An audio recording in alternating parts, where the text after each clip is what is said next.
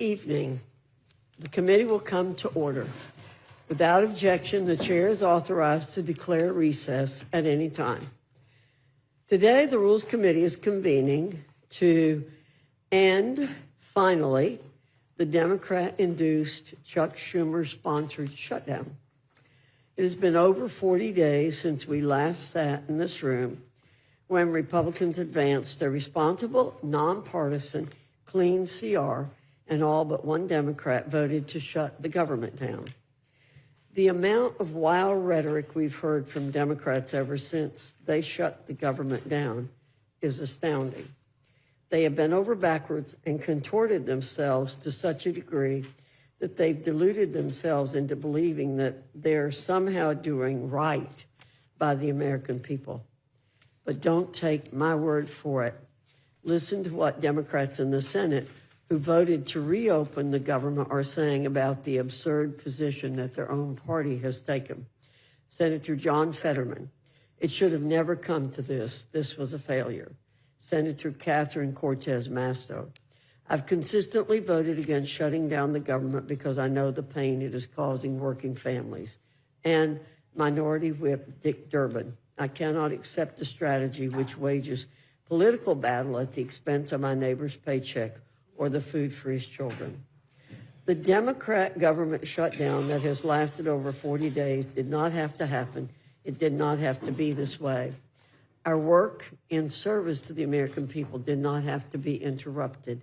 Service members, Capitol Police, air traffic controllers, and countless others did not have to miss their paychecks. SNAP benefits did not have to lapse unnecessarily. Airports around the nation did not have to scale back their operating statuses and leave millions of travelers in a lurch. The list goes on and on. Now we'll be voting on another iteration of the CR that does not contain any of the hostage demand that Democrats made. So all that bluster and showboarding for over 40 days on their part led to a big fat nothing burger, and they're walking away empty-handed. As the ranking member once said during a debate on the floor this year, wow, what a victory. I anticipate we'll hear a lot of lecturing and blame cast at Republicans for everything under the sun today. We'll hear a lot of bottled up angst with a lot of exclamation points and raised voices to boot, directed at the president too, not surprising. What we won't hear from our colleagues across the aisle today is they're taking ownership of the chaos they've unleashed upon the nation. We won't hear them apologize to the American people for gaslighting them incessantly. And we won't hear an admission that the only reason they shut down the government is to cover up for a policy failure that they themselves concocted and stamped an end date on. But it's a new day, and maybe they'll have a change of heart, see the light, and come clean. We'll just have to wait and see. With that, I now yield to the ranking member, Mr. McGovern, for any comments he wishes to make. Well, hello, Madam Chair. Welcome back. Hello, ranking member. Long time no see. I hardly recognize you guys. Where the hell have you been? It's good to see you back on back in the Capitol building. We've been looking everywhere for you guys. I mean, seriously, we were worried. We actually started handing out missing person posters. Nobody has seen you for 8 weeks. But hey, I'm glad that you're okay. I'm glad that you survived your nice 2-month paid vacation while Democrats stayed in Washington to try to end this shutdown. But here's the deal. Most Americans think that what Republicans did, skipping town in a shutdown, has been one of the most disgraceful, embarrassing, pathetic eras in the modern history of the House of Representatives. For 8 weeks, Speaker Johnson let you all stay home while Americans missed paychecks, skipped meals, and watch their costs explode. Republicans quit their jobs. They disappeared. And they can argue all they want that the House did its job and that's why they went home.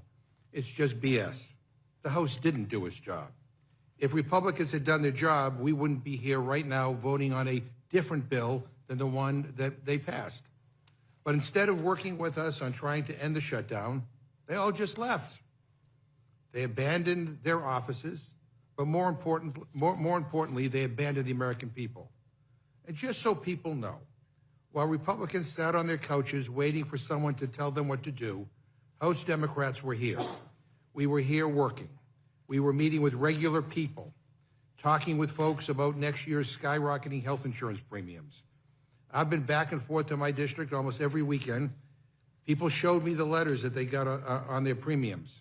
They're doubling and they're tripling, not because of Democrats, but because Republicans are failing to act.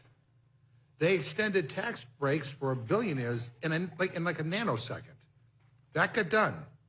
They wasted no time helping out the well-off and the well-connected. But when it came time to help regular people, to extending the health care tax credits that 24 million people depend on, they didn't just say no, they shut the government down over it. Republicans skipped town for 8 weeks because Democrats had the gall to ask you to do something to help regular people. And you know what? It's a real shame. Republicans are selling out middle America, selling out working people at a time when affordability is the #1 issue. And as we see record levels of inequality in this country, Republicans are selling out working people all so they can do the bidding of the billionaire class. I mean, look what's happening. Trump's reckless tariffs continue to wreak havoc on the economy. He says food prices are way down. That's coming from a guy who dines on caviar at Mar-a-Lago. He's never shopped for groceries a day in his life. He doesn't have to pick between plastic or paper. But his tariffs are costing the average American household over $1,200 this year. And next year, it will be $1,600. That's money for groceries, for bills, for rent, taken out of the American people's wallets. And he's not even hiding it. He's rubbing it in. Trump is literally renovating his bathroom in marble and gold and posting about it on social media while regular people are getting letters saying that their health care premiums are going up by $1,000. People are struggling to stay afloat, and this guy's golfing. He had Air Force One fly over a football game. How much did that cost? He shut down the airspace while regular travelers are stranded all over the country. The administration is funneling $40 billion to bail out Argentina. Republicans are literally subsidizing an entirely different country instead of keeping families in North Carolina or Minnesota or Texas or Indiana from going bankrupt if they face emergency hospital bills. And then giving your donors a fancy new ballroom at the White House while moms and dads can't afford to put food on the table. And speaking of putting food on the table, Trump illegally withheld food assistance from 42 million Americans, kids, veterans, seniors, working families. 2 federal court orders demanded that he pay out these benefits in full. But he would rather appeal to the highest court in the land to starve people out than to simply provide them with the food assistance that he is legally obligated to send to American families. Like, who does that? I mean, that's the Republican policy position. We'll give you your food if you let us take away your health care. I mean, who the hell thinks like that? And I know Republicans don't care. I know your donors have private doctors and insurance CEOs on speed dial. But could you at least pretend to do something about the 20 million Americans who are about to see their health care premiums soar? Or the 4 million people who could lose their coverage altogether? You don't even have a health care plan. You've been promising one for over a decade, and we've never seen it because it doesn't exist. Or maybe it's simply just hiding behind the missing appropriation bills that this Republican majority hasn't passed. I don't know. But what I do know is this. Republicans have been in charge for 292 days. That's 292 days to do something, anything, to lower costs, to bring down prices, to make America more affordable, to do something about health care, tariffs, grocery prices, rent, or heating bills. And what did you do? You handed out tax breaks to billionaires and took the longest paid vacation in modern history. Even your own colleagues called it out. Even Marjorie Taylor Greene says you guys messed up. When Marjorie Taylor Greene thinks you've gone too far, you might want to rethink things. And by the way, you also refused to even swear in our new colleague, the duly elected representative from Arizona's 7th District, Adelita Grijalva. Why? Because she will represent the 218th signature on a discharge petition to release the Epstein files. Oh, we didn't forget about those either. Don't worry. We won't forget that the Speaker of the House refused to swear in the first Latina ever elected to represent Arizona because he was more concerned about protecting pedophiles than getting the truth out there for the survivors. But that's just the perfect metaphor for the Trump economy. If you're rich and powerful, you get ahead. If you're a regular person, Republicans will not lift a finger to help you. And I want to be crystal clear. House Democrats represent something very different. We refuse to accept a government that moves at lightning speed to give tax breaks to billionaires, but then goes home for 8 weeks when it comes to ensuring health care is affordable for working families. We've said it from day one of this shutdown. We will sit down with any Republicans, anytime, any place, anywhere, in order to find a path forward that would reopen the government and finds a solution to Republicans' health care crisis. But we're not just going to roll over and accept your way, your my way or the highway approach to governance. If you need our votes, you need to work with us. But you refuse because you're more interested in extremism than governance. But here's the thing. The beautiful thing about politics is that you don't really lose until you quit trying. And Democrats are going to keep trying because people are counting on us to do something about this healthcare crisis. And when their healthcare premiums double and triple, and they will, and your constituents, I'm sure you're getting the calls, Republicans will own it. Every premium spike, every family forced off coverage, every life put at risk, you own it. And good luck going home to your constituents to explain why you sold them out in order to appease the millionaires and billionaires. Extending these tax credits is the right thing to do. It is the moral thing to do. 13 House Republicans have said it needs to be done because soaring health care costs will devastate our constituents, whether they live in a red state or a blue state. So I want people to know that we will keep fighting. I will keep fighting. My colleagues on this committee, on the Democratic side, will keep fighting for a government that puts the working class first and for a Congress that actually shows up and does their damn job. I yield back my time. Thank you, Mr. McGovern. And I want to welcome all the members. I should have said that. I'm very pleased to see everyone. Without objection, any prepared statements that our witnesses may have will be included in the record. And now welcome our first panel, Chairman Cole and Ranking Member DeLauro from the Committee on Appropriations. Your full statement will be submitted for the record. We ask that you summarize your statement in 5 minutes. Chairman Cole, I welcome your testimony and welcome you back to the Rules Committee. Thank you very much, Madam Chairman. Chairwoman Fox, Ranking Member McGovern, and esteemed members of the Rules Committee, I thank you for your warm welcome and your kind invitation to testify today. As members of this committee are all too painfully aware, for the last 6 weeks, the federal government has been shut down. Millions of workers have gone unpaid. Air traffic control functions have slowed to a near halt. SNAP benefits expired, forcing millions of Americans to either find assistance from food banks or else go hungry. Seniors saw telepath resources suspended, and Head Start education programs for children have been closing. These are just a few of the examples of the harm being inflicted on our nation, yet it didn't have to be this way. Nearly 2 months ago, the House passed a continuing resolution that would have kept the government open and operating. This would have allowed Congress time to keep working on the FY 2026 appropriations process through regular order, but instead, Senate Democrats blocked its passage. The result of this political temper tantrum has been the longest government shutdown in the nation's history. For 42 days and counting, Democrats have held the country hostage. Make no mistake, all the pain, all the suffering, and all the difficulty Americans have endured in these past 6 weeks could have and should have been avoided.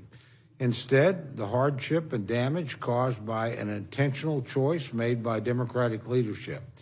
Minority leaders Hakeem Jeffries and Chuck Schumer led their caucus to shut down the government. And for 42 days, the American people have borne the brunt of that decision and have been mere pawns at partisan hands of the Democrats. At long last, reason has prevailed. and the measure before us will finally end this pointless shutdown.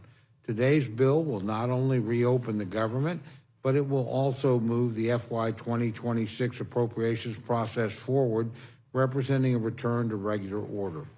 This legislation includes 3 bipartisan, bicameral, full-year appropriations measures covering the military, construction, and veterans affairs, legislative branch, and agriculture, rural development, and food and drug administration divisions. These 3 bills have been negotiated between the 2 chambers and reflect a final, full, and bipartisan agreement. With passage of these 3 divisions, we will have full-year funding in place for many of our most crucial programs. Military construction needs will be met for a full year, as will medical programs for our nation's veterans. The legislative branch will be fully funded, including critical funding enhancements for the Capitol Police and for member security. The Department of Agriculture and Food and Drug Administration will also be fully funded, as will the WIC program, to ensure that pregnant women and young children will get the food and nutrition they need to survive and to thrive.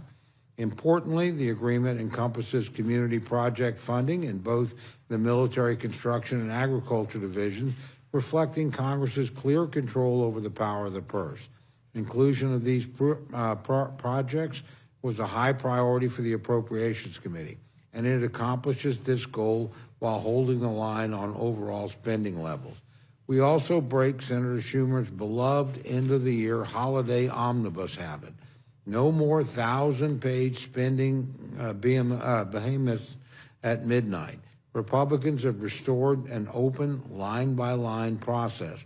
As we continue to make strong progress on full-year FY 26 bills, we've included a continuing resolution to fund the remainder of the government through January 30th, 2026. This extension supports our ongoing work on this front, especially given the time lost during the Democratic shutdown.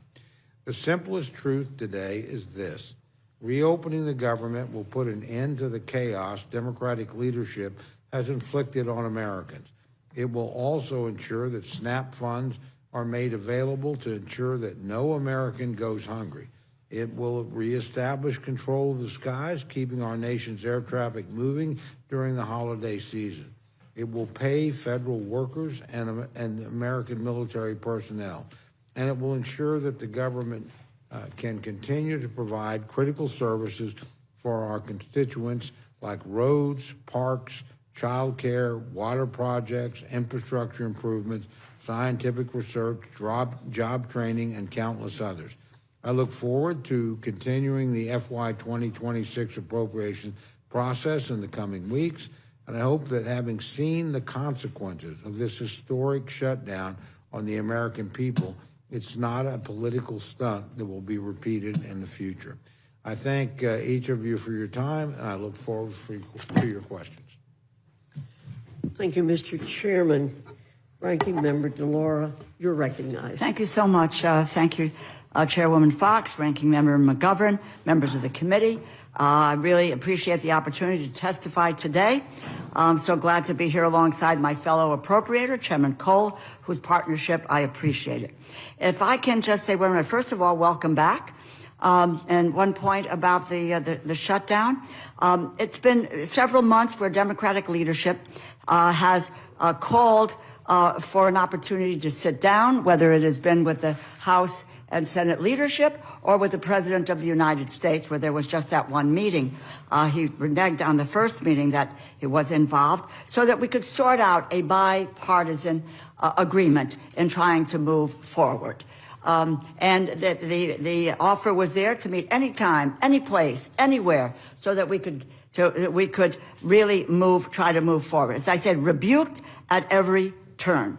And so the shutdown stands firmly in the process of the president, who rather shut down the government rather than negotiate. I'll just give you 2 quotes, and you can check on the quotes. He first said, it's a waste of time to meet with Leader Jeffries and Leader Schumer. The second thing he said, and he admonished his Republican colleagues and said, you need to jam the Republican continuing resolution down the throats of Democrats. I don't make it up. Those are his words. Anyway, I want to talk about why I oppose this bill. I oppose this bill because it does nothing to address the Republican health care crisis that will send costs skyrocketing for more than 20 million Americans in a matter of weeks. No, nothing has changed since yesterday's Senate vote. Healthcare costs are still poised to double or even triple for some folks practically overnight, worsening the cost of living crisis manufactured by President Trump. There is no restoration of premium subsidies, the tax credits. This bill is an empty promise, as is the promise for a vote in the Senate, and as the Speaker said, no guarantee of a vote on premium subsidies in the House. All across this country, families are struggling to navigate an affordability crisis that President Trump refuses to address. As a matter of fact, I think within the last 24 hours, he talked about affordability as a con job. Get out there, talk to the people of this nation, Mr. President. Energy prices are up, grocery prices are up, housing costs are up. Everything is more expensive, and now on top of that, the Republicans plan to squeeze families even harder. The report today came out that talked about families in the U.S. living paycheck to paycheck. And really, the president went to the Supreme Court to deprive kids of food, unbelievable, and now wants to deny their parents health care. This is a point, I've heard it twice already this evening here, that whether or not the government was open or shut, there was $6 billion in a contingency fund passed by Democrats and Republicans for food stamps to be used in the event of occasion like this. It was the administration, President Trump refused to let those monies flow to the people who need it the most. It was not a question of whether or not the government was open or not, and let's stop aligning the two of those efforts. In my district, a mother of two named Renee Shalis, she will see her annual premium cost go up by $24,000 next year. She got her letter. That's $2,000 more per month. On top of caring for her two children, she is primary caregiver for the children's father, a brain cancer survivor who is physically and mentally unable to work. She is working tirelessly to do the right thing by her family, but she's already stretched thin. She literally cannot afford this. I just read you a couple of headlines from the Connecticut Press, New Haven Register. How much more can we cut back? Connecticut families brace for soaring health insurance premiums. The Connecticut Public Mirror, for middle-income Connecticut residents, sticker shock looms with ACA health subsidy set to disappear. Channel 3, Connecticut. Richfield couple faces tripling health care costs as cancer survivor needs continued care. That is a reality. And Renee's story is not an outlier. This is going to make life significantly harder for people all across this country, in every state, and yes, in every district. There are some 24 million Americans who get their health insurance through the Affordable Care Act. The Republican plan puts us on a path to destroying the Affordable Care Act, which, quite frankly, they have been trying to do unsuccessfully for 15 years now. Some of you may not think that health care is related to this continuing resolution, and I beg to differ. Take a look at the authorizing titles in the continuing resolution. There are more than 50 pages worth just dealing with health care. We can solve this problem in this bill if we choose to. And isn't the continuing resolution in the jurisdiction of the Appropriations Committee? You know, the entire House was marginalized in this process. Senate Republicans abruptly called off talks in the middle of negotiations, made their own bills public before reaching an agreement with all four corners. Unprecedented in the modern era. And yet they made the House constitutionally impotent in moving forward. In one of the most egregious examples of something the House was not even aware of before the bills became public, the chair of the Senate Appropriations Committee secretly added language in the legislative branch bill from the Senate Majority Leader without the consent of the chair or ranking members of the subcommittee or the full committee. That allows Republican senators to sue the government for their involvement in the January 6th insurrection. And regardless of anyone's opinion on what happened on January 6th, it should be an it should be unacceptable to every member of the House that the Senate can secretly add language to a bill without even notifying us. The result, legislative branch bill that includes a provision to give senators who may have participated in the insurrection as much as $1 million payout each, while they excluded a provision to hang a plaque honoring the police officers who put their lives on the line to defend our democracy from that same insurrection. The Military Construction Division excludes $51.7 billion, which was in the House bill, for advanced funding for the Toxic Exposure Fund for 2027. This is a fund that helps victims, I'll wrap up, and victims of burn pits and Agent Orange get the care they deserve. In our markup in the summer, and the Chair Cole will remember this, Ranking Member Wasserman Schultz, Chair Carter negotiated a compromise to include this funding. The Senate took it out before abandoning negotiations altogether. Simply wrong. We have provided advanced funding for the medical care for veterans for the last 15 years. It's Veterans Day today, and this bill doesn't even meet the funding level that President Trump and OMB Director vote restored. Reason why we're here, I have one last point to make. Chairman Cole and I, is because the power of the purse belongs to the Congress. This package fails to protect that authority. Democrats fought to prevent President Trump and OMB Director from stealing from our communities, withholding funding that was approved by Democrats and Republicans, blocking the issuing of illegal pocket rescissions, preventing President Trump from unilaterally reneging on any appropriations bill. It does nothing, this package, to address these problems. You can't honestly expect Democrats to go along with any bipartisan funding proposal that can be rescinded with a party line vote, not after trust has been broken in this process. The main reason I oppose this bill is because it does not address the health care crisis that President Trump created, serious concerns with appropriations divisions. I encourage my colleagues to oppose this measure, and I thank you, and I yield back. Thank you, Ranking Member DeLauro. Chairman Cole, with respect to the agencies that would operate under a CR, this bill keeps the government running at the same level it's been at since early 2024. Is that correct? That's correct. And it was President Biden who initially signed these funding levels into law. Is that correct? Absolutely correct. This bill came out of the Senate with bipartisan support, correct? That is correct. Mr. Chairman, passing this legislation will take away any ambiguity about pay for America's war fighters. It'll bring certainty for SNAP payments. It will guarantee that air traffic controllers, federal law enforcement officers, and other federal workers will receive back pay. Is that correct? That too is correct. And there's no other solution on the table that has the bipartisan backing of the Senate. Is that correct? That's correct, Madam Chair. So voting against this bill would be a vote to continue that uncertainty to our military SNAP recipients and federal workers. Is that not the case? That is indeed the case. One more question. I have been astonished to hear our colleagues say that this Republican health care crisis was manufactured by President Trump. I mean, I'm sure if I asked the clerks to read that back, that's what they say.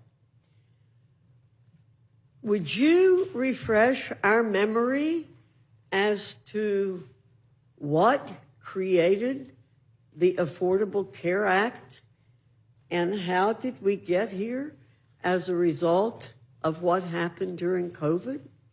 Would you mind doing that? President Trump was not in office in either of those cases. Is that correct? That too is correct, Madam Chair.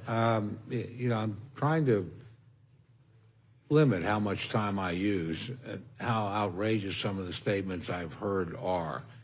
The reality is, goes back to a fundamental defect in Obamacare itself, which is constantly driven. The Affordable Care Act has made health care unaffordable. Been doing it for 15 years. The basic subsidies are in law. Our friends on the other side during COVID decided we've got a crisis underway. We're going to add a subsidy on top of a subsidy. The subsidy to what was called the Affordable Care Act, which was never affordable because we taxpayers who pay for our own insurance were subsidizing, correct? That is absolutely correct. So again, it's a subsidy on top of a subsidy. Our friends added it during COVID. COVID is over. They set a date certain that the subsidies would run out. They chose the date. And the date certain was? December 31st of this year. So they chose that date. By the way, they did it without any Republican votes, without any consideration of reforms, without any effort to hold down the price. I mean, they literally are the big insurance companies' best friends. They funneled hundreds of billions of dollars into these things. But again, this is their legislation. They wrote it. They extended it. They added a subsidy to it. And they set the date at which that subsidy was to run out. President Trump certainly wasn't president when either the original legislation was created or this additional subsidy was added. So to blame it on him instead of looking in the mirror and blaming it on yourself is the height of hypocrisy. Yeah, this is a Democratic manufactured crisis that they're blaming on everybody but themselves. And at the same time, as they're doing that, they've decided, well, I guess we don't need to pay our men and women in uniform that are defending us. Thank God President Trump twice has pulled rabbits out of a hat and made sure that didn't happen. Or we're not going to pay our air traffic controllers or our meat inspectors or our Capitol Police that they celebrate so constantly and rightfully. I mean, come on. This is a totally manufactured crisis by Democrats. They've kept the government shut down. Finally, in the United States Senate, 8 pretty courageous people said, I'm not going to be part of this charade anymore. I'm going to vote to open the government. We can negotiate on these other issues. Majority Leader Thune, our own speaker, made it clear we're willing to do it. We're not going to, by the way, sign off on something that has been an utter disaster. And what the Democrats basically have asked for here is like $1.5 trillion over 10 years in exchange for a 4 or 7 week CR, or now one that will go a little bit longer since they've wasted most of the time. So, I mean, we shouldn't have any doubt about who created the crisis, who's perpetuating the crisis, and who's trying to capitalize on it politically. So I hope that answers your question. That answers my question very well. Thank you, Mr. Chairman. Mr. McGovern, you're recognized. Yeah, so you just made me think of something, Madam Chair. You said that this is merely an extension of the January 2024 spending bill, that basically it's the same, everything's the same. I think that's what and the chairman just agreed with that. Does that mean that all the federal workers that were fired have been put back to work? And under this bill, yeah, people that were let go or rifted. And by the way, from the beginning of the you year, created, my friend, the crisis that caused that to happen. I just want to know whether all the people that were fired from the beginning of the year are back to work, whether or not the cuts in the consumer. There are provisions made to rehire people, but again, let's be clear Mr. about McGovern, who put please people let out him of work. I can't get my question out, so I will let him answer if he lets me ask the question. I thought I did. I apologize if I did not. I want to know whether or not the cuts to the Consumer Financial Protection Bureau are restated, or the cuts to NIH, I go right down all the Doge cuts. I mean, have they been put back? The provisions that Democrats asked for in terms of firing in the Senate are in the bill. No, well, that's not what this. That's not my question. Look, if you want to be against the bill, that's perfectly fine. The chairwoman just said that basically this is the same as all the funding that we voted for in January of 2024. I'm just asking you, The stuff that we voted for in January 2024, some of it is no longer there.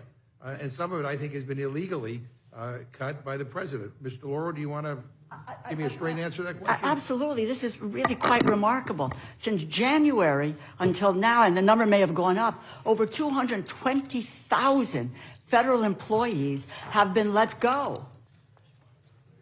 They have, most of them let go, some who took a buyout. The other fact of the matter is, it's not the same budget, because and we have a tracker. I can give you documentation that showed you $410 billion that we appropriated. Democrats, Republicans signed into law by the President of the United States. And that money has been terminated. It has been delayed. And it's $410 billion. I'll give you the tracker. It's about 25 or 26 pages. And you can go down and take a look at every appropriations bill, and you can find out what program has been terminated, what's been gone. And that since January has nothing to do with this crisis that the Republicans have initiated and shutting down the government because they don't want to negotiate on health care costs. So thank you for correcting the record. It's not the same that we voted No. for. But in addition to that, was this slush fund for senators who might have been involved with January 6th? Right. They snuck that in. Was that in No, in it was not in it. It was not in, and I will just say, in all fairness, that was done by the Senate. They snuck it in, and apparently there are two violations attached to it. We could be losing about $8 million. So, Chairman, let me just ask you this question. Do you think the House should have been here these last several weeks trying to pass appropriation bills? No, we had to wait until the Senate acted on what we sent them. It took the Senate a long time, largely because our Democratic friends used the filibuster, which they claim they oppose, to force us to get to 60 votes. Well, we finally did, or they finally did in the Senate. So, no, there wasn't much for us to do we have until 9 more bills, don't we? Can I finish my answer? There wasn't anything for us to do until the Senate acted. And the only reason it didn't act more quickly, under their own rules, the filibuster requires them to get to 60. The Democrats withheld their votes. So, I mean, it's the Democrats that have kept us out of session. We sent this over in plenty of time. It's not like it was a last-minute emergency thing. I think, as the chairwoman pointed out, we passed this on September the 19th, well ahead of the time, sent it to them, and they couldn't get anything done. How many appropriation bills do we cooperate? How many more appropriation bills do we have to pass in the House? We have passed every one out of committee. Right. We have passed over 60% of the funding across the floor. We asked to have additional time. That time has largely been wasted. We in this bill actually passed 3 bills across the floor if we're able to do that later this week. So we were making actually pretty good progress. The difference is my friends on the other side in the Senate and here decided they would add things to appropriations that are not in our jurisdiction or our expertise. Look, we don't deal with Medicaid. That was actually done in the big, beautiful bill. We don't deal with that in Appropriations Committee. We do not deal with subsidies for Obamacare. They're not within our jurisdiction. So you added things that were unconnected. Talking about 2 different things. Can I finish my answer? You were added things that were unconnected to appropriations, and then were shocked when they weren't dealt with in appropriations bill. They belong somewhere else. It's my understanding both the Speaker and the Majority Leader, and frankly the President, have said, we'll negotiate with you when you reopen the government, but we're not going to sit here and negotiate after you shut down the government and threaten us.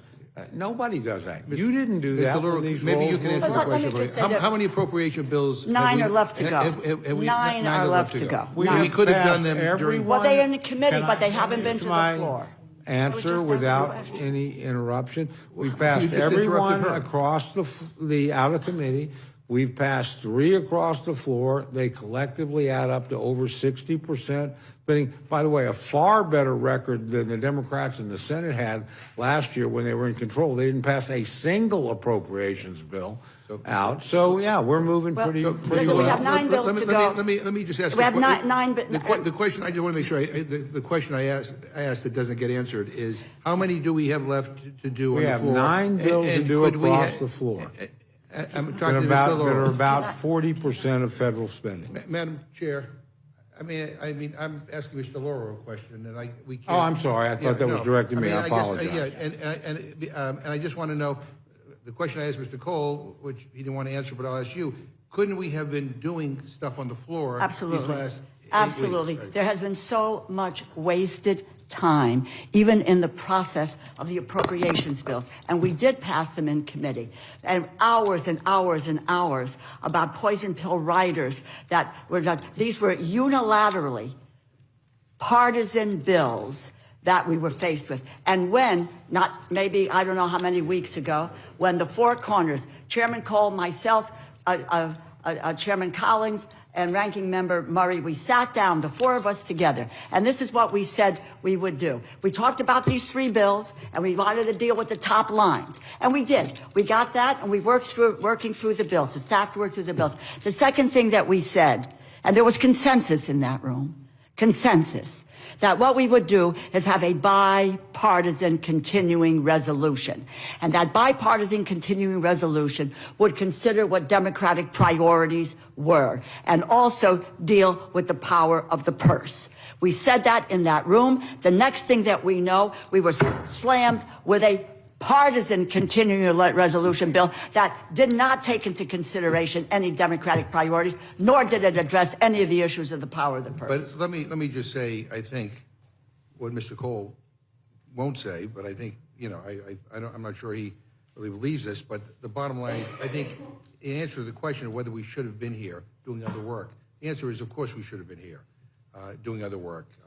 By not being here doesn't make things go faster. I have another question here, and that is that according to the Congressional Budget Office, extending the ACA enhanced premium tax credits for 1 year would cost between $25 and $35 billion.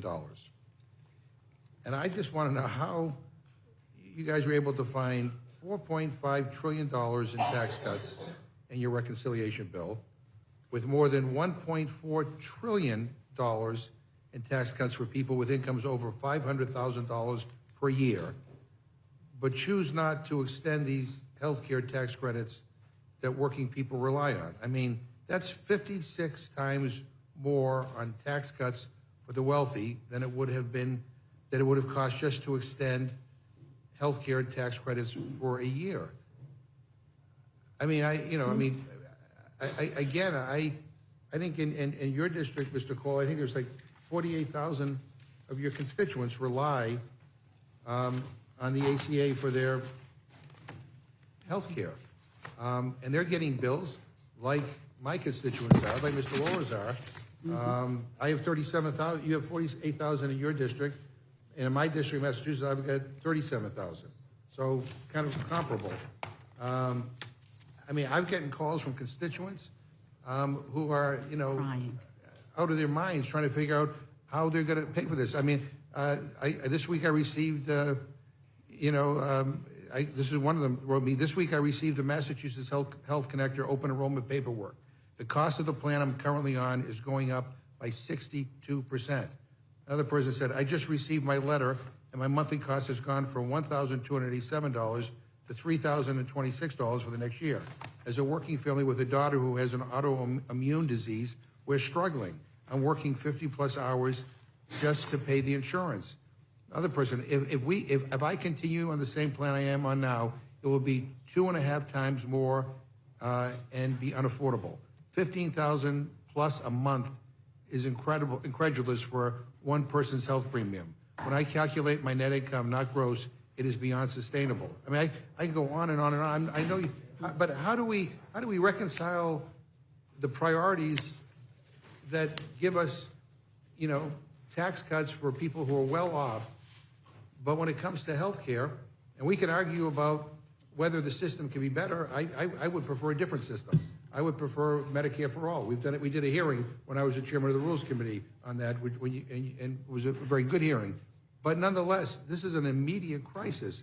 And I think people can't understand is how you can find in a nanosecond the money for tax cuts for people who are well off, but we can't find a way to just help middle-class working families get through this really difficult time. I mean, yeah, I mean... Is that a question? Yeah. Well, the most immediate crisis in my district are the thousands of workers that you and your colleagues have put out of work that aren't getting a paycheck. That's the calls I get. I have thousands of them. They're the ones that keep the airplanes flying. They're the ones that do the National Weather Center. They're wondering why they're not getting paid. So you get no when calls there on was legislation, we could have had these debates, we could have had these arguments. Why are they being held hostage? Why are you not willing to pay them? That's the calls I get. So nobody calls you on healthcare? Why is the government shutting down? Why do men and women in uniform who are deployed have to wonder whether or not their family at home is going to get a paycheck? That's on you. Look, this is the stuff you said you would never do. So the 48... We would never shut down the government. We would never do that. That's exactly what you've done. So of the 40... So you're putting thousands of people out of work. Of the 48... The health care issue you're talking about is a subsidy that you passed on your own on top of other subsidies you said was COVID-related. You said it would run out. We've said, okay, let's sit down and talk about fundamental changes here. But no, it's like we have to have our way. We have to have a guaranteed spending of $1.5 trillion over the next 10 years to exchange for you to pay people for 4 weeks in your original proposal. So we actually asked for 7. You've tried over 50 times to repeal the Affordable Care Act. The most immediate crisis in my project you've created. Well, my people aren't getting paid thanks to you and your colleagues. So nobody in your district is complaining to you about the health care? Hey, people complain everywhere about everything. And we have a chance to do something about that. You asked me what the most important calls I get is, why am I not getting paid? And we have a chance to do something about this. Why am I being forcibly furloughed? There's important work for me to do. Here's the thing. We have a chance to do something to help millions of people afford their health insurance. And what you're all telling me is you're not interested. I thought that we had affordable health care. No, I am interested. I have a whole series of them. But they have nothing to do with the appropriations bill. They have nothing to do with the work of my committee. We do not do that at my committee. You all extended. But you're willing to hijack our committee. You all voted to extend tax cuts for millionaires and billionaires, make them permanent, but you could not extend these for people. Mr. Laurel. I'm just to say you got 13 members, 13 Republican members of the House who have said allowing the tax credits to lapse without a clear path forward, there is no clear path forward, would risk harm to those we represent. These are 13 members of the Republican conference who are scared to death that that's what's going to happen in their districts. You've got, in the chairman's district, a 60-year-old couple that makes $82,000 is going to see insurance premiums rise by $17,000 unless the Congress prevents it. Now, if that's okay, and you've got other members in the same situation, we can go down district by district and let you know what it is that is out there for this. And members who serve on the Appropriations Committee as well. All 13 of those members voted to pay people. Yeah. They voted to keep the government open. None of you did, except for one member in Maine who's now retiring because he's being beaten up so badly the House and the for Senate paying and people. Madam Chair, with all due respect, right. When we debated the ACA, you controlled over an hour at a time. And you want to cut me off, that's fine. My constituents are getting screwed by what is happening here in this Congress or what is not happening in this Congress. And they send me here to fight for them because they're going to lose their health care or they're not going to be able to afford their health care. This is a big deal. And the indifference on this shown by the Republican majority in this House and by the guy in the White House who's remodeling bathrums and building $40 billion to Argentina. I mean, it is ridiculous. But I'm just saying, I want to point for the historical record. I'm not getting the same courtesy that the chairwoman received when we did the ACA. Just listen to the American people. Last Tuesday, they made their voices heard on these issues, and you ought to take heed with what happened last Tuesday. Mr. McGovern, what Mr. Cole has pointed out, and I've pointed out, and others have pointed out, this was put in place by the Democrats. The cutoff of the subsidies was put in place by you, and I think we have debated this point. Why? Ms. Fishbach, Oh, I know, okay. Ms. Fishbach, you're recognized. It's useless. Thank you, Madam Chair. And I just, before I go any further, I just want to recognize, I think you mentioned, it is Veterans Day. So I want to wish all of the veterans Right. happy Veterans Day. We should pass the, and all of us, I Advance think, funding. I'm speaking. I know Okay. you are. But I think Thank you that very much. you know, all of us probably to be here had to miss events that we were going to be at, and so I just wanted to say thank you for being here, and sorry that we couldn't attend those veterans events to commemorate Veterans Day for them. So just for that, but I am, as the discussion goes on, am amazed at this because this Democrat shutdown is all over a simple, clean, continuing resolution. Not clean. 6 weeks. 6 weeks Not clean. clean. Well, the Democrat alternative, ma'am, was $1.5 trillion worth of spending. So this was a clean 6 week CR. We could have had all of those discussions you're so concerned about. Not We clean. could have been doing that. And the simple fact is, there was a vote on September 19th. If you voted yes, you voted yes to keep government open. You voted yes to pay people. You voted yes to keep things moving along. You voted yes to continue the appropriations. If you voted no, which the Democrats, with the exception of one, voted no, voted yes. that shut down government. You voted yes So, to allow it to ma'am, be money that's stolen. Ma'am, I am speaking. I hear you. Okay. And I just wanted to say, you know, there's questions about whether or not we were working, and with all due respect, You're not working. you were looking in the wrong place because all of us were working. I was in DC. You looked in the wrong place. I was meeting with constituents. I was in my district part of the time meeting with constituents.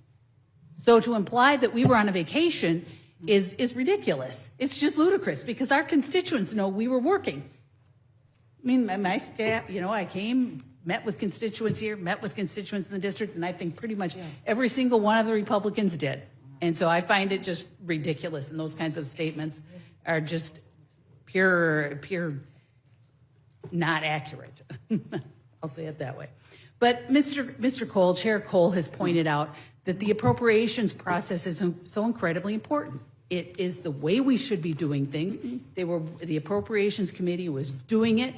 Just needed 6 more weeks on that clean CR so that we could continue to do it. We're going to pass the 3 that are going to be on this bill. We have some more. We're going to continue to do that. But that's the way things should be happening here. It is absolutely, it's regular order. We should be doing it. And I just had a couple of questions just for clarification for Mr. Cole. And so does this bill provide funding for SNAP? Yes, it does. Did the bill that we voted on September 19th provide funding Yes, for it SNAP? did. Yes. So if we had voted way back in September 19th, we would have taken care of that.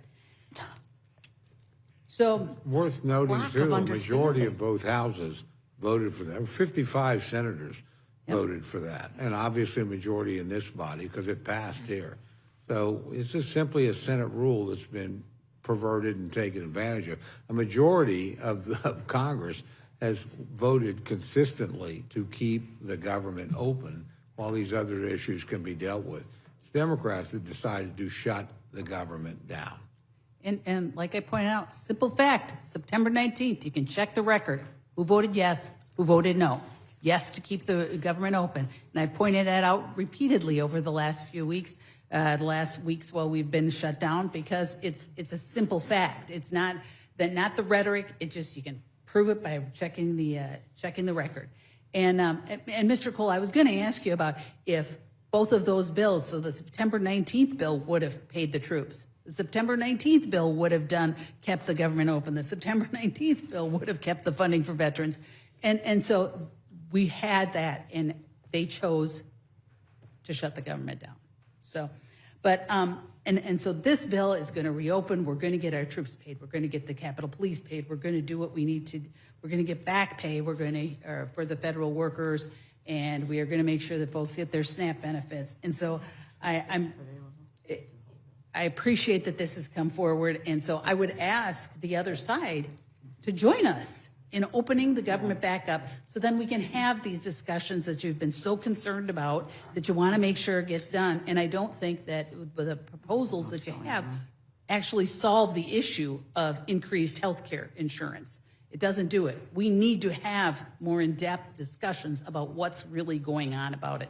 And so please join us in opening the government. And with that, I yield back. The gentlelady yields back. Now recognize Ms. Scanlon for her time of questioning.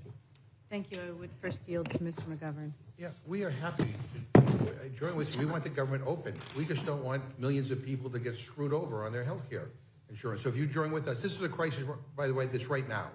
It's not 3 months from now or 6 months from now. It's right now. People have gotten their bills. People are making decisions whether they're going to forego their health care. So that is it.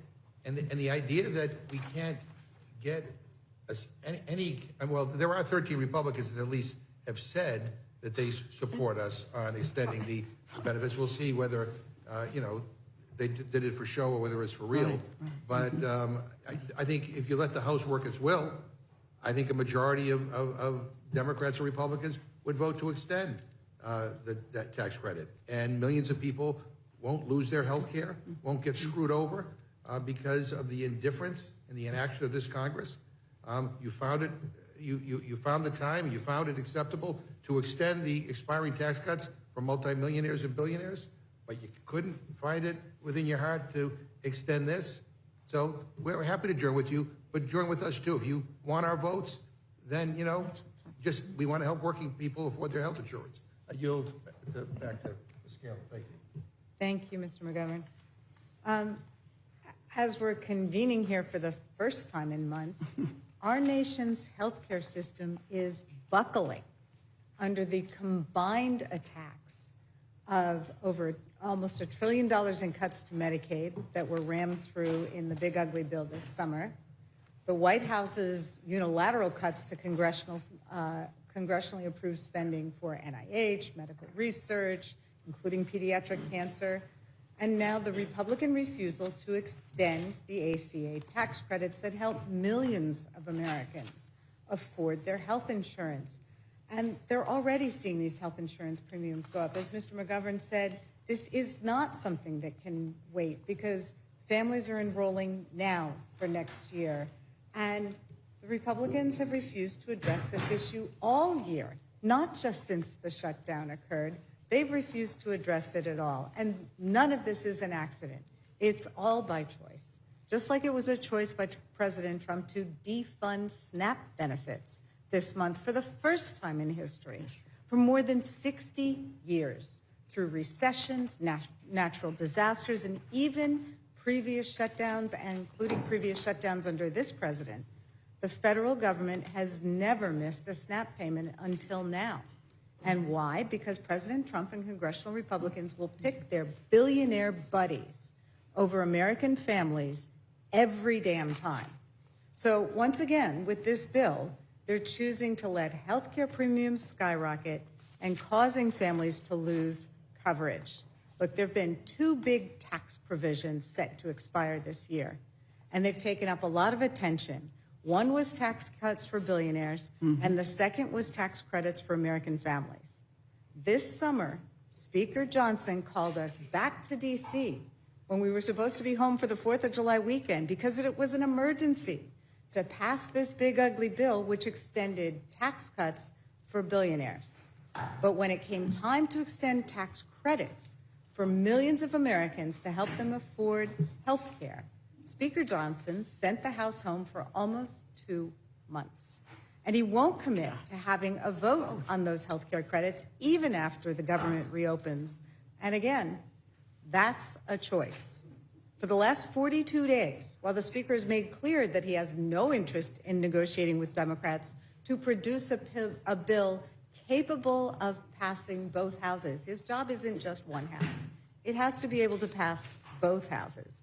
While he's been refusing to do anything, the White House has been working overtime to use the shutdown to inflict as much pain as possible on the American people, particularly the most vulnerable of our neighbors. And again, that's a choice. The White House chose to try to fire more than 4,000 federal workers. That's a choice. The White House has threatened to withhold back pay to federal workers despite a 2019 bill that would prevent that. That's a choice. This White House chose to withhold SNAP benefits for 42 million Americans. It has pressured states not to advance those benefits. It has threatened grocers with penalties if they offer discounts to struggling SNAP beneficiaries. It has defied court orders to fund SNAP benefits, and it has appealed every one of those decisions every step of the way. Those are all choices, and again, never before has an administration blocked SNAP benefits. They have always tried to make sure those go out because the funding, in fact, is available. But this is what happens when governing becomes a game. And games are exactly what this Trump administration has played with SNAP and with the American people during the shutdown. Millions of families have spent a couple weeks struggling to feed their kids because of this White House's deliberate choices. The human cost of this Republican shutdown and this budget proposal are staggering. And behind every number are kids and veterans and seniors all across America who are going to pay for these choices. Ranking Member DeLauro, I had a couple questions for you. First of all, just to go back, the chair and Mr. Cole have said that this CR funds the federal government at the same levels as during the Biden administration. Does that mean that it fully funds the Consumer Protection Finance Bureau? No, it doesn't. It doesn't go back to USAID. Okay. I can go chapter and verse on programs that are not there. $410 billion terminated, delayed. Okay, so it doesn't fund the No, Department of it's not. Education? No. No, and it doesn't fund USAID? You got it. And it doesn't fund the Corporation for Public Broadcasting? No way. And it doesn't fund all those NIH research grants that have been cut? Cut. Absolutely Okay. cut. How about CDC, FDA, Okay. a whole 9 So yards. it is not the same bill? No. And they have allowed for the president and for Russ Vought, an unelected bureaucrat, to really steal appropriated funds, and the CR does nothing about that. It gives them carte blanche to continue to do the same thing, which anybody who serves on an appropriations committee, quite frankly, needs to understand what role we have. Well, that is our role. And if the president wants to take it away from us, we need to fight like hell to make sure that they're done. Any president. some would say that is something else that Congress could have been doing over the last 2 months, is protecting its right to allocate funding. With respect to the SNAP benefits, does this CR that they're pushing through now, does that guarantee reimbursement to the states for funds they may have advanced? No, it does not. Okay, and the White House is fighting them about those funds. That's right. Well, the White House is saying, take back the money that you've given to people. My state of Connecticut, when the court said get it all out, we did it. Right. And now they're telling Governor Lamont that he has to go back and get that, go get that money. We It's really saw the same thing in Pennsylvania. Has any administration before this ever Never. tried to prevent states from helping their it's happened in the past, and they constituents? have been reimbursed. And they have been reimbursed. That's what I It's thought. the first time that really food and has been used as a political weapon to deprive people of food, which is actually what's happened here. Would the bill under consideration here, would it make SNAP payments mandatory in the future? No, well, in the agriculture bill, this is, let me just take 1 second to explain. We passed the last go round where we had money for SNAP, which is mandatory funding. We then do a contingency fund there, and the president, actually President Trump, he signed a bill into law in March, which provided for $3 billion for the contingency fund. Biden had done it, before, so there's $6 billion in a contingency for an emergency. So to say that the government had to open before those is really misinformation, and quite frankly, it's a lie. It's a lie. But in the bill that's there, the agriculture bill, there is the money for SNAP, and yes, there's a $6 billion contingency fund. Okay. Whenever we have a big bill like this, there are things that crop up in it, and one of the corrupt Easter eggs in the text of this bill is that it would allow certain senators to get payments from the federal government because a special prosecutor got a warrant that allowed the special prosecutor to investigate whether or not they participated in illegal efforts to overturn the 2020 election. Is that an appropriate use? Well, first of all, it doesn't belong. funds? Speaking of things that don't belong in an appropriations bill, this certainly doesn't. But as I mentioned in my remarks, that this is really egregious. This was the chair of the Senate Appropriations Committee saying, taking the word of the majority leader and putting this piece in the bill without anyone knowing about it. Leadership, I didn't know about it, and I will just say my colleague, the chairman of the House Committee, didn't know about it. Mm-hmm. And the issue here is what the results of that is to allow, there's 7 or 8 people involved here that, and again, whether or not you believe what happened on January 6th, my God, how the heck can we just airdrop this stuff in the bill with no one knowing on? But the price tag is potentially $8 million to pay off senators. Okay. Look, I think the American people are smart enough to know who's fighting for them and who's fighting to line their own pockets and those of billionaires. Mm-hmm. This is a bad deal. It fails to extend the ACA premium tax credits. It fails to guarantee a vote to address the Republican healthcare crisis. It even fails to guarantee that states are reimbursed for stepping up and providing SNAP benefits that have been illegally blocked by this administration. We need a budget that protects all Americans. That's what governing and leadership is supposed to be about, and that's what Americans deserve. So I can't in good faith support this deal to reopen the government because it doesn't meet those basic standards. And I would yield back. Gentlelady yields back. Now recognize the gentleman from Texas, Mr. Roy. Thank my friend from Virginia. Good to see everybody back. Good to see you, Mr. Chairman, Ranking Member. A couple things. There's been a lot of conversations here about the federal employees. Real quick question for the Ranking Member. How many employees would depart through attrition, whether it was under Biden or President Trump? Yeah, well, overall, we've got, that's almost, I think it's now over 220,000 federal employees that were either fired, some took the voluntary buyout, which maybe is what you're talking about with the attrition piece, but over 220,000 federal employees. That started in January. It has nothing to do with a government shutting down and people furloughed, et cetera. These people were gone in a nanosecond here. So question to Mr. Chairman, what I was getting at here is, for whatever the numbers are, 220,000 or variants, Mr. Chairman, would you agree that a very large number of those go every year by attrition, say over 100,000, that there was in fact this deferred program, right, where they were basically offered the ability to leave, which represents another large chunk, I don't know, 60 or 70,000 or some significant number.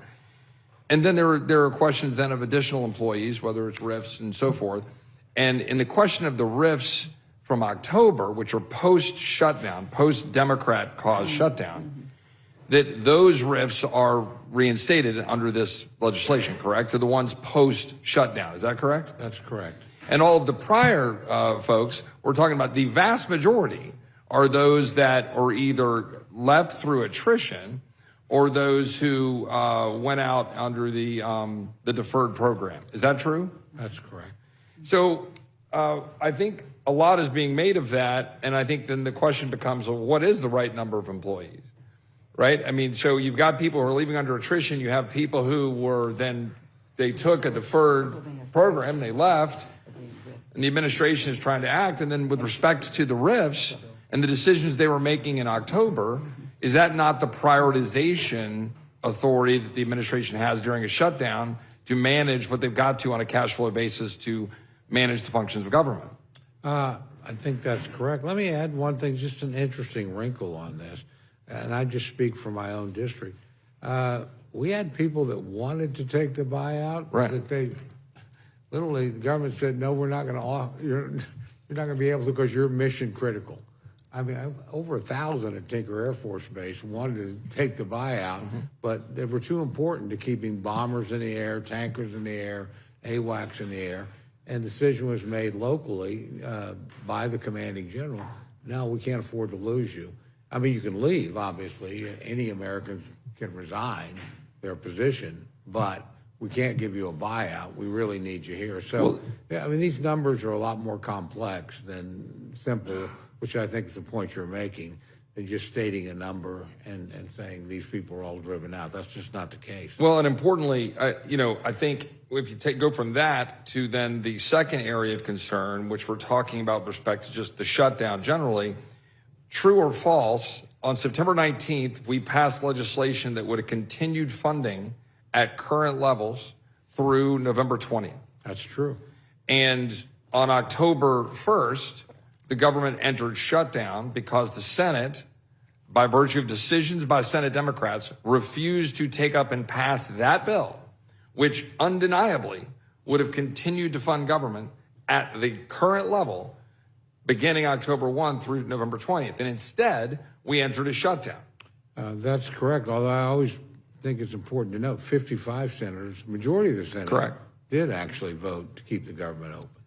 And so important for the American people to understand that was a choice. And so I think when we talk about a shutdown, the question is why? Why? Why do it? Because here we are, and we've got legislation in front of us that Democrats have now supported in the Senate that return us effectively to the status quo ante, where we're going to have government funded out to another now date certain, now extended into January, because we're now into November, so we had to extend the date.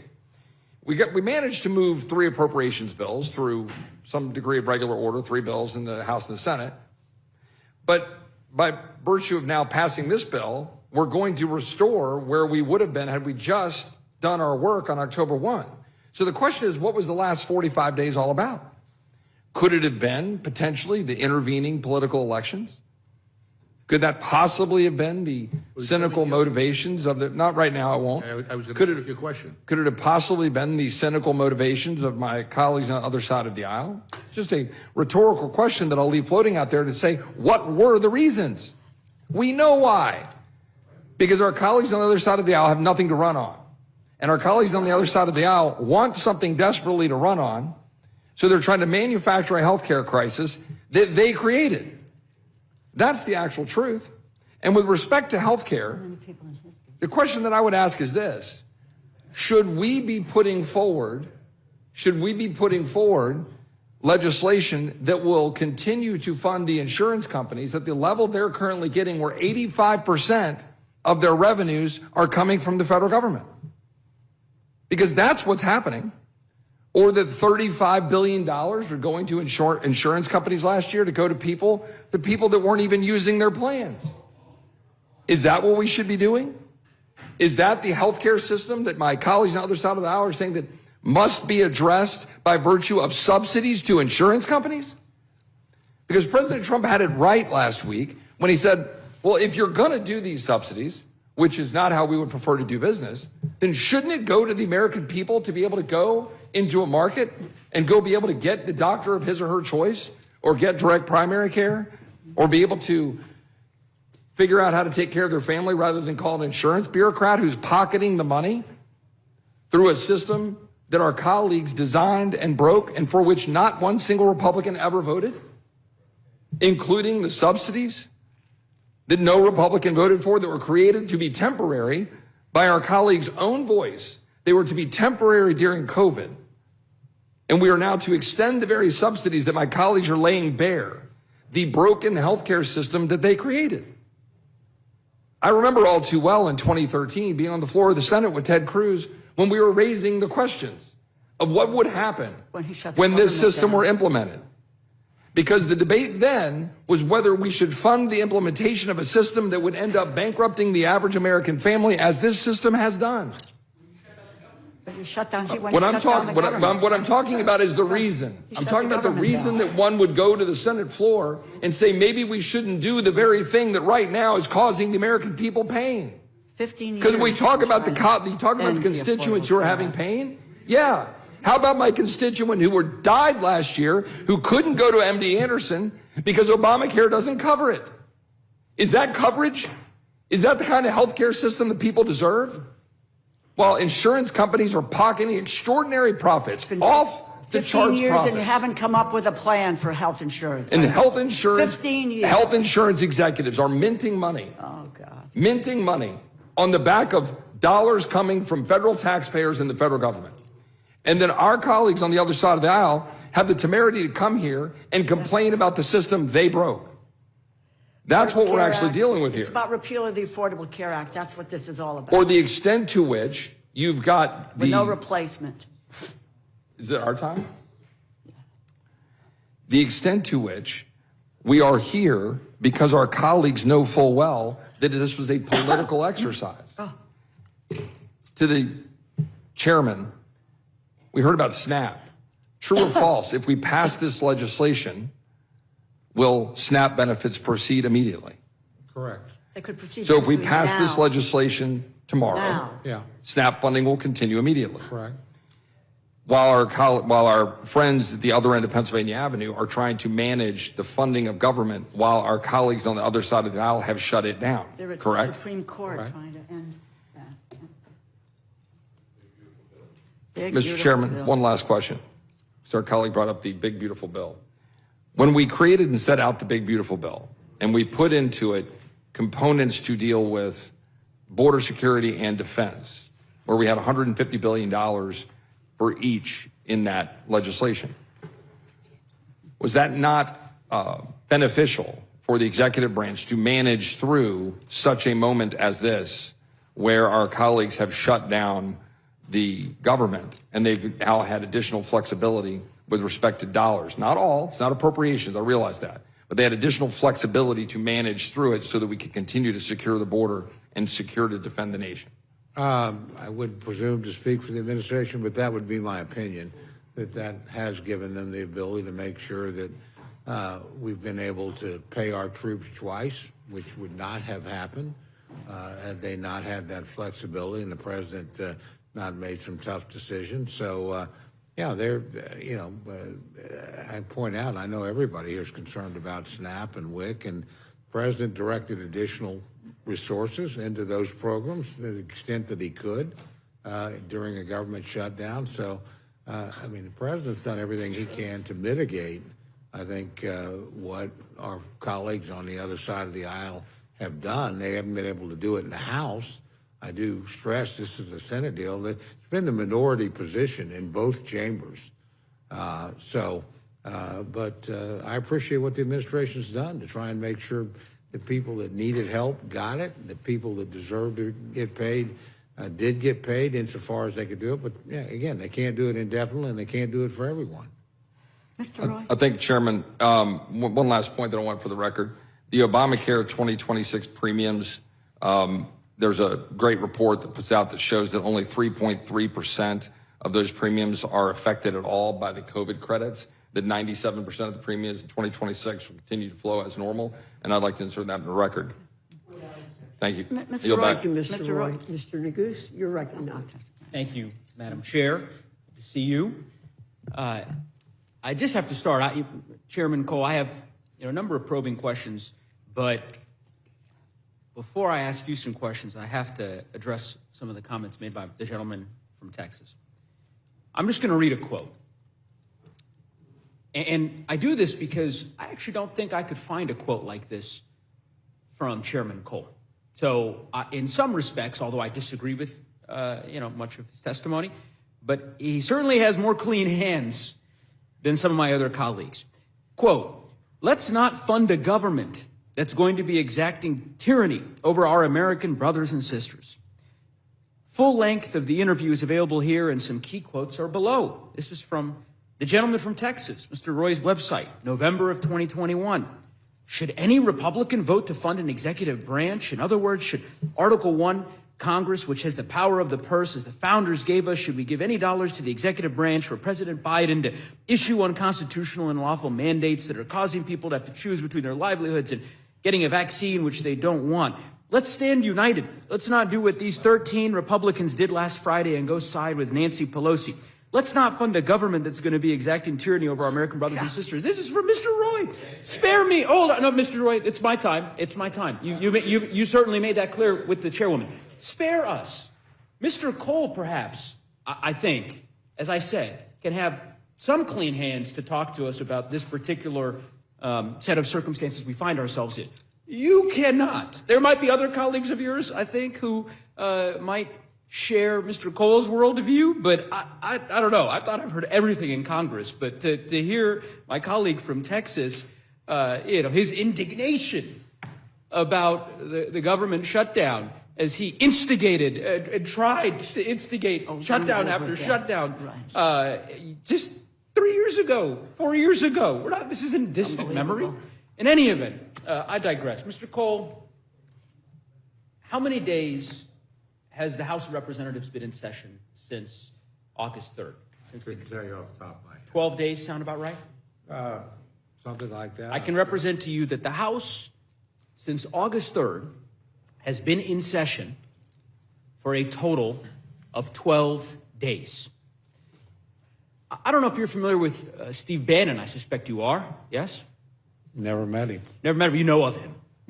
If you read the newspapers, you know of him. Yeah, I don't. It's not a trick question. You know Steve Bannon exists. No, all right. sir, I know who he is. Okay, there was a report recently where Steve Bannon compared the U.S. Congress under Speaker Johnson to the Duma, allegedly. You think that's an apt comparison? No, I don't. No. Would it surprise you to know that the Duma has been in session longer this fall than the United States House of Representatives? I don't know that the Duma sessions make very much difference. Well, I'm not so sure they make much difference here, given the way in which Republicans are capitulating to every demand that President Trump makes. I think it is shameful that the House has been in session for 12 days since August 3rd. 54 days out of session. You cannot possibly, Chairman, you've been in Congress for some time. You can't possibly defend a 54-day recess, the second longest recess in the modern history of the Congress. You would defend that? You should probably direct that sentiment toward the United States Senate. The Senate decides when the House is in session? No, if you'll let me finish my point. Well, no, because I don't. My point is we sent a bill in plenty of time over to the Senate to keep the government open functioning. All these other issues you're concerned about could be addressed, could be debated. Why not pass these bills? Whatever. Why not consider the bills on the floor? But we're waiting for the Senate to get back. Why wait?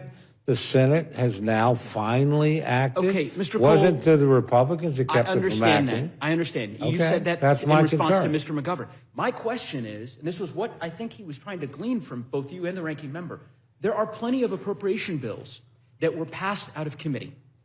The House could have met the last week of September, any week in October, last week, yesterday, any time over the last 54 days. The House could be convened to consider these appropriation bills. John Thune doesn't get to decide when the House of Representatives is in session. Mike Johnson does. And I'm trying to understand from you why you've decided to take this position. I don't essentially, make these decisions. I'll finish and then I'll let you answer. Okay, I'm sorry. Why you've taken this had. position that the House should effectively stay out of session. I mean, I guess this is your position, that if the government is shut down, the House of Representatives should not convene. Is that your position? If we can open it by ourselves, which we had done. Sure. We had passed legislation, clean legislation, to keep the government open. You've said that. It went to the United States Senate, and you wait until they send you something back. And do nothing else. That's What? my point. Do you know how many bills have passed out of committee this year that are sitting downstairs at the floor, at the desk in the House? 150. 150 bills that have passed. Many of your colleagues here on the Republican side of the aisle, they have passed bills out of committee, along with bills that I've passed on veterans' health care, on issues of foreign policy, you name it. The House has refused to consider any of those for the last 54 days. I'm trying to understand why. Why not just say to the Speaker in October, you know what? Call us back. Speaker Johnson, it's time to bring the House back. We'll wait. You know, the Senate, you're right. The Senate's considering the bills that we sent them. They're considering the CR that you mentioned, right? That you've made clear, you passed it. I get it. But while we're waiting, maybe we ought to consider other matters, including the appropriation bills that you are so proud of that you moved out of your committee. I am proud of them. I would be much happier if the Senate would just open the government But you don't and have we to can wait proceed. for them. I don't understand. Look, I mean, honestly, I think I've got an answer to that question. I think you've answered it. And I Okay. think the answer is effectively that John Thune is in charge of the House calendar from here on out. That basically the position is, I mean, Mike Johnson has given his gavel. I thought he gave, I didn't ask a question, Mr. Cole. I'm sorry. I'm not, so I thought you did. I thought Mr. Speaker Johnson had given his gavel to the president. But it appears as though, at least based on your answers, that he gave it to Senator Thune. Because there is no excuse for the Speaker's decision to keep us out of session for 54 days. And by the way, this is no excuse for the government to be shut down. Mr. You Cole, and your colleague that wasn't a voted for that question. I'll ask you. repeatedly. I'm happy to ask you a question because it seems like you are very comfortable with the House being out of session for extended periods of time. Is that a fair? I am comfortable doing my job, and I've been here quite a bit, my friend. I understand. And working on these issues, quite frankly.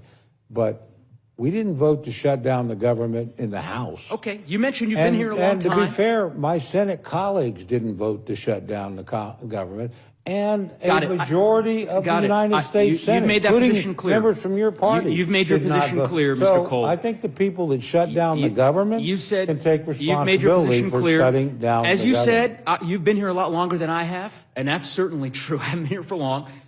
I found an article. This is from 2007. You've been in Congress for some time. The headline, Cole, quote, "Now is not the time for a vacation," end quote. This is when Democrats had the majority in 2007. Congress must work through Memorial Day recess to produce a clean funding bill. U.S. Congressman Tom Cole today joined nearly every member of the Republican conference in sending a letter to then House Speaker Nancy Pelosi, calling her to keep the House in session until Congress sends then President Bush a clean funding bill that he will sign into law. This was effectively, I'll just say, the letter was sent to Speaker Pelosi 8 days before Congress is scheduled to adjourn for the Memorial Day recess. Legislative business is not scheduled to resume until June 5th. I mean, you all were clamoring, demanding that the Speaker reconvene the House and not take a 10-day recess. And now what? We're in week 8 and we're finally here?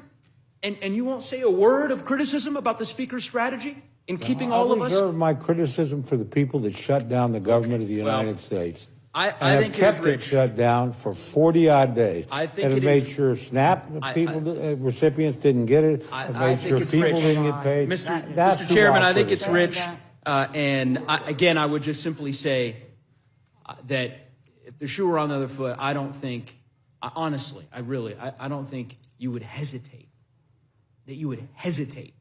to call the Speaker's actions disgraceful, to keep us out of session for 54 No, days. But in not any quite. event, that's fine.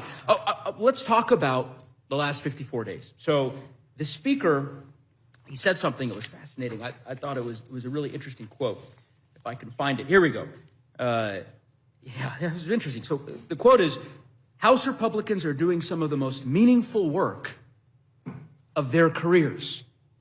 They are in their districts. I don't want to pull them away from that." You agree with the Speaker's comments? I don't speak for the Speaker, but I don't disagree with him. Look, we're waiting for No. the Senate That's to not the do its question. job. That's not the question. No, You answered it. You answered it. I don't Okay, so Chairman, disagree with the Speaker. it sounds like you're saying that you agree that with the Speaker. Republican members were were doing some of the most, quote, meaningful work of their careers during that 54 days. I assume you were here in Washington and back in Oklahoma? Yeah. Right? Did you have any in-person town halls? No. None. 54 days? Did several teletown halls. Teletown halls. But you've done in-person town halls before. I know that to be true. Why not? 54 days is a long time. Not one town hall? Nope. Did you visit any of the federal facilities? Oh, I visited federal in your facilities. I've done multiple meetings with chambers of commerce, Rotary clubs. It's been highly visible. I don't know if you heard my colleague, Ms. Fishbach. She took great umbrage at this notion that, that Republicans were somehow on vacation. Did you make it down to the Mar-a-Lago Halloween party? No.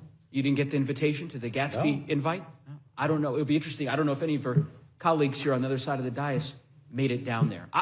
It strikes me that it would be hard to describe the last 54 days, at least from what I've seen, as meaningful work on the part of my colleagues in the House Republican Conference. But, again, those are that's something you'll have to defend, and folks will defend to their constituents.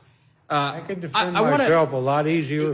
Well, that's fine. Not voted to shut down the government. Mr. Chairman, you've answered the question. Thousands of people. You've answered the question. Let's talk about, Mr. Chairman. That's what I would worry. Madam Chair, regular order, please. So, I want to talk to you about the. I want to ask the members of the Rules Committee not to interrupt the witnesses, please. And I hope, Mr. Neguse, you do have some questions, and yet you just don't want to harangue the chairman. I'm far from haranguing the chairman. I'm giving the opportunity for the chairman to explain the meaningful work that he's been engaged in, and I suspect that he welcomes and relishes that. So I want to talk to you about the provision that my colleague from Pennsylvania noted earlier. And this is the provision that essentially allows specifically 8 Republican United States senators to reap upwards of a $500,000 payday with respect to the phone record notice provision that they've added into the bill. You support that provision? I didn't have anything to do with it, didn't have any knowledge of it. Not asking you if you have knowledge of it. Do you support it? Yeah. Do I support the bill? Yes. Do I support every single provision of the bill? No. You don't find this provision repugnant? I think most American people are going to find this pretty repugnant. I was surprised to see it in the bill. I was unaware of it. It was not. Why not work with us to remove it? Let's see what you do. Well, we've got an amendment. I will tell you this. I am very concerned, and actually Democratic senators said this. I think particularly of Senator Coons. I am very concerned that anybody, whether they're in the House or the Senate, is singled out and not notified that their records are being subpoenaed. That concerns me a great deal. And does that justify? Now, did I know about this provision in the bill? No. Do I think it needs to be in a funding bill? Not particularly. But do I think getting the governments open is important? Yes, I do. But I was unaware of the provision, so. Well, there's an amendment that will be introduced I'm not asking a question. Mr. Chairman, not asking you a question. Let me finish my statement, and then you'll have an opportunity. Yeah, there will be an amendment proposed to remove what I think is a deeply insidious provision. I think it is outrageous for these Republican senators to effectively guarantee themselves $1 million paydays. Retroactive provision in this bill that very clearly applies to them. The removal of all relevant immunity defenses on the part of the United States government. This is insanity to allow this provision to go forward. And I would hope that my Republican colleagues would join us in supporting the removal of this provision. At a minimum, we ought to be able to find common ground on that. So with that, Madam Chair, I yield back. Thank you, Mr. Neguse. Mr. Langworthy, you're recognized. Thank you, Madam Chair. And I, like all of you, are here in Washington today instead of celebrating the incredible veterans in our district and across the country. But as members of the Rules Committee, we begin the important process here in the House that will finally end this shutdown madness. I honor the veterans every day, and especially today.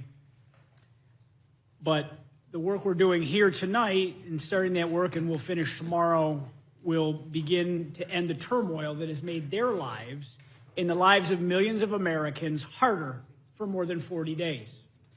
For over 40 days, the American people have endured a completely unnecessary and entirely avoidable government shutdown. Not because Congress couldn't find common ground, but because Senator Schumer and his allies turned governing into political theater. And you've heard a lot of political theater already here tonight. You've chosen performance over duty and outrage over outcomes.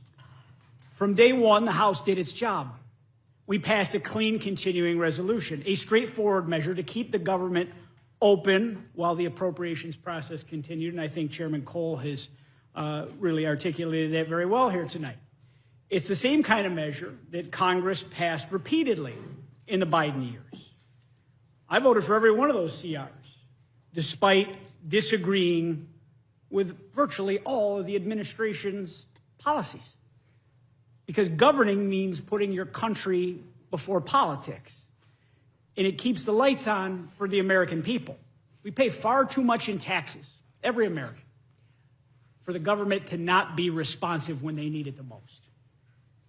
And that's what responsible leadership looks like. And I'm sure if we dug into all of the tweets and the statements from all the different shutdown cliffs and crises that we've been in over the years, I mean, we would see all of my colleagues on the other side of the dais swearing up and down how it was the end of the world to shut down the government. But White House switches hands, and then they did what they probably said was the unthinkable, and they shut down the government.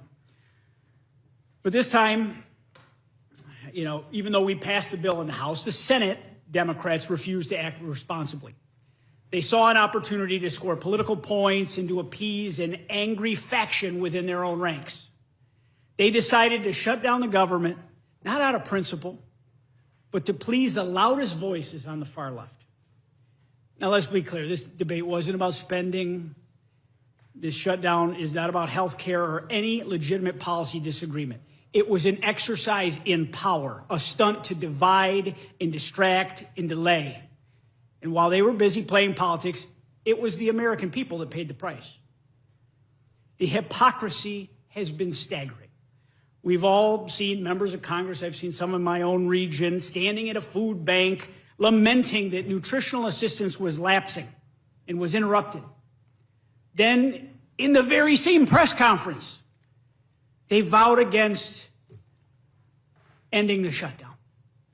Nothing to do. How can you have it both ways? You can. How can you want to be seen as an honest human being where you stomp and you stamp and you have your temper tantrum and you say, my way or the highway. You acknowledge people are suffering and doing without. But then you say you won't vote to make that pain go away. How? If you want to present yourself as an intellectually honest individual, how can you try to have it both ways on this argument? The American people have suffered long enough. You've called it a Republican shutdown. Now you're furious that the shutdown is ending. It's not leadership. It's hypocrisy at its very worst. You're trying to say this is a health care bill about a policy that Chairman Cole has articulated about 19 times tonight is not involved in the funding levels of this government. There is plenty of time for a robust discussion to work together through the natural process where it belongs. Our VA employees have gone without pay. Our border agents, our Coast Guard, they've missed paychecks while still serving this country.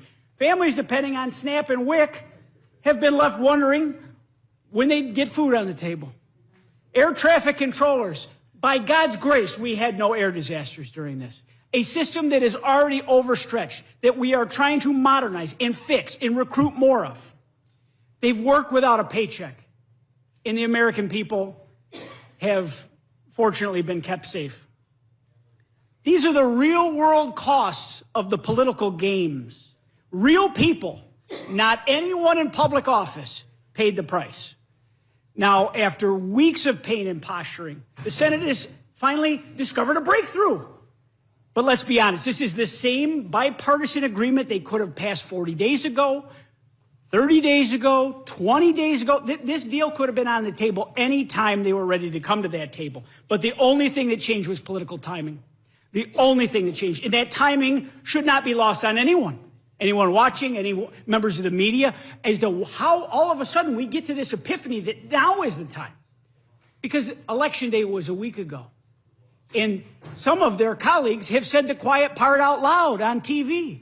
And they've said, we couldn't back down before our base turned out in blue states like Virginia, New Jersey, and in New York. And you're watching all of their colleagues get barbecued by that angry mob. But let's also be clear, this was never about health care. This was about another talking point and another distraction. And we can and we will have that full and honest debate about health care during the final appropriations process and throughout the budget year. But this shutdown was about one thing. It was about power.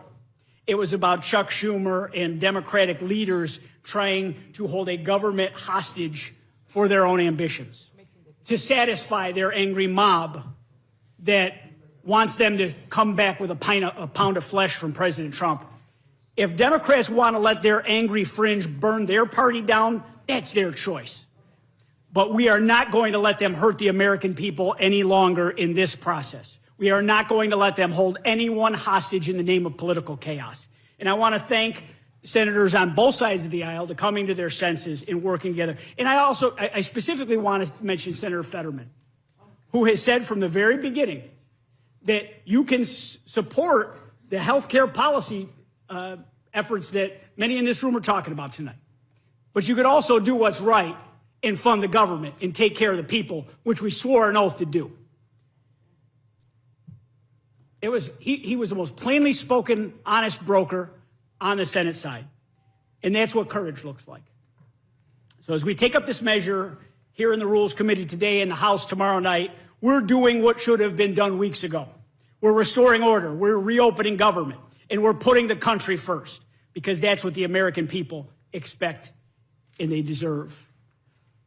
To the veterans who have waited for benefits, to the workers who have missed paychecks, to the families who have worried about how to make ends meet, this should have never happened to you. You deserve better from your government, and politics disguised as principle. So today we will act, and tomorrow we will finish the job. We will bring this shutdown to an end once and for all, and we will send a message loud and clear that governing is not performance, it's a responsibility. Because this was never a shutdown of the government, this was a shutdown of common sense. And I yield back, Madam Chair. Thank you, Mr. Langworthy. Ms. Leisure-Fernandez, you're recognized. Well, thank you so very much, Madam Chair. And it's so good to see everybody. Bienvenidos hace tanto tiempo. It has just been way too long, right? But it's been so long that, following up on my colleague, and I will now say friend, Representative Langworthy's comments about what is this about, let's remember how we got here. Because it has really not been that long for the American people, because we were here. Remember, in the middle of the night, just 5 months ago, while Republicans were jamming through a bill that caused a health care crisis. And now we're here because they refuse to solve a major part of that health care crisis, which is those enhanced premium tax credits that are rising, and they're doing it now. The reason we needed to act and act now is because people opened those bills, they opened those notices, and their premiums are going up. I mean, anybody watching, I don't know why people watch Rules, but people do watch Rules. Raise your hand if you are seeing your health care premiums go up. Because everywhere I go, people are seeing their health care premiums go up. And it's not just because they're letting them expire. It's what you did back in the dead of night, where you rushed through. We had to rush to make sure you gave those billionaire tax credits that are permanent.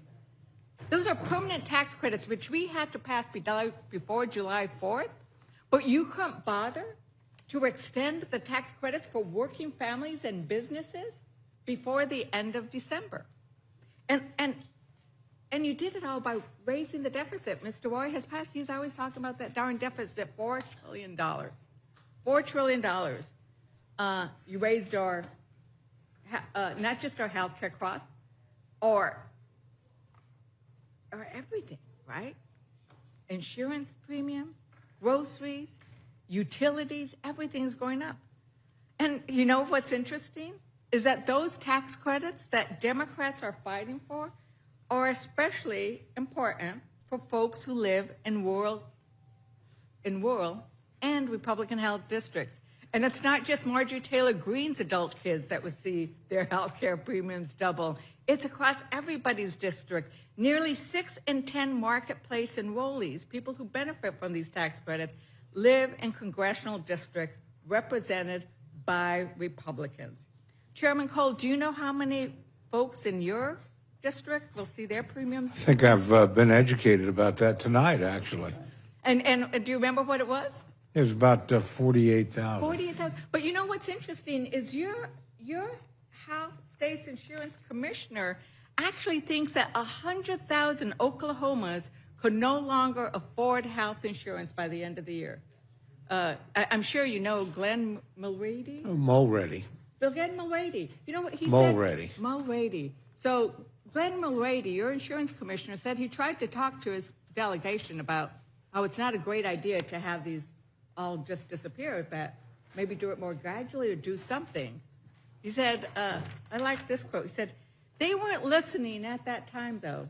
Did you talk to the commissioner? I am not talking about this. We actually talk pretty frequently. Okay. He calls at least once a year to every member of the delegation. Again, I know him quite well. What's interesting is right now we're in this moment where once a year is not enough because those health care premiums are going up.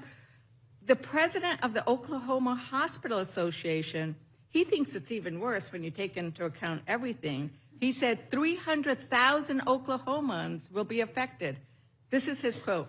It's been a long time since we've seen individuals faced with the real challenge of deciding whether or not to take advantage of health insurance for themselves,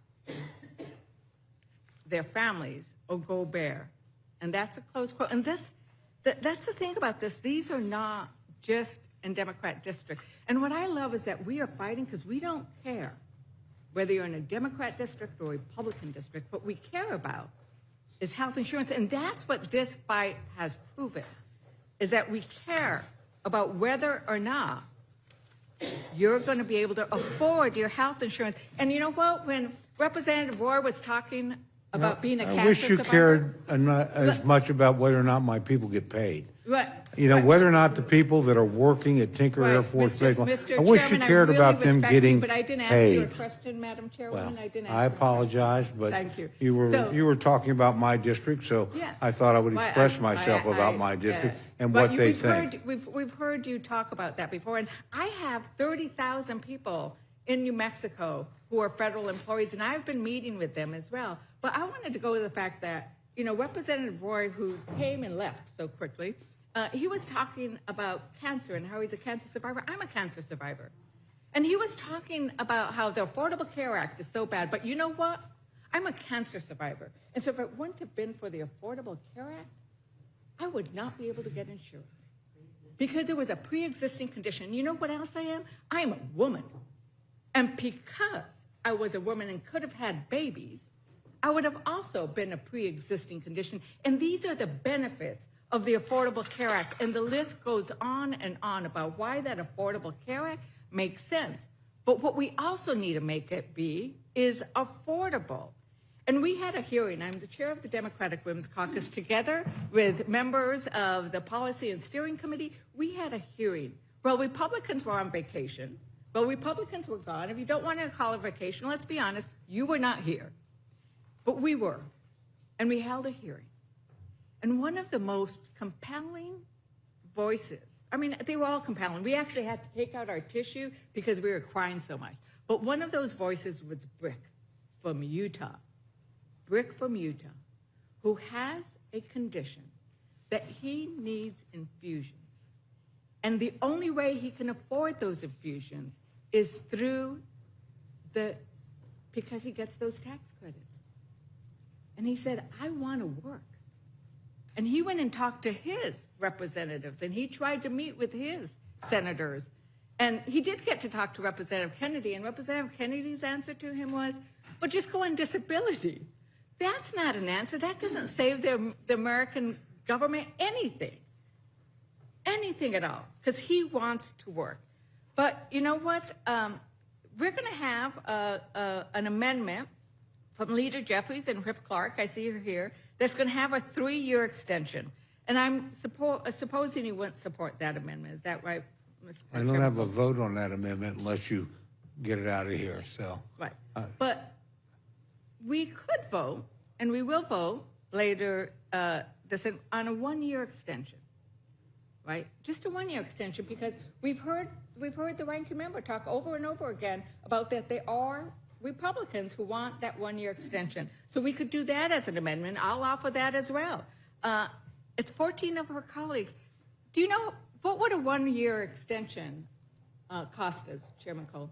I have no idea. We have no Ranking jurisdiction. member, This is not, ranking member, what would it with cost? all due Isn't it about respect, 23? can I finish my answer? Sure. With all due respect, we don't deal with this on Appropriations Committee. This is not our jurisdiction, it's not our issue. That's part of the problem here. You're trying to raise it on appropriations bills. This is a Ways and Means or an Energy and Commerce issue. It's not ours. And so to hold up the funding of the entire government over something that belongs in another committee, not ours, and you're basically holding our bills, not you, and frankly not the House, and not even a majority of the Senate. But our bills have been held hostage over something we have no jurisdiction over. Thank you, Chairman Cole. You made that point earlier, but as we were here before, when you all passed it, this bill has tons of stuff that's not appropriations. And ranking member, I've heard it's about $23 billion for 1 year. That's about what it costs for 1 year. Is that right? For 1 year, but it was 1 year. I've asked ranking member, so. And setting up a bipartisan commission, a bipartisan, to look into this and to address the issues that people may have some concern about.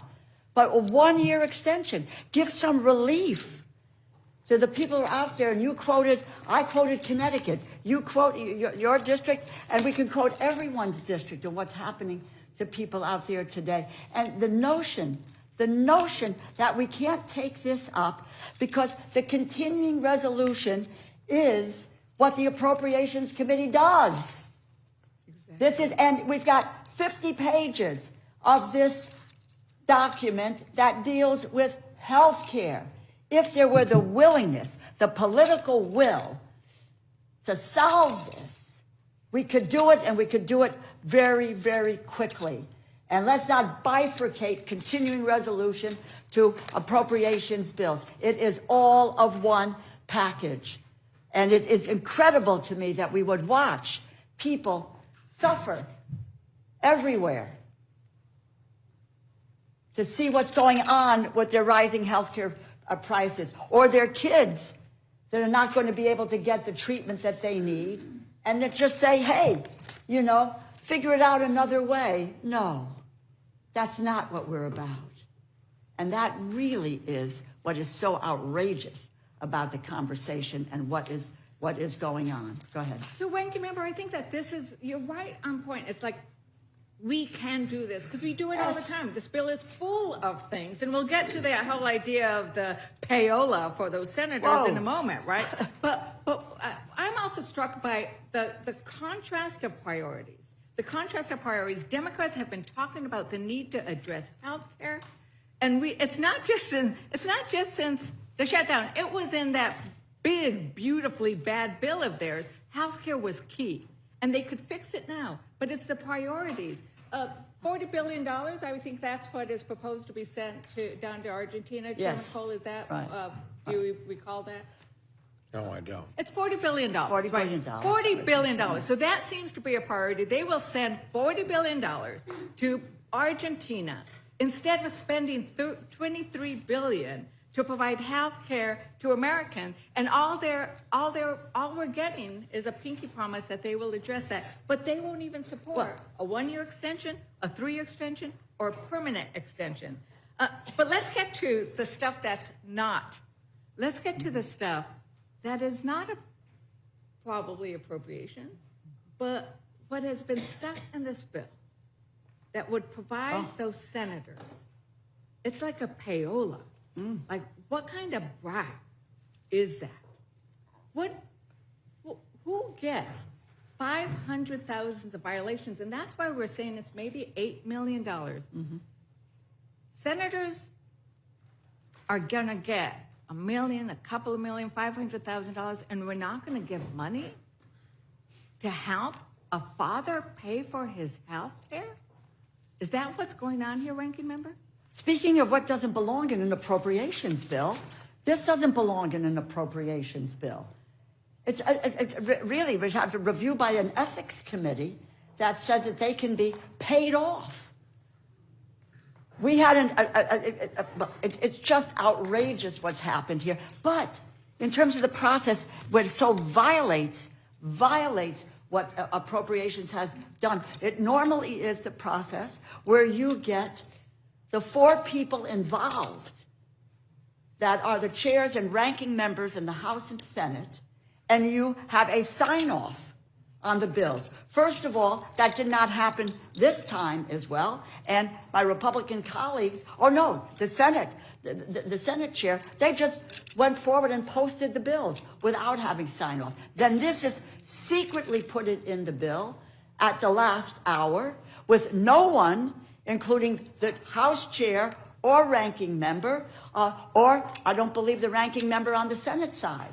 This was a sweetheart deal that was put in there that rips off the government and the people of this country. And Americans think that the system is stacked against them. And when it is. Republicans support giving payouts to senators in the millions of dollars, they can see why. But I'm going to give my Republican colleagues on this committee the opportunity to say this is not right. I will be offering an amendment to strip that entire section from the bill. We'll see what kind of courage the Republicans on this day have. Now, I am the last Democrat to be able to ask questions, so I wanted to just give the ranking member an opportunity to see if there was anything else she wanted to raise in response to some of the other issues that... No, I thank the gentlelady very, very much. It's really been really incredible. And first of all, everybody here is supportive of our veterans and so forth, and to if we really wanted to do something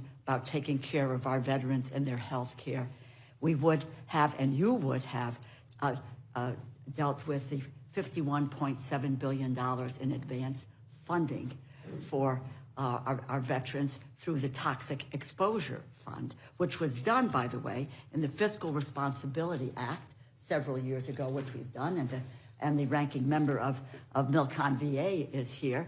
And yet there is advance money for medical care. But for the Toxic Exposure Fund, the answer is no. Why? You want to help veterans? This leads to me, when I see that there's no commitment on the Toxic Exposure Fund. And what we do and what we have done in the past, it really is... we have done advanced funding over the years, and we did. And as I mentioned earlier in my comments, Ranking Member Wasserman Schultz, Chair Judge Carter, a full day of negotiations. Quite frankly, it was one of the bright, shining spots of bipartisanship we had in going through the appropriations process. But that has been left out of this bill. Do you really care about veterans? Let's make sure they're taken care of, because they get caught in the crosshairs of this madness that we are currently involved in. I would also like to just say that I'm really tired and, quite honestly, fed up. It is a lie. It is misinformation that we had to reopen the government in order for there to be SNAP benefits to go to families. $6 billion in a contingency fund, which we voted for. Read the bill, understand what you did in the bill, and know what you did. You passed it, and it was the president who decided he did not want to spend that money to feed people. He's taken it all the way to the Supreme Court to deprive people and kids. It's 16 million kids. It's 8 million seniors. It's 4 million people who are disabled and 1.2 million veterans. You want to care for your veterans? Care for your veterans? make sure that that money in that contingency fund is outflowing tonight and going, and not let them claw back, telling states, get the money back that you have given out. What is wrong with this picture? And I just say, if Mr. Roy were here, I would tell him, which he needs to understand. He needs to understand. He talked about a buyout. The buyouts were offered using money that government simply did not have. They signed contracts, buyouts with money that the Congress had not yet appropriated. That is unlawful. There is a lawlessness about this administration, and particularly where it affects the Appropriations Committee. They have been doing it from day one, and I love being on the Appropriations Committee as chair, as ranking member, and I, by God, am not going to give up one single bit of power that the Appropriations Committee has in order to be able to carry out our mission. And that is the $1.7 trillion that we deal with every single year for the services that the American people depend on. That's what we should be doing. And the power of the purse. Talk about a clean bill? No clean bill. They took back $410 billion from that earlier budget, and nothing is said about allowing them to continue to get away with this. An unelected bureaucrat, Russ Vogt, who has the power to take that money away, which Tom Cole and myself and the other appropriators said we were going to pass because it makes a difference to our constituents. It is really unbelievable lawlessness that has been pervasive since January here, and that's something that we ought to really take back for the Appropriations Committee, but for the good of the American people. And the health care piece is absolutely the center of what this shutdown, yes, has been about, because that is a priority and it needs to be. Why? The last point I will make to you is, why now? Why now? Because the enrollment period is underway. It started November 1st. Why now? Is because everybody's got the letter in their hand saying $2,000 a month, my insurance is going up. I can't afford $24,000 a year. Why now? Because by December 15th, they must make the first payment so that they can have health care insurance on January 1st. That's what we are fighting for, and I'll continue to fight that battle every step of the way, despite what the United States Senate did yesterday. Thank you very much, Ranking Member, and thank you for allowing me to ask that last question. And it is indeed a contrast in priorities, prioritizing ballrooms and your bathroom, and whether you have marble or gilded gold, or providing the food that people need. Food and health care. To not distribute the money that Congress already sent over. And we should have had every Republican yelling at the White House to release those funds. And I did not hear them. This is and I true don't know, colors Chairman, coming out. I don't know, Chairman, food and health care. if you went to your food banks, but we did. And it wasn't performative, Mr. Langworthy. It was because people are hungry and that money was there. And Trump refused to release it. And that is a disgrace.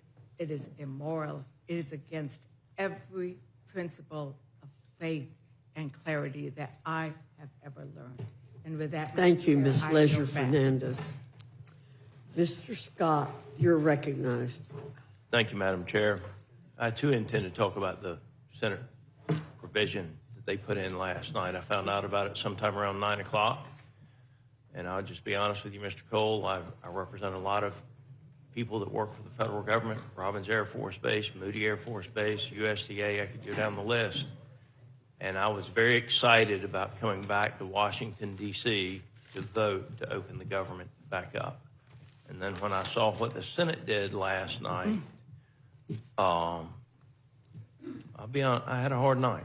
And I've been struggling with what the right vote is because of what the Senate did. And I want to just tell you, because I want the American citizens to be able to read it. You can start at page 217 of the legislation where it says requiring Senate notification for disclosure of Senate data.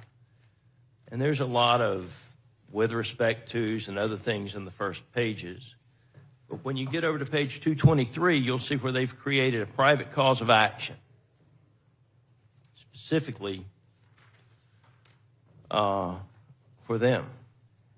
And it goes on and it says that cause of action, and this is on page 224, any senator whose Senate data or the Senate data of whose Senate office has been acquired, subpoenaed, searched, accessed, or disclosed in violation of this section may bring a civil action against the United States if the violation was committed by an officer, employer, or agent of the United States or of any federal department of agent or agency.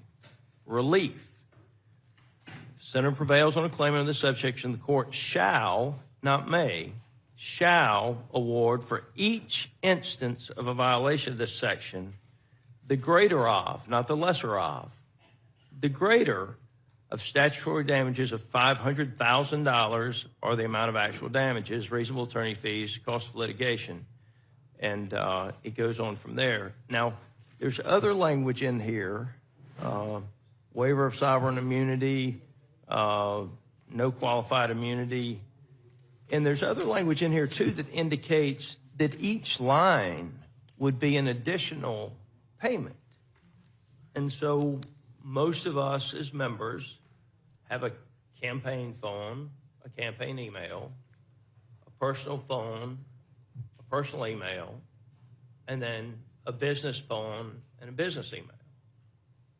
That's 6 violations the way they count it.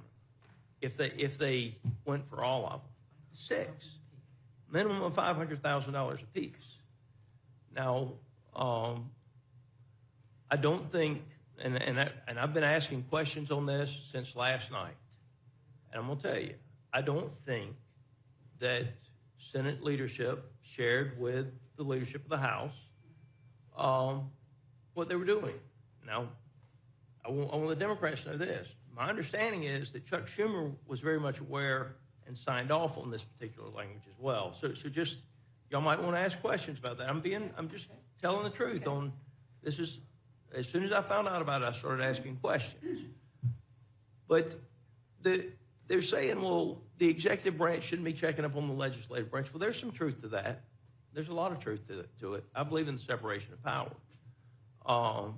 And they talk about it being good governance. The thing that I can't get past, though, and this is, again, I mean, for the American citizens, if you go to page 227 of the bill, limited retroactive applicability. In general, the amendments made by this section shall apply to any acquisition, subpoena, search, accessing, disclosure of Senate data as defined in Section 10A of the Legislative Branch Appropriations Act of 2005, and to any failure to disclose such an acquisition, subpoena, search, accessing, or disclosure occurring on or after January 1 of 2022. So it's given them the ability to retroactively go back. We know, you literally know who, at least, we may not know all of them, but we at least know the list of some of them. In this paragraph, the term violation section 10 is the meaning given to the violation section. It goes on from there. But there's also language in there where it indicates that each account is a separate payment. Now, this language did not go through any committee markup. This language was not shared with the House of Representatives prior to it being put in the bill. And I personally agree that it should be removed. The problem is if we remove it, the Senate, it has to go back to the Senate. And then you're right back to where you were 40 days ago, where all of a sudden you're trying to get a piece of legislation out of the Senate. And so, I mean, I've struggled. I want you to know that, Mr. Cole. I want the American citizens to know. I've struggled with what the right course of action here is, because what they did is wrong. This should not be in this piece of legislation. And they can say it's about good governance all they want to. When they made it retroactive, then all of a sudden it was no longer about good governance. There's actually a list of people that know they will get paid as soon as this thing is signed. At least they've got the coupon where all they have to do is go file at the courthouse and get paid. And I haven't decided exactly what I'm going to do. My gut is, because of the way this place is so dysfunctional now, that the right thing to do is to get the government cut on as soon as possible and make sure that the American citizens are watching what those senators do and hold them to account for what they did. And at the same time, the House put legislation out that actually reverses what the Senate has done. They should vote on this in the light of day. If they think this is the right thing to do, then they should have a committee meeting and a straight up or down vote on it. Don't hold my people who work in my district at Robins Air Force Base paycheck any longer than it's already been held. And so I want you to know, Mr. Cole, you're our chair. I respect you tremendously, as much as I respect anybody in this House, and as much, I mean, I can take everybody I ever met. I have tremendous respect for you. You are a man of integrity and honesty, and when you tell me you didn't know, I trust you. And when Mike Johnson, when I'm asking questions about it at 9 o'clock last night, I don't think our side knows. I think the Dems and the Republicans in the Senate knew, though. I do. I want you to know that. And but this is, I mean, American citizens just need to read it, and they can figure out for themselves. It's not that hard. It's big letters. It starts on 217. It ends on 228. It won't take you 10 minutes to read it, and you really can pretty much start where the private cause of action is discussed. But that would never pass if that was a standalone piece of legislation, and it is clearly authorizing an Appropriations Act. Would the gentleman yield? I'll be happy to yield to Mr. Roy. Yeah, I just want to add that I share the concerns of the gentleman from Georgia. I do not think that this provision should have been inserted. It certainly shouldn't have been inserted at the 11th hour without deliberation and back and forth. I do believe that the gentleman's correct. There were Democrats and Republicans involved with it. But I think there's going to be a lot of people, if they look and understand this, are going to see it as self-serving, self-dealing kind of stuff, and I don't think that's right. And I understand, I think some of the motivations were to try to target a DOJ that I think was fairly obviously abusing its authority and targeting United States senators, separation of powers concerns, all the things. We can debate all that, but we think it was pretty egregious, so I have no problem with the prospect of going after and trying to empower, even through private right of action, a way to go, because we do it in other contexts, consent decrees and other things, but the retroactive, potential to have dollars going to United States senators when we've got American citizens, whether it was J6ers, whether it was people from the FACE Act, whether it was others that have also had the full force of the federal government through the Department of Justice targeting and coming down on them. And they're going to see, oh, but you can slide in a provision in here for United States senators? Like, it is beside my comprehension that this got put in the bill. And it's why people have such a low opinion of this town. I am torn also, the gentleman from Georgia, because we need to fund the government and we need to get this passed.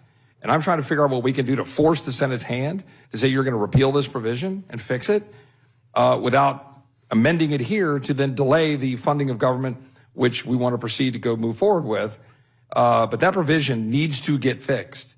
And we need to find a way as a body to get it fixed as soon as possible. And I'm continuing explore the options tonight. I yield back to the gentleman from Georgia. Mr. Scott, would you yield? I just want to point out it's $500,000, and the way it's written, it is a minimum of $500,000. It is per line. It is and Ms. Ledger Hernandez, I'll give you 60 seconds. But I think it's time to move on. I just don't. I truly appreciate your very careful consideration and review for the American people of this. As you know, I do have an amendment to strike the whole thing, and I think it would send a great message if you would actually say, "I'm going to vote for this amendment." And this is why I didn't want to get into this debate. The problem is, if we could take it out and send it to the Senate, and know that the gamesmanship wasn't going to be played over there, and the government would get cut back on, I'd be glad to. But the bottom line is, if we amend this bill with anything at all, we risk extending the shutdown, air traffic controllers not being paid, law enforcement not being paid, our staffs here not being paid, and that's a risk that I don't trust. Yeah. And I'm not saying I don't trust just the Democrats. I don't trust the system to work. where we could fix it with what probably a supermajority of this committee thinks should be done and not delay the government coming back on. And with So that, the other, I I would only point out, that it's not, if you would, I just wanted to finish, will you give me 15 seconds? Yes. So it says each violation, and so the violation isn't just each telephone, it's each time it's requested. So it could multiply much higher than that because it's by violation. That is my read as well. Yeah, we agree on that. Madam Chair? Madam Chair? I just want to state for the record, it's another reason why the House and the Senate should be in session during a shutdown. Maybe this could have been avoided. Thank you, Mr. McGovern. Thank you, Mr. Scott. Mr. Griffith, you're recognized. Thank you, Madam Chair. I, too, am very concerned about those sections. I will tell you, I've already made the decision that I will vote for this bill and not vote for any amendments because the shutdown needs to end. It's been going on too long. Too many of my people are hurting, and we got to get it done. There's some other issues in here, not as egregious, but at least it was done in the light of day with a vote. But the hemp issues, that was a fight between gentlemen in the Senate from Kentucky, both of them fighting each other. I don't agree with the solution they came up with, but I'm voting for it because I've got too many people that need the government to open. And therefore, notwithstanding, we're going to hear some great amendments, I'm sure, but I'm not voting for any of them because we need to get this thing done, and then we can start negotiating on other things. Now, Mr. Cole, Mr. Chairman, you've said this a couple times. I want to underline it because it's exciting for me to hear it coming from the Appropriations Chair. Because one of the things as now a longtime member of the Energy and Commerce Committee that drives us crazy is that people want to airdrop. This didn't just happen. This happens when we're here in session. It didn't happen because people weren't here. It happens all the time between the House and the Senate on bills that come out of appropriations. And you haven't done it, to the best of my knowledge, but they create programs that are never authorized by the authorizing committees. And you're absolutely right. When it comes to the premium enhanced tax credits or the enhanced premium tax credits, that's the jurisdiction of Energy and Commerce, Ways and Means, and Ed and Workforce. They overlap. Different pieces of it belong to each of those. And of course, the bill that they keep talking about, that they claim took all this money away, that came out of the Budget Committee. That didn't come out of Appropriations either, the reconciliation bill. And I just appreciate that you're recognizing that's not the proper jurisdiction. And before we had the shutdown, I wrote a whole column on how we could reach some kind of an agreement on a glide path. But I also pointed out in several, and I've had several columns where I've talked about this. I do a weekly column, that we have 20% on the enhanced premium tax credits. We have what is pretty darn clear, 20% shadow enrollees. Now, if you will bear with me, Mr. Chairman, tell me if you disagree with this. What we see is normally in an insurance plan, you have 15% of the enrollees don't use their insurance in a given year. That's been for decades, and some years it may go up 0.2 or down 0.2, but it's right around that 15%. With the enhanced premium tax credits, we see 35% not using it. And here's what I believe is happening, and I think most experts agree with this. You tell me if you have any disagreement. Jump in, Mr. Chairman, and tell me if you disagree. What happened, because it was an emergency piece of legislation during COVID, because they wanted to help people that were having a hard time, they didn't put in all the checks and balances. So you don't have to re-enroll. It's an automatic re-enrollment because it was only going to be a 5-year program. And what could happen, and the theory I use and the example, the hypothetical I always use is, if you live in North Florida and you happen to go to a grocery store or a mall and you get enrolled, and then 6 months, 8 months, 9 months later, you move to South Georgia and you go to the mall or the grocery store and you get enrolled, most citizens of the United States would think, well, I'm enrolled now in Georgia, so they've canceled my program in Florida. But that's not happening with the enhanced premium tax credits. And my frustration with this argument for the last 40 days has been, open up the government and we can figure this out, because as the Health Subcommittee Chair on Energy and Commerce, I don't want us to continue to waste 20% of our money that we're spending. It's billions of dollars. I don't want to continue to waste 20% of that money that doesn't go to help a single enrollee. It goes to the insurance companies, and they're getting the money.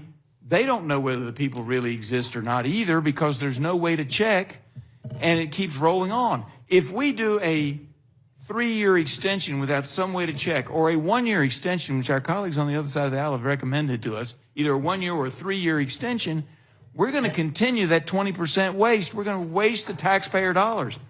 That doesn't mean I don't want to help people who are trying to struggle. And even for some of those, Kaiser Family Foundation estimates that 10% of the people are receiving these benefits are over the 400% poverty level, which means they're making $106,000 a year. And maybe in some of the rich districts in the country, that doesn't seem like much money. In my district, where the average household income is just over $50,000, we haven't quite reached 51 yet. That means they're making pretty good money, and yet we're not even looking at doing that. Now, I'm not saying we take that away 100% the first year. We got to take a look at that. That's what needs to be negotiated. But that was never part of your bill. That was in my jurisdiction. Isn't that correct? That is correct. And to the gentleman's point, go back, a totally separate bill, but you'll remember toward the end of last year, we were working hard. A lot of our fellow Americans were hurting from hurricanes. We're doing a disaster relief bill. The Appropriations Committee did a little over 100 pages and spent about $100 billion, I think 110 because we added $10 billion for ag. That bill was 1,500 pages long when it hit the floor. None of us were consulted on the Appropriations Committee about this. And honestly, it had some stuff I probably would be for, like PBM reform, and it just didn't belong with us. And matter of fact, we caught a lot of grief on the floor from both sides of E&C because what were you doing? We didn't. It blew up because people look at a bill that big and they go, "What in the hell is in 1,500 pages?" And again, my committee didn't have any. Now, in the end, what we passed was what the Appropriations Committee did, which was a little over 100 pages. But all the rest of that stuff was loaded on us. This is, so it's not like they even come and ask us. So I've had some pretty stern discussions with our leadership about this. But it's true on both sides, and it's true with other committees. I mean, other committees use us as the mule. I don't recall anybody carrying an appropriations bill to help us out on E&C or Ways and Means or anyplace else. Don't give us any ideas, Mr. Chairman. Yeah, so believe me. So I agree with the gentleman's point. I would prefer these things go to the committees that have the expertise, and they move the vehicles, not us. Not because it's a must-pass, we got a fun deal. If it's a good bill, and if it's bipartisan, like PBM reform, I guess was, from everything I heard, then why couldn't it trot out there on its own? Why did it have to be part of ours and confuse everybody about what we had in the bill that we had no hearings, no jurisdiction on, or anything? So that's an institutional problem. And I would say I see it on both sides of the aisle. Yep. It's something that we're trying to stay away from. And I appreciate you working on that because, as you know, and it's part of why my colleague, Mr. Scott, is frustrated with the way this place works because we have rules and then we don't follow those rules. And if we follow the rules, I don't think we'd be in this spot because my colleagues on the other side of the aisle are correct. We've dumped all kinds of things before in appropriations bills, but that doesn't mean it was right. And in this case, you gave us a bill that dealt with appropriations, kept us open for 7 or 8 weeks, and I submit to you, Mr. Chairman, I think at least on the part that was, I don't know about the part with Ways and Means and Ed and Workforce, but the part that was in Energy and Commerce, I think we could have hammered something out. But the number one concern that I have about just doing this blanket and claiming, oh, we're saving health care, is the 20% that's going to the insurance companies. It's not a question of, which side of the aisle you're on. We're giving 20% of the money that we're spending on the enhanced premium tax credits directly to the bottom line of insurance companies, because they don't know whether it's Joe Smith or Jane Doe or somebody else, but they know pretty much based on statistics over decades that there are 20% shadow enrollees. And if we don't fix that waste, we are not doing a service for the American people. We are not keeping track of the dollars. And it's a shame that it got wrapped up in this. It was fake from the beginning, in my opinion. We could have worked on it. We could have passed the CR. And while some people say it wasn't clean, and technically it had some other stuff in it, but none of it was stuff the Democrats opposed. Telemedicine, federal qualified health centers. I mean, there was some good stuff in there that belonged in an appropriations style bill. And it's all in here, is it not, Mr. Chairman? All that stuff we had in the original CR is still in here. Pretty much, yeah. Yeah, I mean, as far as those programs are concerned. And yet, because some folks wanted to make it all about health insurance, which was not what this bill was about, was it? No, sir. And didn't actually want to deal with resolving the issue in a responsible legislative manner, working through the proper committees. We've been shut down for 40 days, and that then ties my hands tonight. I can't vote for amendments that I might otherwise think are appropriate, and I can't vote for amendments that I think are not only appropriate, but are truly justified, not just marginally, but by 2/3. I cannot vote for them because I want to get this shutdown over. There are too many things being impacted in my district, and I'm sure in other districts too. I can only speak to my district, but having one of the most economically challenged districts in the country, I heard somebody say something about suffering. I'm just going to tell you, I looked it up, and that individual said we had to have a little suffering. They're like 29th. I'm 409th out of 435 on household income. I got enough suffering without the federal government adding to it. So I will be voting no on all the amendments, and yes to get this thing across the finish line. But the gentleman yield one second. I will yield to 1 second, which is this. You made a stat. I want to make sure everybody understands. You talked about the 15%, a number that you said was an historic number. It's over the decades. It's roughly as it relates to enrollees who don't file a claim, right? That's so you're correct. about 15%. That is for private plans, but that was also the number, give or take a percentage point, for Obamacare plans prior to the COVID subsidies, when they then bumped from 15 to now 35 to 40%. Is that correct? That is my understanding. And the other thing that drives me crazy, I would say to the gentleman, is that everybody talks about these subsidies, and a lot of my folks are afraid that their basic Obamacare ACA subsidies going away. That was never threatened. That was never in question. The only thing that's in question is the emergency program that was put in for a 5-year period that is the enhanced premium tax credit, not your basic ACA subsidies, the enhanced premium tax credit. With that, Madam Chair, I yield back. Thank you, Mr. Thank you. Thank you. Mr. Jack, you're recognized. Thank you, Chairwoman. And as the last thing between this panel and the amendment panel, I recognize that I will be brief. But I will say just from the outset, first I want to commend my colleagues' comments, and I want to commend the chairman's testimony. I also want to note, I'm proud that Congressman Langworthy noted that it is Veterans Day, and I want to note from the outset we have 79 veterans serving in the House, Republicans and Democrats, some of whom are in the room. We thank you for your service, and we thank the millions of Americans who served in our uniform for your service on this important day. Chairman, in closing, if you could just tie everything together from this hearing, the vote tomorrow, it's a binary choice to open the government or to prolong the shutdown. And we've talked a lot about what this bill actually does, and we've heard the other side comments on what they think it does. I want to give you a chance to close out and remind everybody what this bill principally does tomorrow.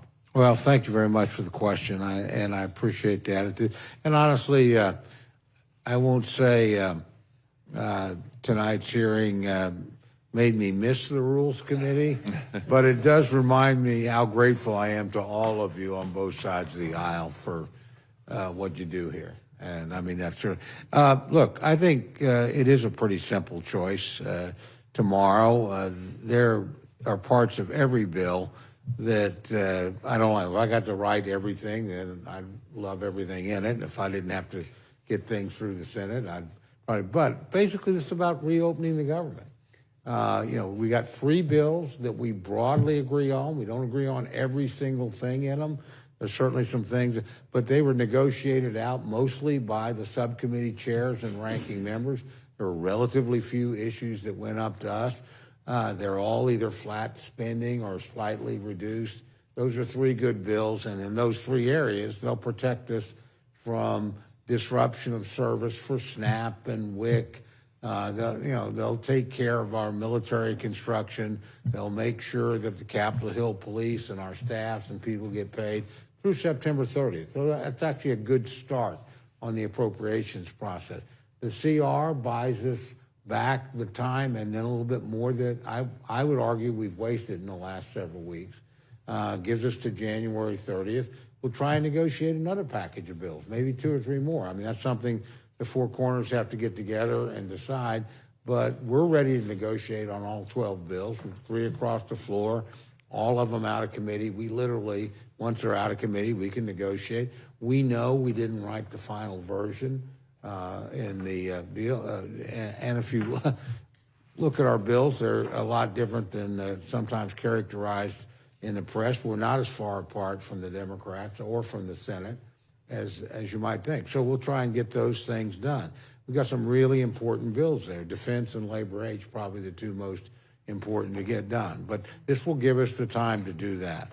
I would say we've gone through this process, in my opinion. Others would have a different, because we're trying to deal with things have been dumped into the appropriations process that have nothing to do with it. I mean, we do not decide Medicaid. That is not our business or our wheelhouse. We do not decide the subsidy issues.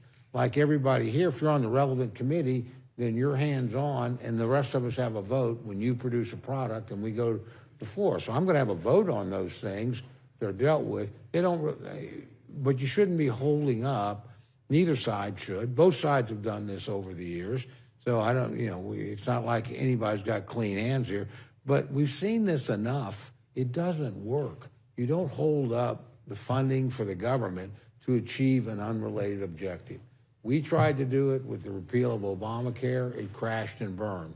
Now, we were smart enough to get out of it in 16 days. I didn't think anybody would ever be dumb enough to go beyond 16 days.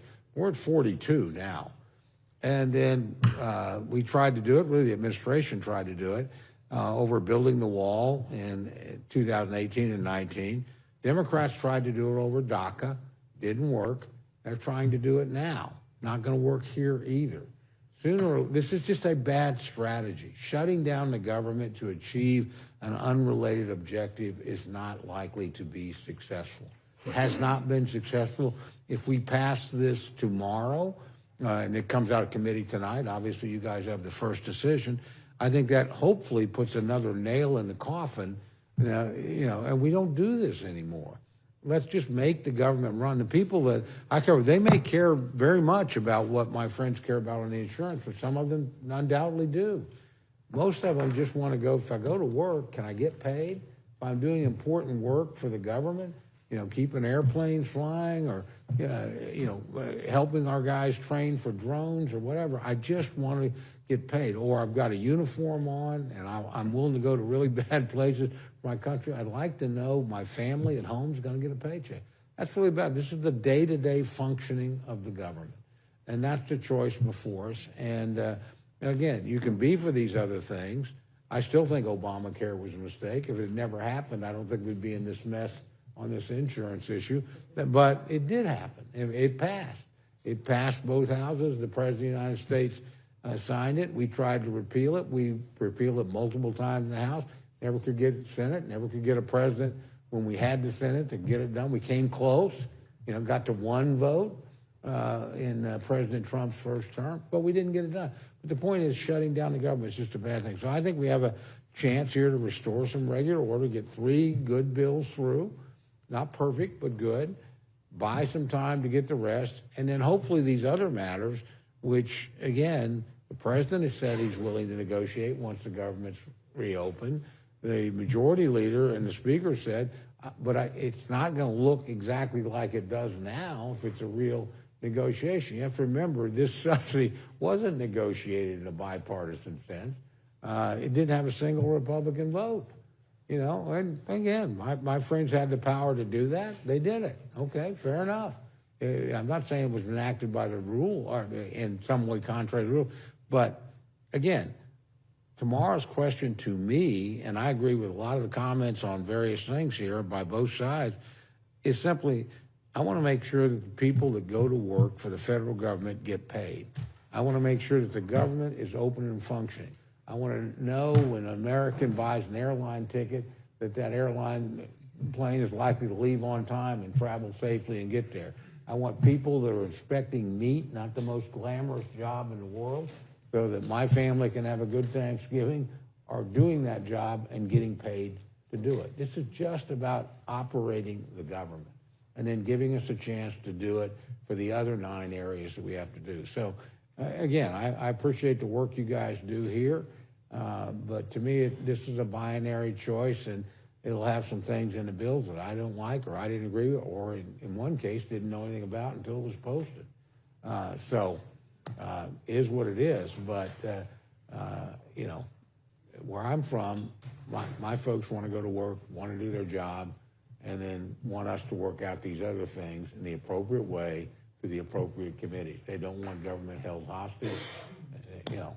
And, you know, they'll get mad at me over something, but it won't be because I voted to shut the government down.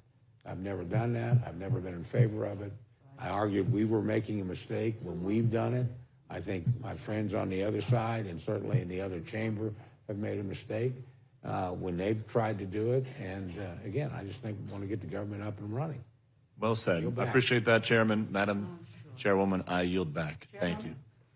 Thank you, Mr. Jack. I'm sorry, Mr. Laura. I thought you might be sorry. Thank you. This ends the first panel. I thank the chairman and the ranking member of the Appropriations Committee for being here for almost 3 hours. And I appreciate your kind words, Mr. Chairman. We'll be back in January. And you are excused. Thank you we very much, appreciate Madam it. Chair. Thank you.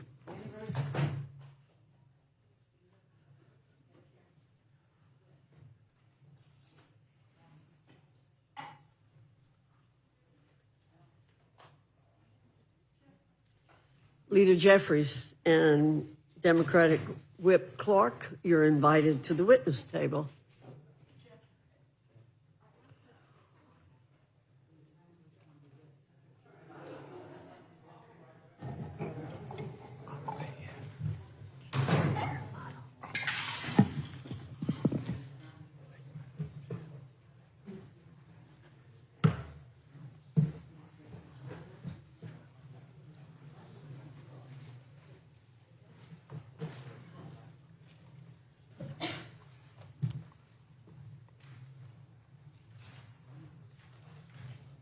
Leader Jeffries, you're recognized for 5 minutes. Thank you, Madam Chair, and thank you to our ranking member, Jim McGovern, for the opportunity to testify before the Rules Committee on behalf of an amendment that Whip Catherine Clark and I are introducing that would extend the Affordable Care Act tax credits for 3 years. Millions of working class Americans all across this country are struggling from the high cost of living that exists in the United States of America. This country is too expensive. Now, Donald Trump and Republicans promised all throughout 2024 that costs were going to go down on day one. But costs aren't going down for the American people under Republican complete control of government. Costs are going up. Housing costs up. Grocery costs up. Electricity bills through the roof. And now, because of the Republican refusal to extend the Affordable Care Act tax credits, tens of millions of Americans are about to experience dramatically increased premiums, co-pays, and deductibles. In some cases, everyday Americans, working class Americans, middle class Americans are going to see their premiums go up by $1,000 or $2,000 per month. We have an affordability crisis here in the United States of America, and Republicans continue to bury their heads in the sand. During the longest shutdown in American history, the Trump Republican shutdown, what we've seen repeatedly from our Republican colleagues who here in the House were on a taxpayer-funded vacation for more than 7 weeks, welcome back, is that Donald Trump has done everything but try to actually make life better for the American people. He somehow has found $40 billion to bail out his right-wing wannabe dictator buddy in Argentina, putting Argentina first, but not the American people first. And so Whip Clark and myself, on behalf of the House Democratic Caucus, believe that this amendment to extend the Affordable Care Act tax credits for tens of millions of hard-working American taxpayers is actually designed to put the American people first. And we're hopeful that our Republican colleagues will join us and abandon the reckless policies that you all have pursued in creating this Republican health care crisis, including but not limited to what Republicans did in your one big ugly bill, largest cut to Medicaid in American history, ripping health insurance away from at least 14 million people. Hospitals, nursing homes, and community-based health clinics all across the country, including in rural America, are closing because of Republican policies. And now, because of the refusal to extend the Affordable Care Act tax credits, tens of millions of people are going to suffer, will be unable to see a doctor when they need one in every single community in this country. And so we respectfully urge all of our colleagues to support this amendment to extend the Affordable Care Act tax credits and support the American people. Thank you, Madam Chair. Thank you, Mr. Jeffries. Ms. Clark, you're recognized. Thank you, Madam Chair, Ranking Member McGovern, members of the committee. Thank you for having us. I am proud to co-sponsor Leader Jeffries' amendment and to be here in support of this urgent lifeline for the American people. To my Republican colleagues, welcome back. I don't know what you've been doing the last 54 days, but I hope you've spent some of that time talking to your neighbors, hearing from your constituents, and I hope you've heard the same stories that they have been conveying to us. I hope you realize just how anxious they are, how desperate they are as they scramble to figure out how they are going to afford health care under this Republican budget. And I hope you got a chance to hear from the people who traveled to the United States Capitol trying to secure meetings with their Republican members of Congress. Americans like the farmer I met, Ann, from Minnesota. She's a soybean farmer, already suffering from the market disaster caused by Republican tariffs. Then she found out her local hospital was closing because of the Medicaid cuts in your budget. And now you're going after her ACA coverage. And by the way, 1 in 4 out of our farmers get their health care coverage through the ACA. You have sent her premiums skyrocketing, and I have heard this same story from small business owners, from gig workers, from parents, from people who live in your states. So what are we doing here today? You've already voted to dismantle Medicaid, the largest health care program in America, a program that covers 40% of all births in this country, 40% of children in this country, 40% of disabled people in this country. But you couldn't leave it there. Now you're going after the millions of families who get their coverage under the Affordable Care Act. And let's be clear about what that actually means, specifically to your own constituents. Let's take a couple making $88,000 a year. In each of your districts, that couple currently pays for Silver Plan $623 a month. It is by no means cheap. But here's what that couple will pay in 2026 if you vote yes on this budget. In Pendleton, New York, this couple will go from paying $623 to $1,160 per month. In Tifton, Georgia, they will pay $2,134 a month. In Greensboro, North Carolina, they will pay $2,300. In Rock Hill, South Carolina, they will pay $2,600. And in Fredericksburg, Texas, this middle-class couple will pay $3,000 every single month to get themselves some halfway decent health insurance. This budget will raise costs on people who voted for Donald Trump, people who believed him, who believed their Republican members of Congress when they promised to lower their cost of living. And instead, they're being asked to spend up to $3,000 a month for ACA coverage. That's $36,000 a year before their deductible, before their copays. What a betrayal of a straightforward promise.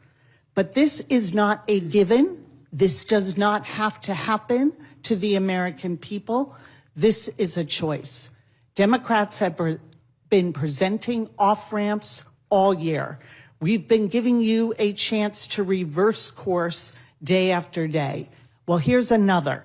Here's another chance to do right by the people you represent, who believe in you and voted for you. I urge you, for the sake of the American people, to make Leader Jeffries' amendment extending the ACA tax credit for 3 years in order and bring it to the House floor for a vote. Thank you. Thank you. I'm going to defer my questions until the end when I see how many things need to be corrected that are being said. Mr. McGovern, I'll recognize. Well, I need to correct the record for some things that have been said, Madam Chair, with all due respect. First of all, with regard to the claims that my Republican friends can't vote for any amendments because somehow that will mean that the government shutdown will be prolonged, the Senate basically took a day and a half for them to do what they did. If we were to pass make any amendments in order in the Rules Committee, like getting rid of that slush fund for certain senators, the Senate Majority Leader Thune could call them back tonight and say, be ready to vote tomorrow night. They could take care of that right away. So that's number one. Number two, my friends keep on talking about a democratic shutdown. I want, in case anyone's watching here, I want to make this very, very clear. And I'm going to make it clear to my Republican friends, you control everything. You control the White House, you control the House, you control the Senate. So Democrats did not shut the government down. Republicans did by refusing to negotiate. And the third thing I want to correct for the record is I got to be honest, I am shocked by the indifference that my Republican friends are showing towards the impact of not extending the ACA tax credits. It is stunning to me. I don't know whether you don't talk to your constituents, but if you do, people are getting bills where their premiums are skyrocketing. I mean, it's astronomical. And you knew about this well before the shutdown. You chose to do nothing. You chose to do nothing. You knew about it during the shutdown. You chose to do nothing, not even to want to sit down and negotiate. And now you know about it. I'm going to tell you right now, you refuse to act, you own this. You own this. And it's a cruel thing to do to the American people. Leader Jeffries, I want to get to the substance of your amendment, which I think is so important. But first, I want to ask you about something one of our Republican colleagues said in this hearing room just before you came in here. Earlier, I asked Chairman Cole a simple question. I said, do you think the House should have been here these last 8 weeks trying to pass appropriation bills?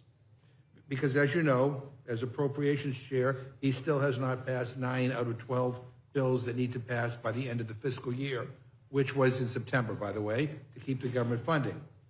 So I pointed that out. And he gave this long, meandering non-answer. And he said something that stood out to me as odd. And it kind of shocked me, to be honest. And I went back and I looked at the transcript, and he said it was okay that we weren't here because, quote, there wasn't anything for us to do until the Senate acted, end quote. And I got to tell you, I'm shocked by that Republicans would say there wasn't anything for us to do. And can you talk about what the House should have been doing for the last 8 weeks on affordability, on health care, on grocery prices, on rent, on what looks like a war that might occur in the Caribbean, on the many things that people are looking for us to take action on? What would Democrats have done if we were in charge here? Well, I thank the distinguished gentleman from the Commonwealth of Massachusetts, and it's an incredible question. It was a stunning answer, given all of the problems that the American people are confronting right now throughout the country, beginning with the affordability crisis. The cost of living in America is far too high. The American people throughout the country just made that clear last Tuesday across the country that they want to see action. Yet, for 7+ weeks, House Republicans saw fit to be on a taxpayer-funded vacation, missing in action, part of the witness protection program, doing nothing to make life better for the American people. That's extraordinary. And you got to wonder whether this was an order that was given by Donald Trump, who apparently has said that he's got 2 jobs. He's both the president and the Speaker of the House. His words, not mine.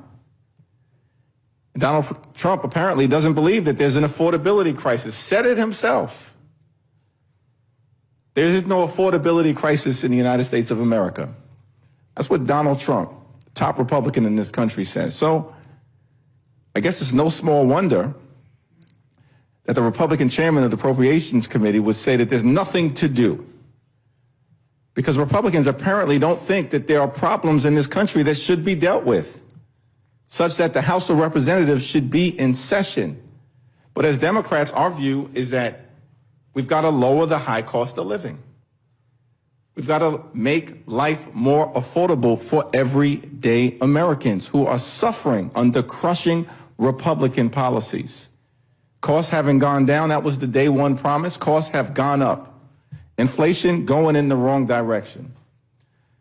Far too many people across this country working hard, playing by the rules, but cannot get ahead, are barely getting by, can't thrive, and can barely survive. This is in America, the wealthiest country in the history of the world.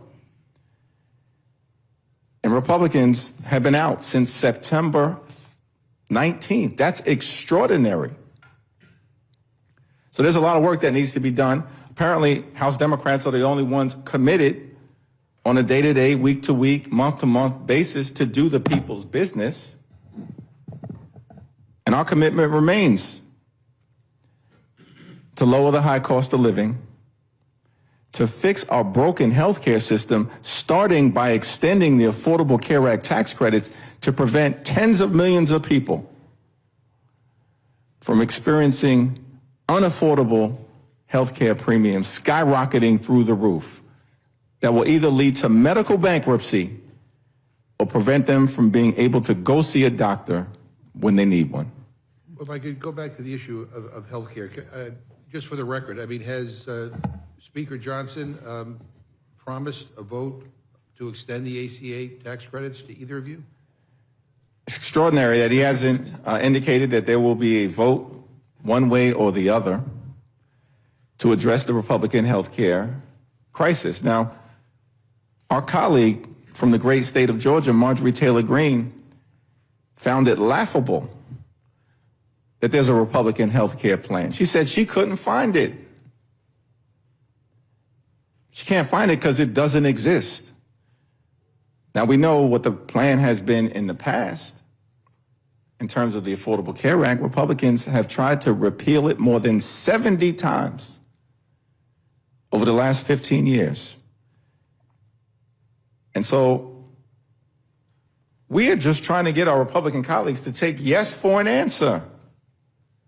We've said repeatedly, let's find a bipartisan path forward. Let's reopen the government. Let's make life better for the American people. But let's address the health care crisis that our Republican colleagues have created, and we can start by extending the Affordable Care Act tax credits. Has he talked to any of you about a pathway forward? I mean, has he engaged either of you on our leadership about how we might resolve this health care crisis? Absolutely not. And it is astounding when we have 60% of American families telling us they have a hard time affording the basics for their families. This is about lowering people's costs, whether that's housing, groceries, utility bills, and affording health care. Health care. This should be something that Republicans should have come and negotiated with us, but they wouldn't do that. They showed so little regard for the American people. Not only did they make this extreme bargain where they took away their health care, Medicare, Medicaid, the ACA tax subsidies, medical research, all to pay for permanent tax cuts for the very wealthiest Americans. They couldn't even, while they were home, not doing their jobs, swear in a duly elected member of Congress, because they would rather not do that than actually have to talk about the fact that they are shielding those in the Epstein files. The outrages and the disdain and arrogance that they look at the American people with is truly hard to take in. I mean, I took the train down here today, and I got an earful from a lot of people on the train. And they're quite frankly puzzled at like the priorities of Washington right now. They don't understand, why billionaires and millionaires get tax cuts and the ACA tax credits can't be extended so that working families can afford their health care. They don't understand Donald Trump's obsession with redoing his bathroom in marble and gold and, building a Marie Antoinette, ballroom and demolishing the East Wing while they're struggling to afford groceries. I mean, bottom line is the president won't even acknowledge that food prices are going up. When's the last time he's ever been in a grocery store?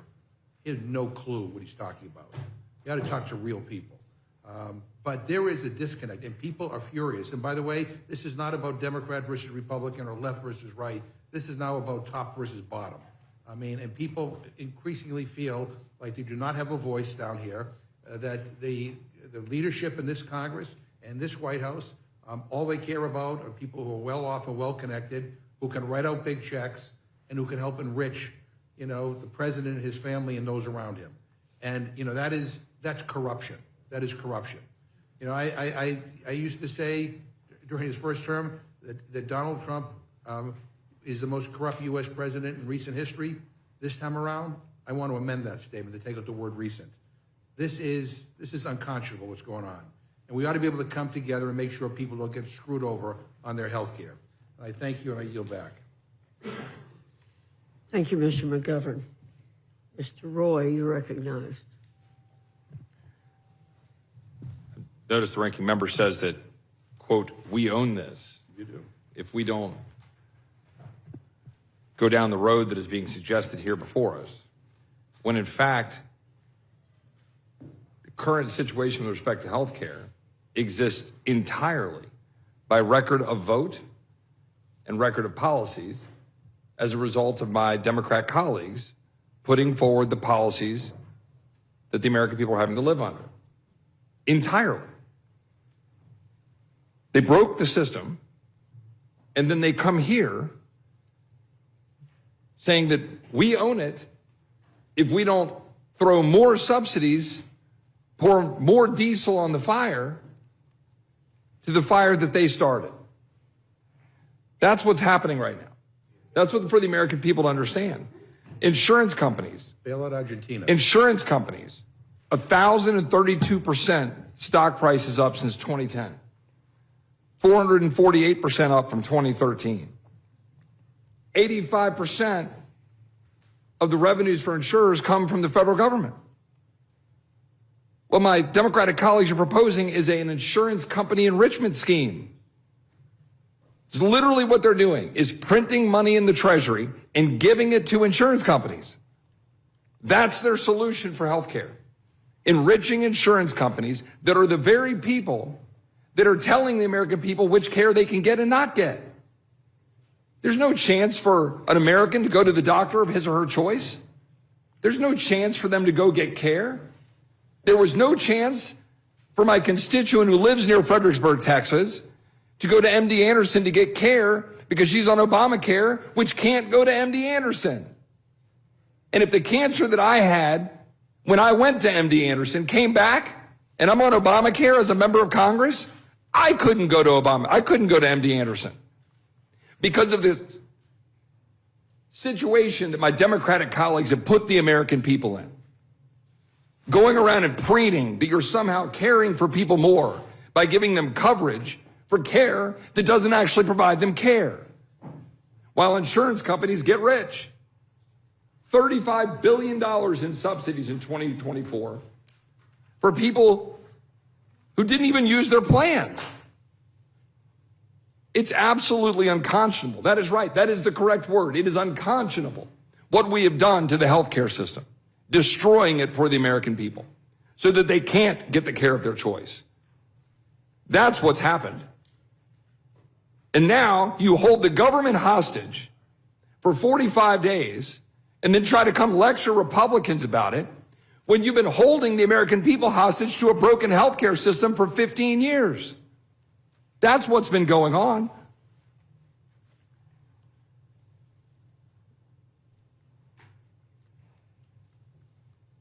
The fact is, Madam Chairman or Chairwoman, we are here today trying to proceed with, I think, reason, with 3 appropriations bills combined with a continuing resolution through January. After having tried with reason to fund the government through November 20th so that we can continue the debate on the various issues in question. But our Democrat colleagues refused to do it. And so now we've got the opportunity in front of us to extend, fund government at current levels, roughly flat, trying to stave off the inflation that is the direct consequence of the massive amount of government funding that has been going on by both sides of the aisle, but heavily being promoted from my colleagues here on the other side of the aisle, who want us to throw another $1.5 trillion at it. That's literally what they were saying. It's not a solution. That's just printing more money while trying to go run campaign ads while you shut the government down for very clearly and obviously political purposes. I yield back, Madam Chairman. Madam Chair, I wish the gentleman had that passion condemning the $40 billion bailout of Argentina, the right-wing cuckoo clock in Argentina. I wish he had the passion to condemn that. Mr. McGovern and Ms. Scanlon, you're recognized. Thank you. Leader Jeffries, we just heard a fairly passionate condemnation of the Affordable Care Act. You've been here a little longer than I have.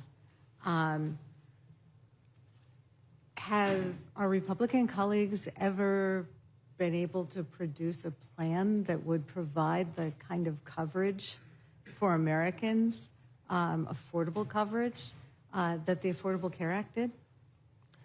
You know, it's very interesting that my colleague from Texas wanted to sit there and lecture both Catherine Clark and I,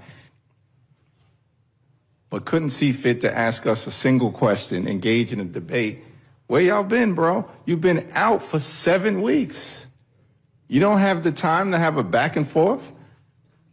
We hear you rant for a few minutes, basically threaten to repeal the Affordable Care Act and then don't want to defend that position? You should feel free to defend that position. You've done it 70 times. And if you think that's on the right side of the American people, then fine. That's your plan. Repeal and displace tens of millions of people. That's the Republican plan. And what I don't understand is why my colleague cut and run. I'm sitting right here. Catherine Clark is right here. Hopefully, Madam Chair, we can have a back and forth as opposed to just being lectured to by our Republican colleagues. But I thank the distinguished gentlelady from the Commonwealth of Pennsylvania, who, by the way, another decisive win for the American people in Pennsylvania. Last Tuesday, it was extraordinary rebuke of the extremism that we've seen from our Republican colleagues and the absence of any plan to make life better for everyday Americans. I appreciate that, and I appreciate your prior remarks regarding what we could have been doing in the House over the last few months. I mean, the Senate's taken some votes on tariffs. Maybe we could have done something with respect to tariffs here. Except I think we have a rule that would prevent us from doing votes on tariffs. Yeah, I thank the gentlelady for raising the tariff issue because there's so many parts of the parade of horribles that Republicans have unleashed on everyday Americans that I neglected to actually mention the tariffs. The Trump tariffs are causing costs on everyday Americans to increase by thousands of dollars per year. This is an affirmative effort to make life more expensive for the American people. My colleague from Texas, before he cut and run, he also said that, you know, we have a fiscally irresponsible situation in this country and that because Democrats want to extend the Affordable Care Act tax credits for everyday Americans, working class Americans, and middle class Americans, somehow that's problematic. You know what's problematic? The fact that Republicans, with the one big ugly bill, enacted the largest cut to Medicaid in American history, ripped health care away from millions of folks. In that same piece of legislation, cut $186 billion from SNAP, the largest cut to nutritional assistance in American history, literally stole food from the mouths of hungry children, seniors, and veterans. And all of that was done to enact massive permanent tax breaks for GOP billionaire donors.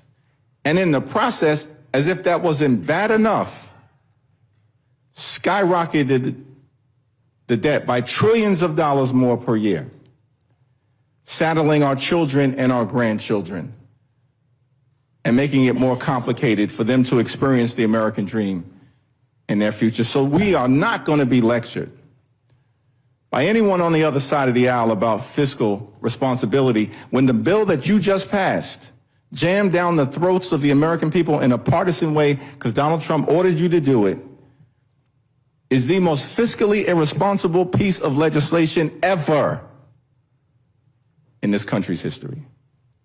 Thank you. Whip Clerk, like you, when I've been in the district and not in D.C. at the hearings we've been having here, I've been meeting with constituents. Last week, I had an open house and a lunch for our federal workers. It was really interesting because I had 3 federal workers drive over an hour to my district from one of our Republican colleagues' districts because they'd been unable to have any kind of dialogue with him. I came into Congress during the first Trump shutdown. And what has been so remarkable this time around is hearing federal workers saying, yes, this is painful, but what is happening to our federal workforce, the cuts that are happening, the pain that is being inflicted on the workforce is so bad that we need you to hold out.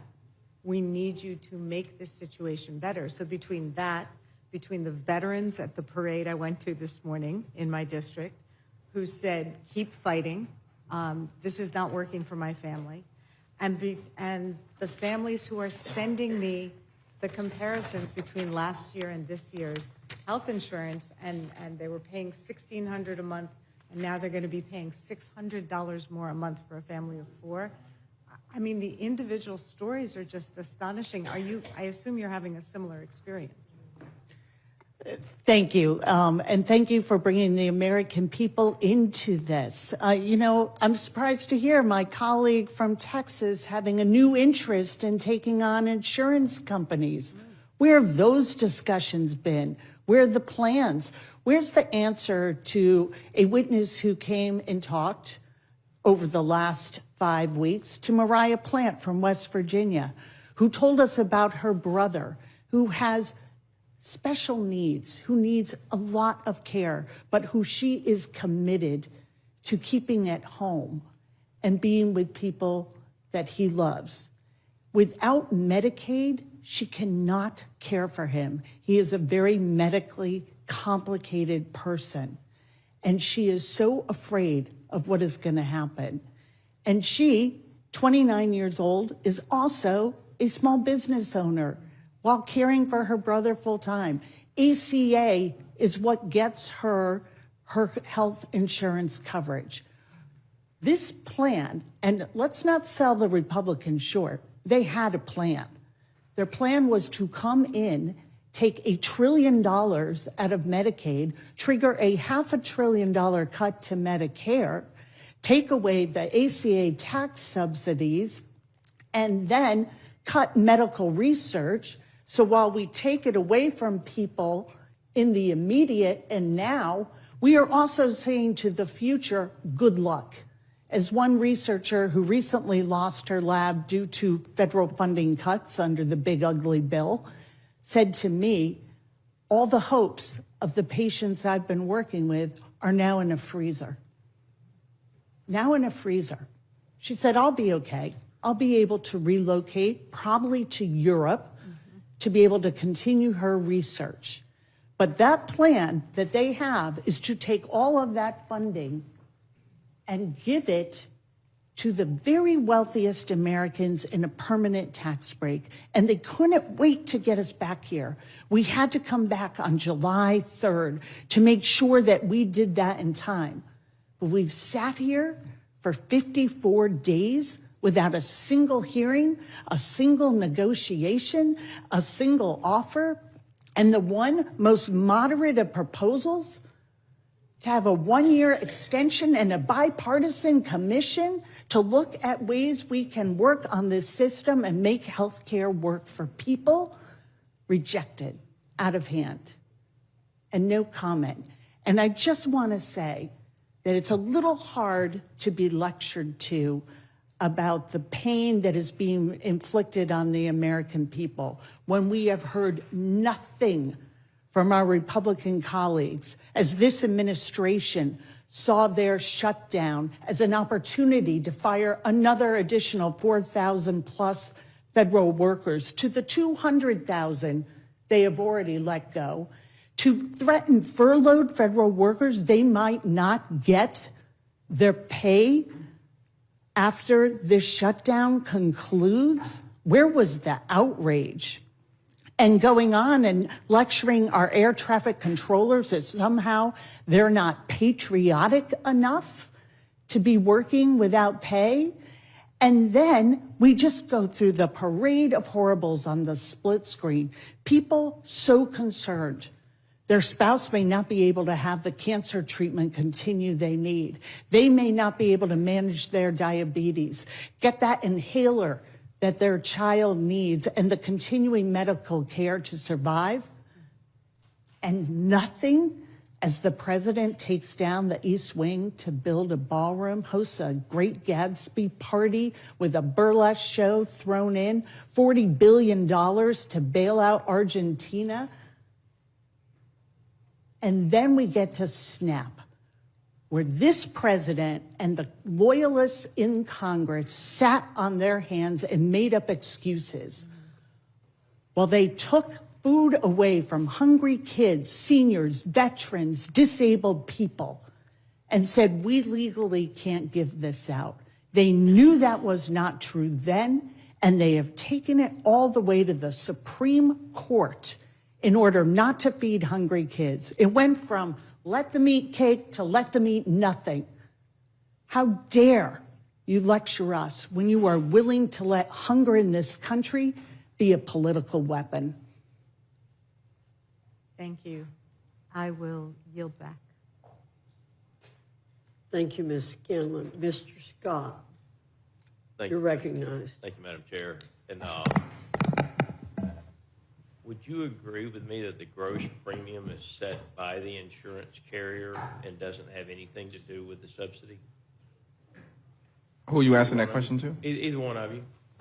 Gross premium. What I'll say is that tens of millions of Americans are at risk right now of their premiums, copays, and deductibles dramatically increasing because of the Republican refusal to extend the Affordable Care Act tax credits. And these are people all across the country. In fact, in the 10 states that would be most impacted by the Republican refusal to extend the Affordable Care Act tax credits, all 10 of them are run by Republicans.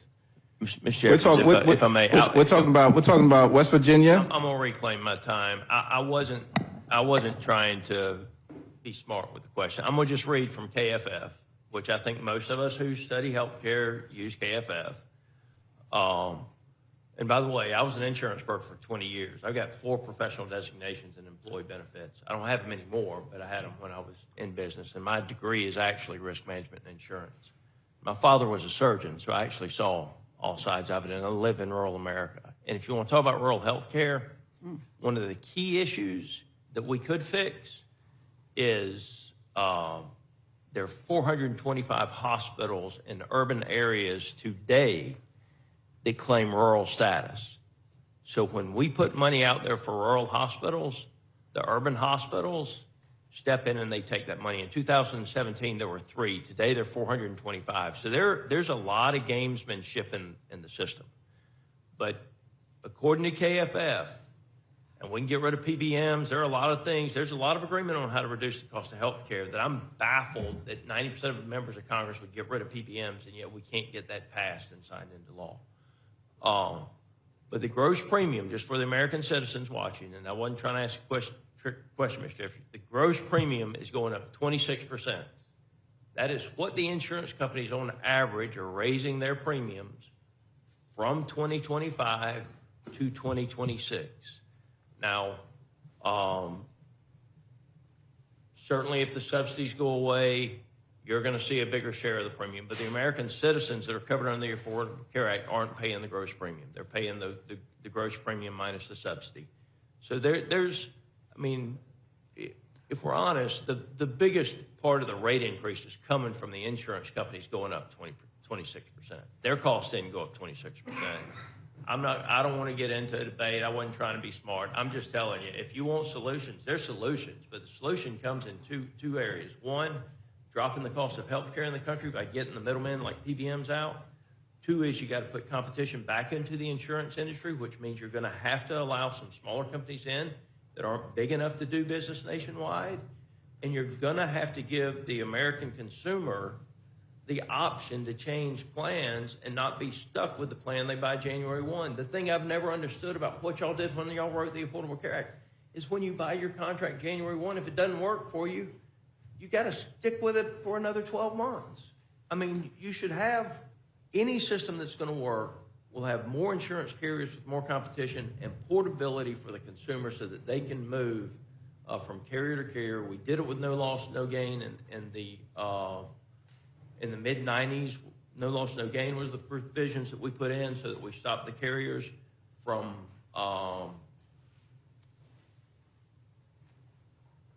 games they were playing, if you would, however you want to put it. We stopped the carriers from doing a lot of things they were doing with no loss, no gain. There are a lot of things that can be done to fix it, but what you can't do is pretend that the Affordable Care Act works. It just doesn't. It's going to have to be rewritten. Well, Representative Scott, when you get serious about rewriting this, Jeffries, I promise you, there's a lot of us that'll work with you. Well, I appreciate your observations, and I will say, listen, we agree on this side of the aisle that we need PBM reform. In fact, there was an agreement to engage in aggressive PBM reform until Donald Trump and Elon Musk killed that agreement. It was actually in Mr. December. Musk. Well, you know, It's not elected. It was actually Musk that was posted. Well, whoever it was, Republicans apparently decided to pull the plug on that PBM reform, so we agree. But Mr. Jeffries, you're from New York, correct? That's right. So I'm from Georgia. So I trust the Georgia state legislature to determine what our no loss, no gain or pre-existing conditions clauses and portability option should be. And so that's one of the things as we go forward that we'll be pushing for is flexibility at the states. I'll yield. It's getting late, but thank you for your time.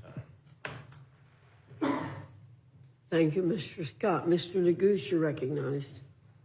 Thank you, Madam Chair, and thank you, Leader Jeffries and Whip Clark. And I think you've eloquently described the stakes for the American people with respect to the healthcare crisis that Republicans have created. I have a particular question about a different provision of the CR. Before I do, I don't know if you care to expound with respect to Representative Scott's questions or anything you'd like to add. Yeah, no, I appreciate Representative Scott, raising the questions and giving us an opportunity to respond, unlike his prior colleague. And the thing that I would say is we agree there's a broken healthcare system in the United States of America, and we need to fix it. The problem that we confront right now is that tens of millions of Americans who are in open enrollment as we speak are going to see their health insurance premiums skyrocket to levels of unaffordability. That's the crisis that is immediately in front of us. These tax credits expire on December 31st of this year. And our Republican colleagues saw fit with great urgency to renew massive tax breaks for your billionaire donors on July 3rd of this year, while at the same time enacting the largest cut to Medicaid in American history and causing hospitals, nursing homes, and community-based health centers, including in rural parts of Georgia and this country, to close. And that is why we believe this is a Republican health care crisis that needs to be decisively addressed with the fierce urgency of now. And I couldn't agree more, Leader Jeffries. I want to talk about another provision that I described earlier as, I think, insidious. You and I, 4 years ago, Mr. McGovern, many of us were on the floor of the House on January 6th. There's a provision in this bill, this payday provision, for 8 Republican senators connected to January 6th, and I suspect you share the same outrage that I have about it. I wonder if you and Whip Clark might talk a bit about it. Yeah, I'll yield to Whip Clark initially on it, and then we'll certainly have more to say. This particular provision would be outrageous in the best of times. To say that we are going to use our appropriations process to put in specific personal payments to 8 specific senators in relation to an investigation, this is guaranteed money, as our colleague from Georgia pointed out. It is outrageous. And I heard our colleague, and I appreciated his comments and his candor about it. But what struck me was his reluctance to act in this moment. This is exactly the moment where we are not Democrats or Republicans, we're Americans who have identified something wrong, a payout in a bill when Americans are waving their hands and saying, we're not making it in this economy. We're not making it in this system. We have to hold ourselves accountable. And if we cannot reject and demand that that get out and proceed quickly with our work, then I would question what you think you're doing here. I don't think we have heard a single person try and muster any defense of this payout that was snuck into this bill. And the fact that at minimum we're going to pay U.S. sitting senators $8 million while we dismantle health care for people, while they can't afford to buy meat and coffee and groceries, they can't afford their electric bills. I mean, what are we doing? What are we doing? We have to be able to say no to this. This is blatant corruption and payouts that were snuck in, and we have to do this now. There's no excuse in the world for not acting. Thank the distinguished gentleman for that question. It's extraordinary. And, you know, for the American people, it's important to understand. We're talking about a multi-million-dollar slush fund that is in this bill for 8 Republican senators who apparently believe they're part of the House of Lords, because that's something that would be done if you think you're a lord, not someone who is subject to the rule of law. That's extraordinary to me. And unfortunately, it appears that despite how outrageous this provision is, my Republican colleagues are prepared to vote for it here before the Rules Committee and tomorrow on the House floor, while at the same period of time can't find a dime to extend the Affordable Care Act tax credits for working class Americans, middle class Americans, and everyday Americans. It's shocking, and it speaks for itself. And the American people are going to reject. This is real-time corruption that's on full display. A multi-million-dollar slush fund for 8 Republican senators that every single House Republican is apparently prepared to sign off on. And if you vote for it, you own it. Well said, Leader Jeffries. With that, I'll yield to the chairman. Member. Yeah, I mean, Mr. Scott cited KFF, and I just kind of did a little search here. He cited KFF as saying that there is a 26% increase in premiums. I just want to share what KFF said as to why rates are going up, and let me quote them. The amount insurers charge for ACA marketplace premiums is rising for several reasons, including but not limited to increasing hospital costs, the rising popularity of expensive GLP-1 drugs like Ozempic, and the threat of tariffs. These factors are similarly cited by insurers selling employer coverage. However, an additional factor driving up the amount insurers charge for ACA marketplace premiums is the expected expiration of the enhanced premium tax credit, end quote. I thank the gentleman. I'll yield back, Mr. Chairman. Gentleman yields back, and I now recognize myself for my time of questioning. I would refer everybody to my prior comments. We have to get the government back open. There are things that are not ideal in this bill. There are things that are highly suspect that were put in by the Senate. But if we try to fix it at this point in history, after 40-some days of a shutdown, we have no choice but to send it back to the Senate, and they will not be back until Monday. My people cannot suffer anymore. As I said before, my district has an average take-home pay of less than $51,000, and I'm 409th out of 435 in the nation. We don't need any more suffering. We can't take any more suffering. I have to vote to open the government back up, notwithstanding it's an imperfect process, and notwithstanding there's things that I would like to vote to change. Because it has taken this long, we cannot wait any longer. And I yield back and now recognize Ms. Leisure-Fernandez. Thank you, Mr. Chair. And, you know, Republicans keep saying, and placing, I think, what would be described as a false choice, which is what we just heard, that you cannot fund the government and extend the tax cuts. You cannot fund the government and remove that reprehensible provision, which I am calling a payola, and still move forward on funding the government. They have a choice.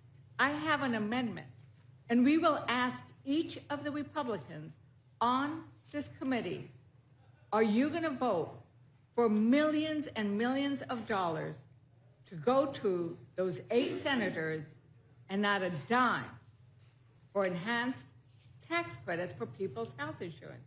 And so I wanted to ask you, Hakeem, Leader Jeffries, also Hakeem, I wanted to ask you to. So I still go by Hakeem. So, is it possible? Like they have the power to do this. Why is it that they think that they cannot act? Because this is something that is possible. So I'd love for you to talk about this choice that they keep providing us that says we can't do that, we can't do this, we can't do that. Why can't we vote to fund the government, vote to extend the tax credits, vote to remove that horrendous provision? It is absolutely the case, and I thank the distinguished gentlelady from the great state of New Mexico for that question. It is absolutely the case that this corrupt provision can be removed and should be removed. It can be struck if the amendment is made in order here before the Rules Committee, the amendment that you are offering, the amendment that I know will be discussed and debated. No one can defend this provision. And in allowing it to happen, you know, it's bad enough that Donald Trump publicly proclaimed that he's got two titles, that he's the president and the Speaker of the House. But now the Republican-controlled House of Representatives wants to act subservient to the United States Senate. When I read the Constitution, we're separate and co-equal parts of the legislative branch. It's in Article 1. In fact, the House of Representatives is the first amongst equals, first institution mentioned in Article 1. And by the way, we've got the power of the purse. The House, we were given that power by the framers of the Constitution. The Senate wasn't. The Senate was given the confirmation power. And it's bad enough that we've already given away our authority to the current occupant of 1600 Pennsylvania Avenue, who brags about him being the Speaker of the House.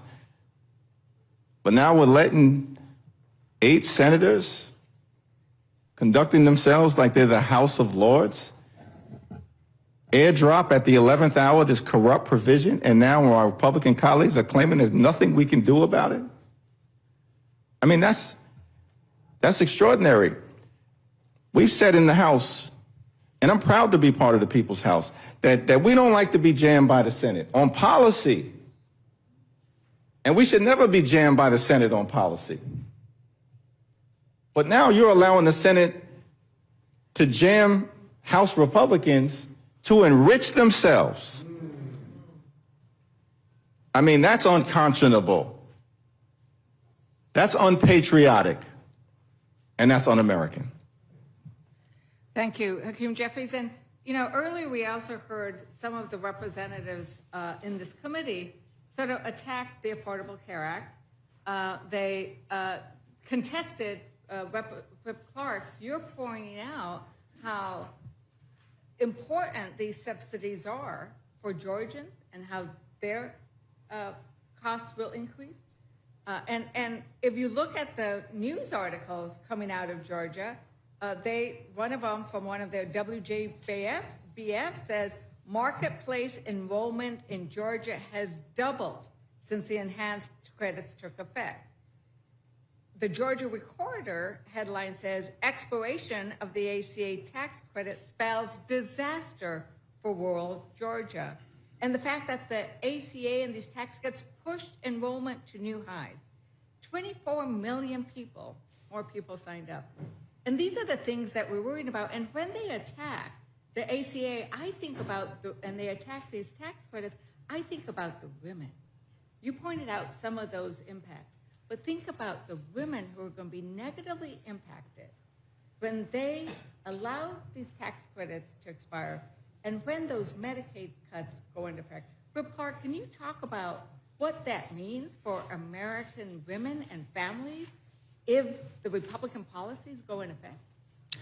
Thank you for the question, and I'm sure that your experience has been very much like mine. We were talking about the Kaiser Family Foundation numbers. On average, the ACA premiums are going up over $1,000, $1,026 in a monthly payment. And you think about the mom that I met at a food bank just a few days ago. And she had really narrowed what she was eating to a few crackers a day because she wanted to make sure that her children, when she was unsure that that SNAP benefit was coming, and she's already working 2 jobs as a single mom to keep food on her table, to keep the lights on, to try and keep a shelter, and trying to hide all of this from her kids so they can go to school and learn and not be anxious. That is hard. That is sacrifice. And we talked today about to veterans who said to me, fight on, fight on. To this morning in Arlington, Massachusetts. And we talked in our comments about veterans today about sacrifice and what it means to put it all on the line for your country. That is what we ask hardworking Americans to do all the time. Get up, work hard, and try and get ahead. And they are telling us this system doesn't work for us. I would join any one of my colleagues in working on overhauling our healthcare system. It wasn't working well for people before they took an axe to all of it and all of the supports. But when we're here on Veterans Day, talking about sacrifice and courage, if we cannot find the courage to at least speak out, and as the leader said, when we're not going to find a dime in this budget to give people health relief, when we are not going to talk about restoring the almost $200 billion cut to SNAP that was made before they politicized it as a weapon, we certainly owe those who don the uniform of our country to be able to stand up and say, we have identified a wrong in this budget in creating a personal fund for 8 select senators, millions of dollars that could flow to them. And we can't stand up and demand that we do better, then it's time to think of something else to do, if that's the kind of decision. Because what's hard is to be a single mom in this country and trying to get that little bit of breathing room. And we can certainly look them in the eye and say, we are fighting for you, and we are not going to stand for blatant corruption in this CR. Thank you for fighting for the women of America and for all the families of America, wherever they happen to live, Republican or Democratic districts. And with that, if there is nothing else, as the last Democrat on the panel, I yield back. Thank you, Ms. Leisure Fernandez. Mr. Jack, you're recognized. Thank you, Chairwoman, and thank you to Leader Jeffries and Whip Clark for testifying before us today. I'm just curious, rewinding back to March of 2021, when these enhanced premium tax credits were created, could you walk us through in this committee through the thought process as to why they were set to expire at the end of this year? Well, actually, we'll correct the gentleman's time frame because, as you probably recall, the original Affordable Care Act tax credits were part of the American Rescue Plan. That lapsed at the end of December in 2022. As part of the Inflation Reduction Act, which was enacted in 2022, that extended the Affordable Care Act tax credits for an additional 3 years, which is why the amendment that we're offering today would extend the Affordable Care Act tax credits for 3 years under current policy baseline. That's been the Republican policy. In fact, you all just use current policy baseline to jam the one big ugly bill down the throats of the American people. Current policy baseline where you ripped Medicaid away from 14 million Americans. Current policy baseline where you enacted the largest cut to SNAP in American history. And most egregiously, current policy baseline as part of your one big ugly bill to provide massive tax breaks for your billionaire donors. And you made it permanent. And now, what we've seen over the last several weeks is the Republican refusal to even extend the Affordable Care Act tax credits for working class Americans for a year. So that's why we're in the situation that we're in. And Republicans continue to refuse to take yes for an answer. We're trying to help you help your own folks, because the states that will be most impacted if the Affordable Care Act tax credits expire: West Virginia, Wyoming, Alaska, Mississippi, Tennessee, Texas, Alabama, South Carolina, North Dakota, and South Dakota. Those are the top 10 states impacted if the Affordable Care Act tax credits expire. So this is not a partisan issue for us as House Democrats. It's a patriotic issue, because we're fighting to protect the health care of everyday Americans, whether you're a Republican, a Democrat, or an independent. You're a hardworking American taxpayer, and you can't afford to have your health insurance premiums skyrocket by thousands of dollars a year. Thank you for that. And a question I have, you mentioned things should be bipartisan issues. I'm curious, this bill before us is a bipartisan bill. 8 Democrat senators crossed the aisle to send it over to the House. I'm curious, what's your message to those 8 Democrat senators who bravely crossed the aisle to send this bill to us? Our message, our fight right now is that there are at least 25 different House Republicans, because we're in the House of Representatives right now, 25 House Republicans who in different ways have said, yeah, we need to extend the Affordable Care Act tax credits. And now is the opportunity for members of the House Republican Conference to actually mean what they say. And we're giving them this opportunity. If you make this amendment in order, let's debate it on the House floor. My friends on the other side of the aisle have been literally gone for 7+ weeks. We should have ample opportunity, and I appreciate, Madam Chair, you giving us the opportunity to testify here today. The distinguished gentle lady from the great state of North Carolina by way of Brooklyn, the Bronx. Manhattan. In there. We get them all in.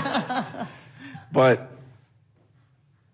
let's debate these issues. We've been saying it week after week after week. We'll find a bipartisan path forward. Let's reopen the government, but let's do it in a way that addresses decisively the Republican health care crisis. Thank you. I'll yield to my colleague and friend, Mr. Roy, before I yield back to the chair.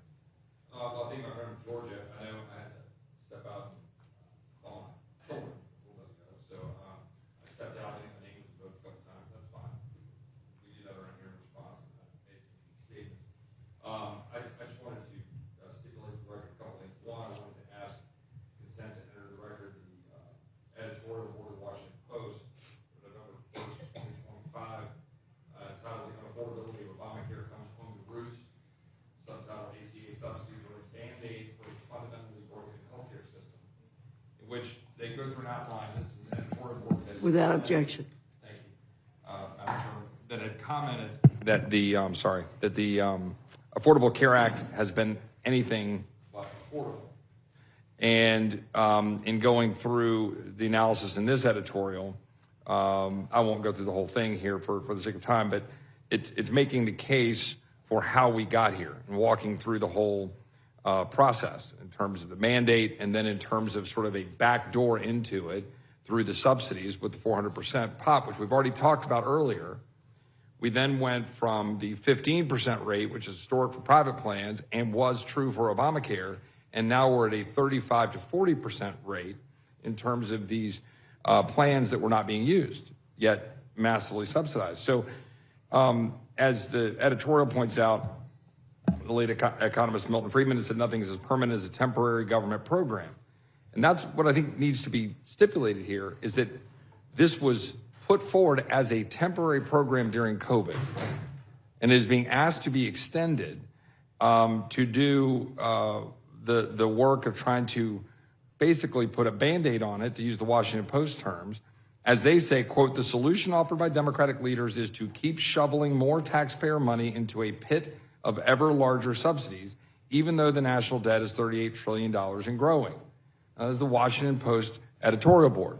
And I would just close by saying we have significant solutions to health care that we have been putting forward and proposing.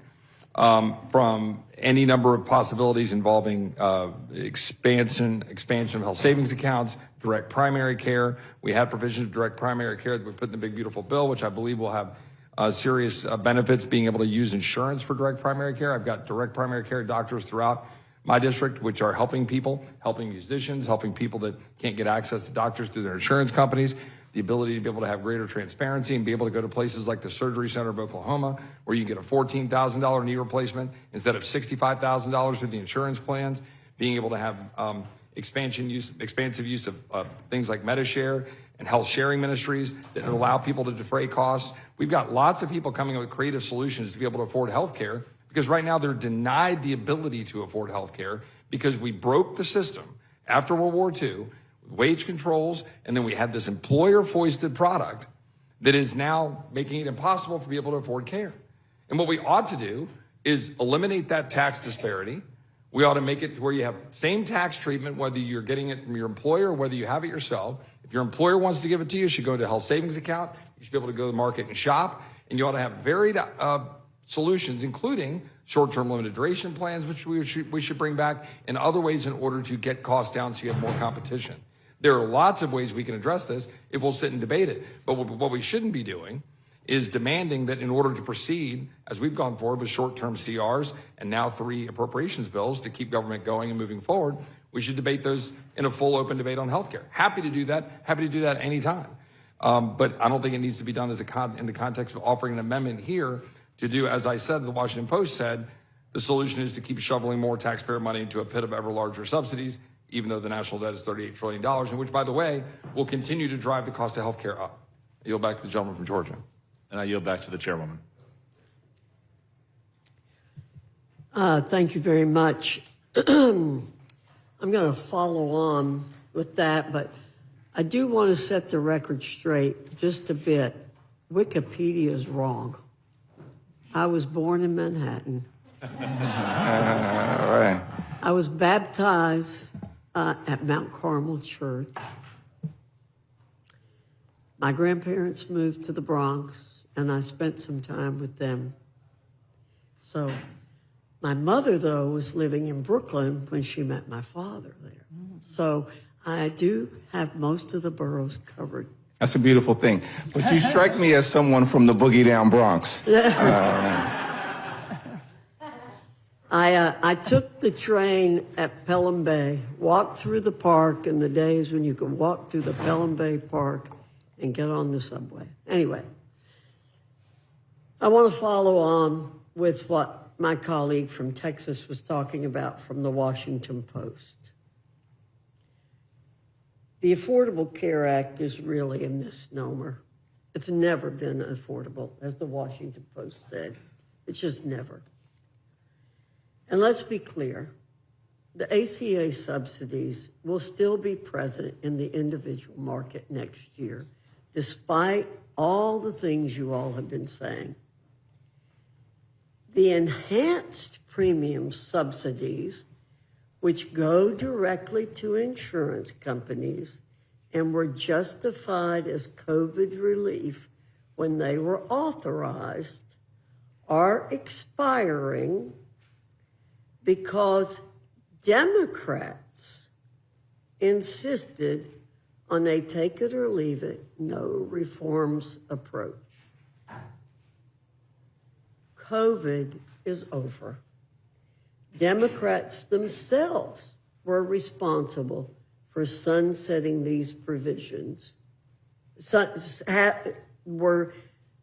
are responsible for setting up the sunsetting of these provisions at the end of December 2025.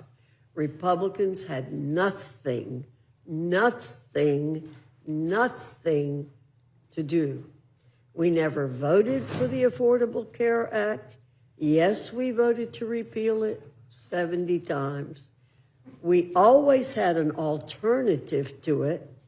We've heard over and over tonight that there were no alternatives. That is not true. Much of what has been said tonight is not true.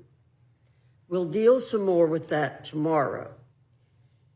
But we should not be rewarding our colleagues for taking the entire government hostage by rubber stamping a COVID-related program. COVID is over.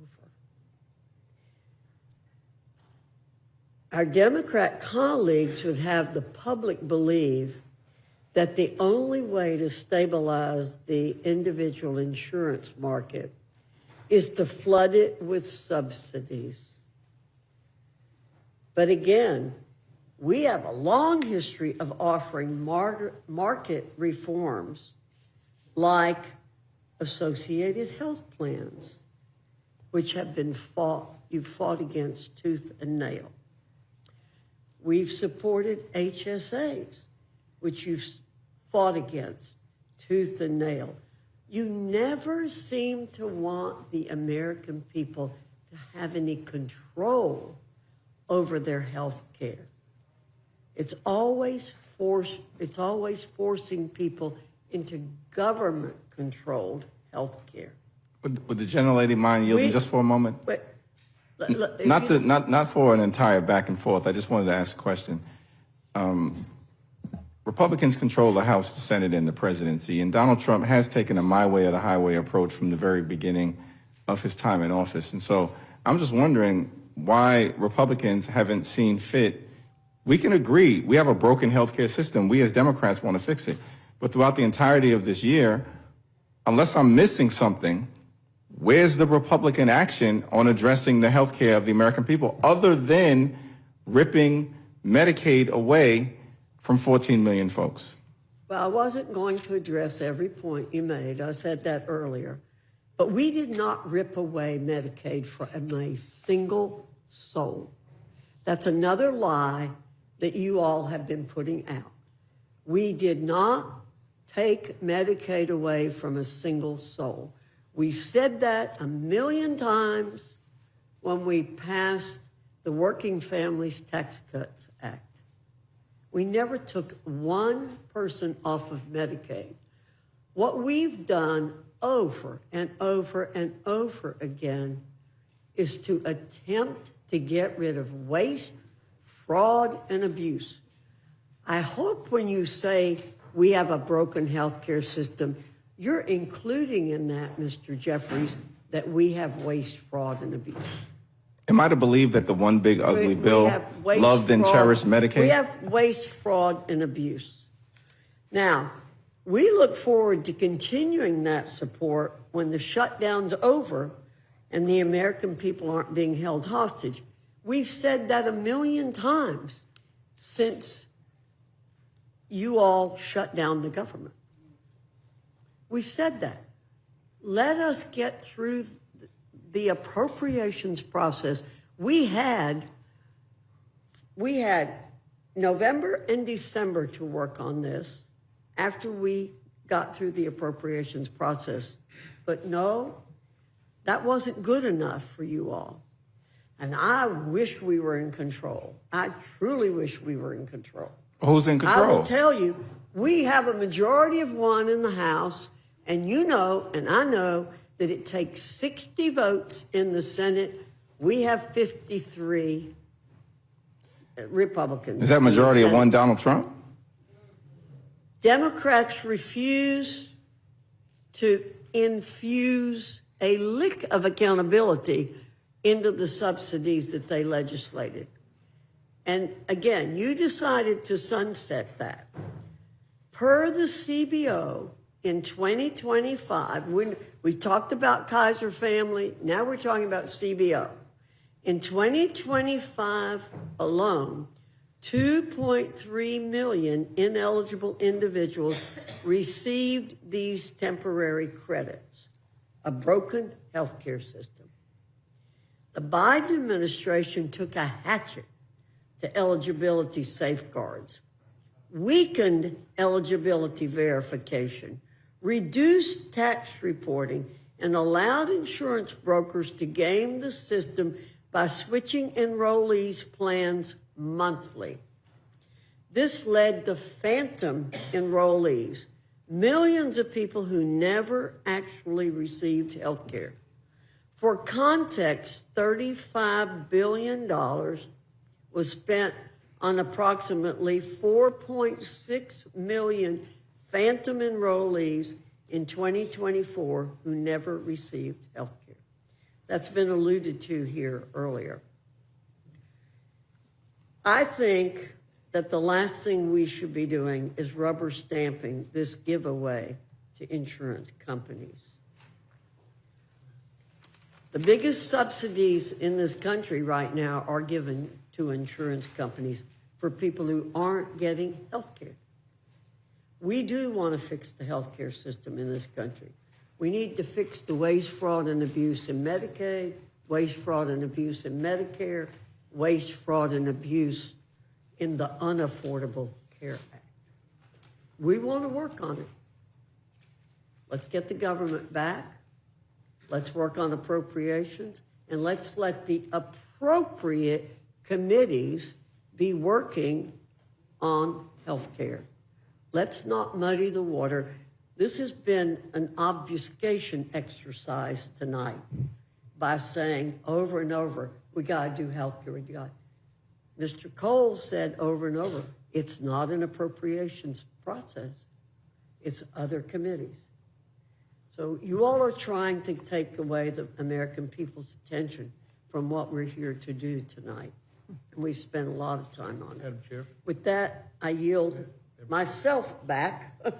I mean, have you heard from anybody in your district who has seen their health premiums double or triple? I mean, and what do you tell these people? I heard that. You're on your own tough luck, and you know. Mr. McGovern, I'll answer. Okay. No, I have not. But I heard when Obamacare was put in effect how horrible Obamacare was. Mr. McGovern, I'm answering your question. I heard how awful Obamacare was when it went into effect. I hear from people all the time, not just now, but for the last several years, how their insurance premiums have gone up over and over again. So, you know the approval rating of the Affordable Care Act is like 65%, and Donald Trump's approval rating is at 37%. I'm happy to go down to your district. We can do a joint town hall together and listen to people tell us their healthcare stories. But I can't go back to my constituents and just tell them, McGovern, screw you, you're on your own. We're not going to help you out. Mr. McGovern, it's my time. And I yield back. And I thank our witnesses for being here. You're excused. Thank you. Thank you.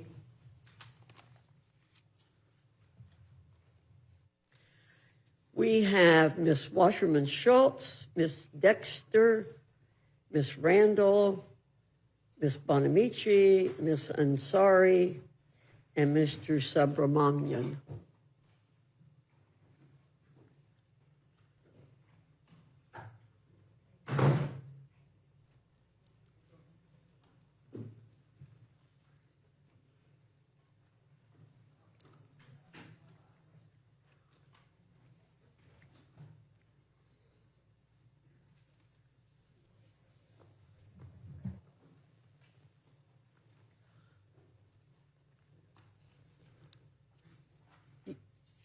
You all know the rules. Your written testimony will be put in the record. We ask you to speak for no more than 5 minutes. And I'll just call out names in the order that we saw you come in.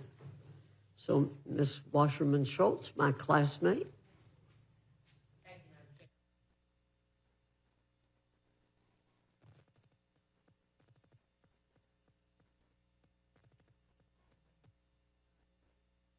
Oh, now it's on.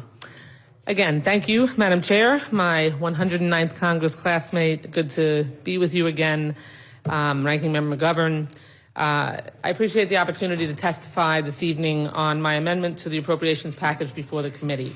As the ranking member of the Milcon VA subcommittee, it should be not lost on anyone that we are here on Veterans Day, considering a bill that not only unleashes brutal health care cuts on millions of Americans, but a bill that also underfunds critical Medicare for veterans subjected to toxic exposures. After Republicans have been AWOL for 7 weeks, It's quite a slap in the face to veterans on this, of all days. As you all know, the PACT Act is the most significant expansion of veterans' benefits in a generation.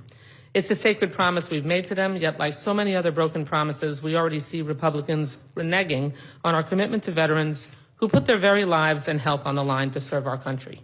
During committee consideration of the Milcon VA bill this summer, I secured bipartisan support for my amendment to restore $51.7 billion in advance funding for the Toxic Exposure Fund, or TEF funding, that was also requested in the President's budget.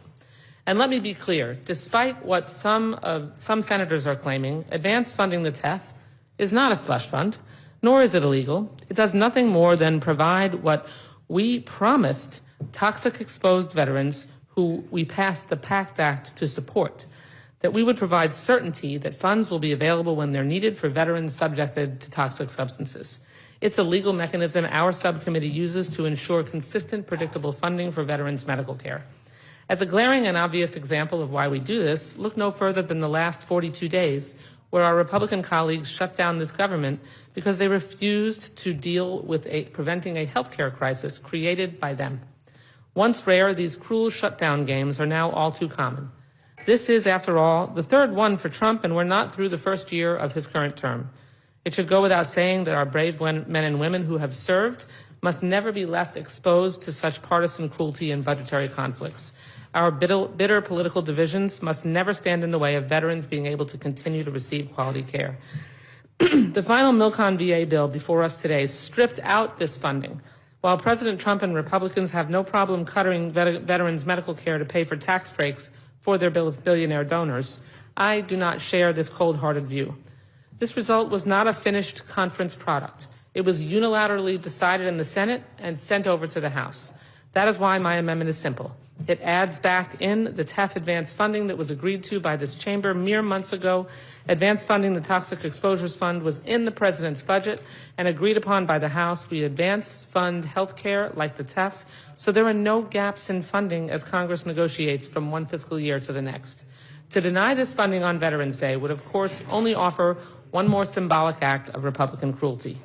After all, we're mere days from Thanksgiving, and President Trump still brutally attempts to withhold food assistance from our most vulnerable veterans, children, and seniors. Please make this amendment in order to ensure that the guaranteed seamless funding that we promised veterans in the PACT Act is there. To add insult to injury, for the winter holidays, Republicans in Congress are about to pull on their Grinch masks and snatch health care from millions of families nationwide to start the new year. I know, Chairwoman Fox, you know this quite well. You have 62,000 people in your district who will see their health care costs rise if Republicans let critical ACA tax credits expire. Because of this and the big ugly law that Republicans passed while Americans slept, as many as 38,000 people will actually lose coverage in Chairwoman Fox's district from that cruel act. Yet none of us will be spared. In my district alone, the health care horrors are even more bleak if this bill passes. There are 203,000 people about to be clobbered with huge increases in health care coverage, and 82,000 people that I represent will lose coverage from combined big ugly law and ACA price hike impacts. Tragically, the tear-jerking stories of lost coverage, denied care, delayed diagnoses, and needless deaths will haunt every single member who votes for this bill.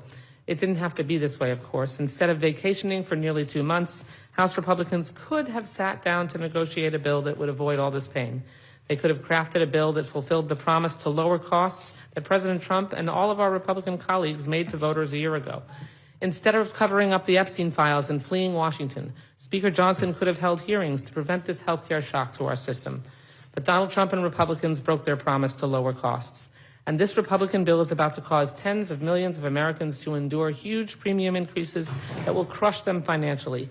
If we don't restore advanced TEF funding, well, we can add it to the list of broken Republican promises. But this one, of course, will break a pledge we made to veterans on Veterans Day. And while we are breaking our promise to veterans in the PACT Act, we are creating an actual slush fund to line certain senators' pockets with millions of taxpayer dollars. I hope you all will not break that or any other promise we've made tonight or tomorrow. And this bill is not the final word. Mark my words. House Democrats will fight on to lower health care costs. We'll throw our bodies in front of every Republican push to make health care more expensive for tens of millions of Americans. and will continue to fight to protect veterans exposed to toxins. Those are promises we made, and we intend to keep them. Above all, we'll make sure every Republican complicit in having this wrecking ball into America's healthcare system are held accountable for the harm they inflict on all of our hardworking families. Thank you for the time. I yield back. Thank you, Ms. Wasserman Schultz. Ms. Dexter.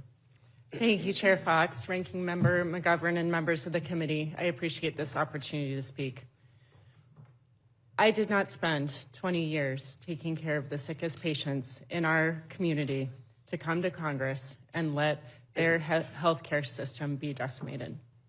I came here to fight for my constituents, the people behind every statistic and policy debate, who just want to be able to see a doctor that they can trust, afford their prescriptions, and keep their families healthy and safe.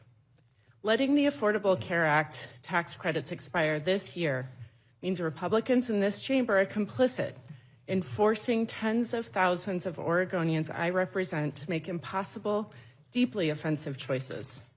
One constituent wrote to tell me, quote, I just got notice that my Marketplace plan is going up from $568 a month to $1,221 a month next year, an increase of $7,836 a year.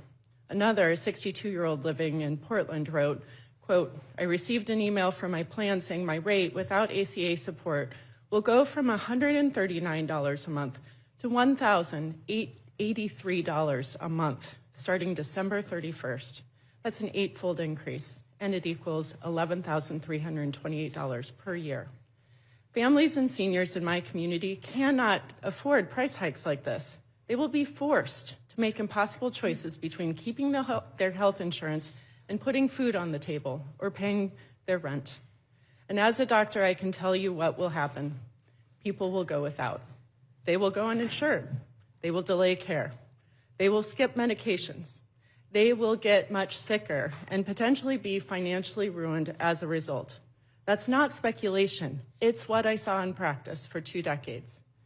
People suffer in silence until it's too late. And then we all, taxpayers and community members, pay the price.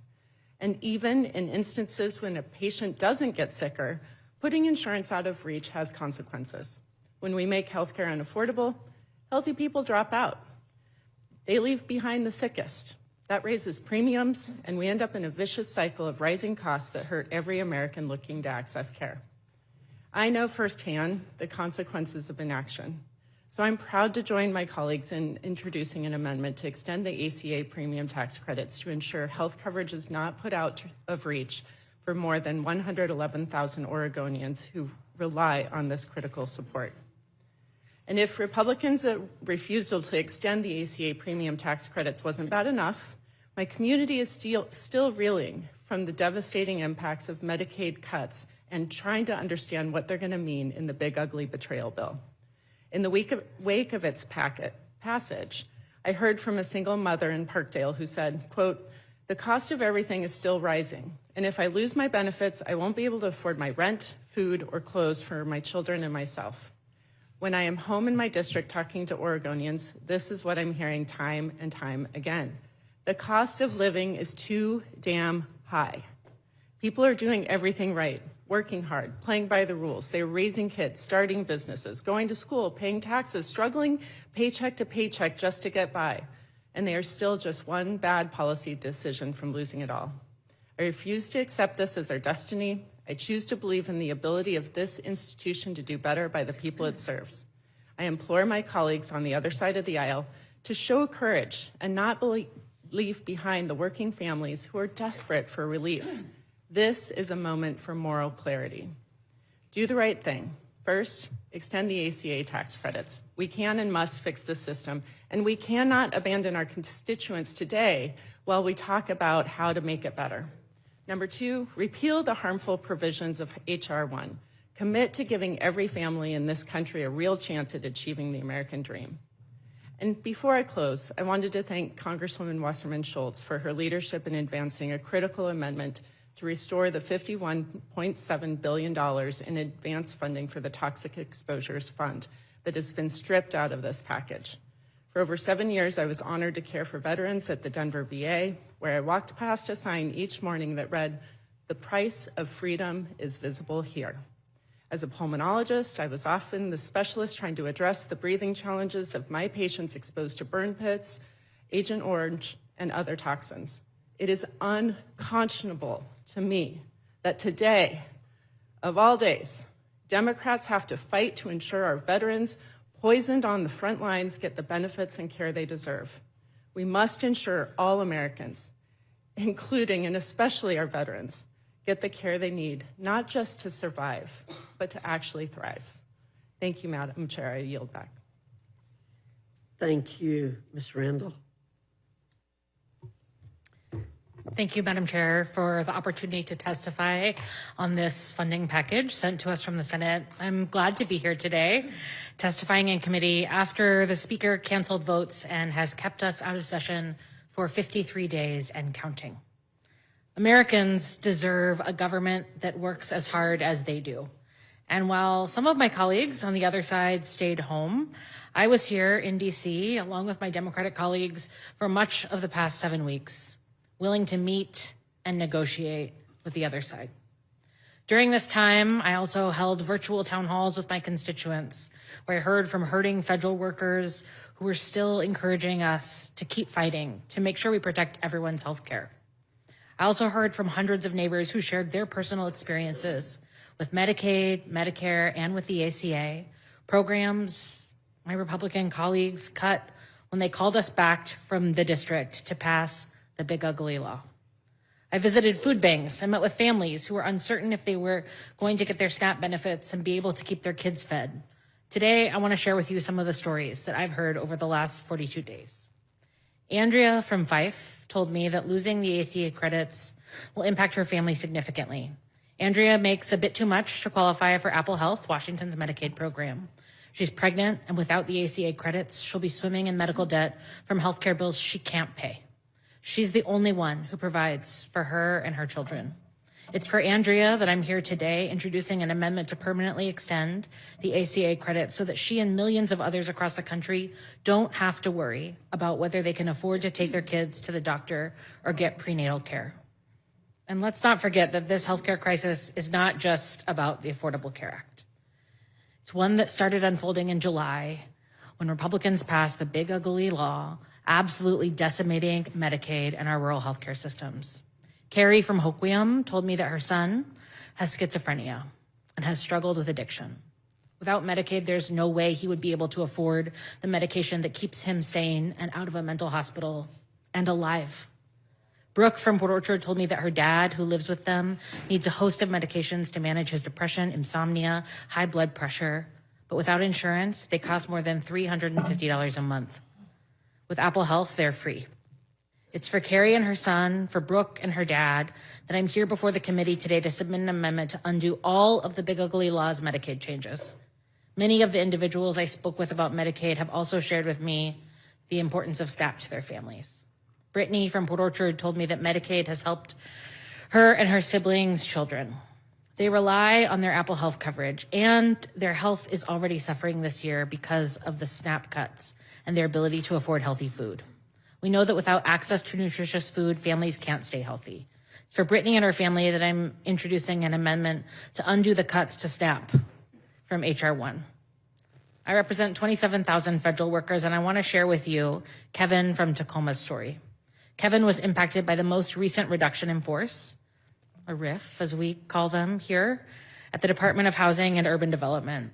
His federal career spanned 18 years with HUD and 2 years with AmeriCorps. He said to me, as you can imagine, I'm sad and frustrated to see that career come to a premature end.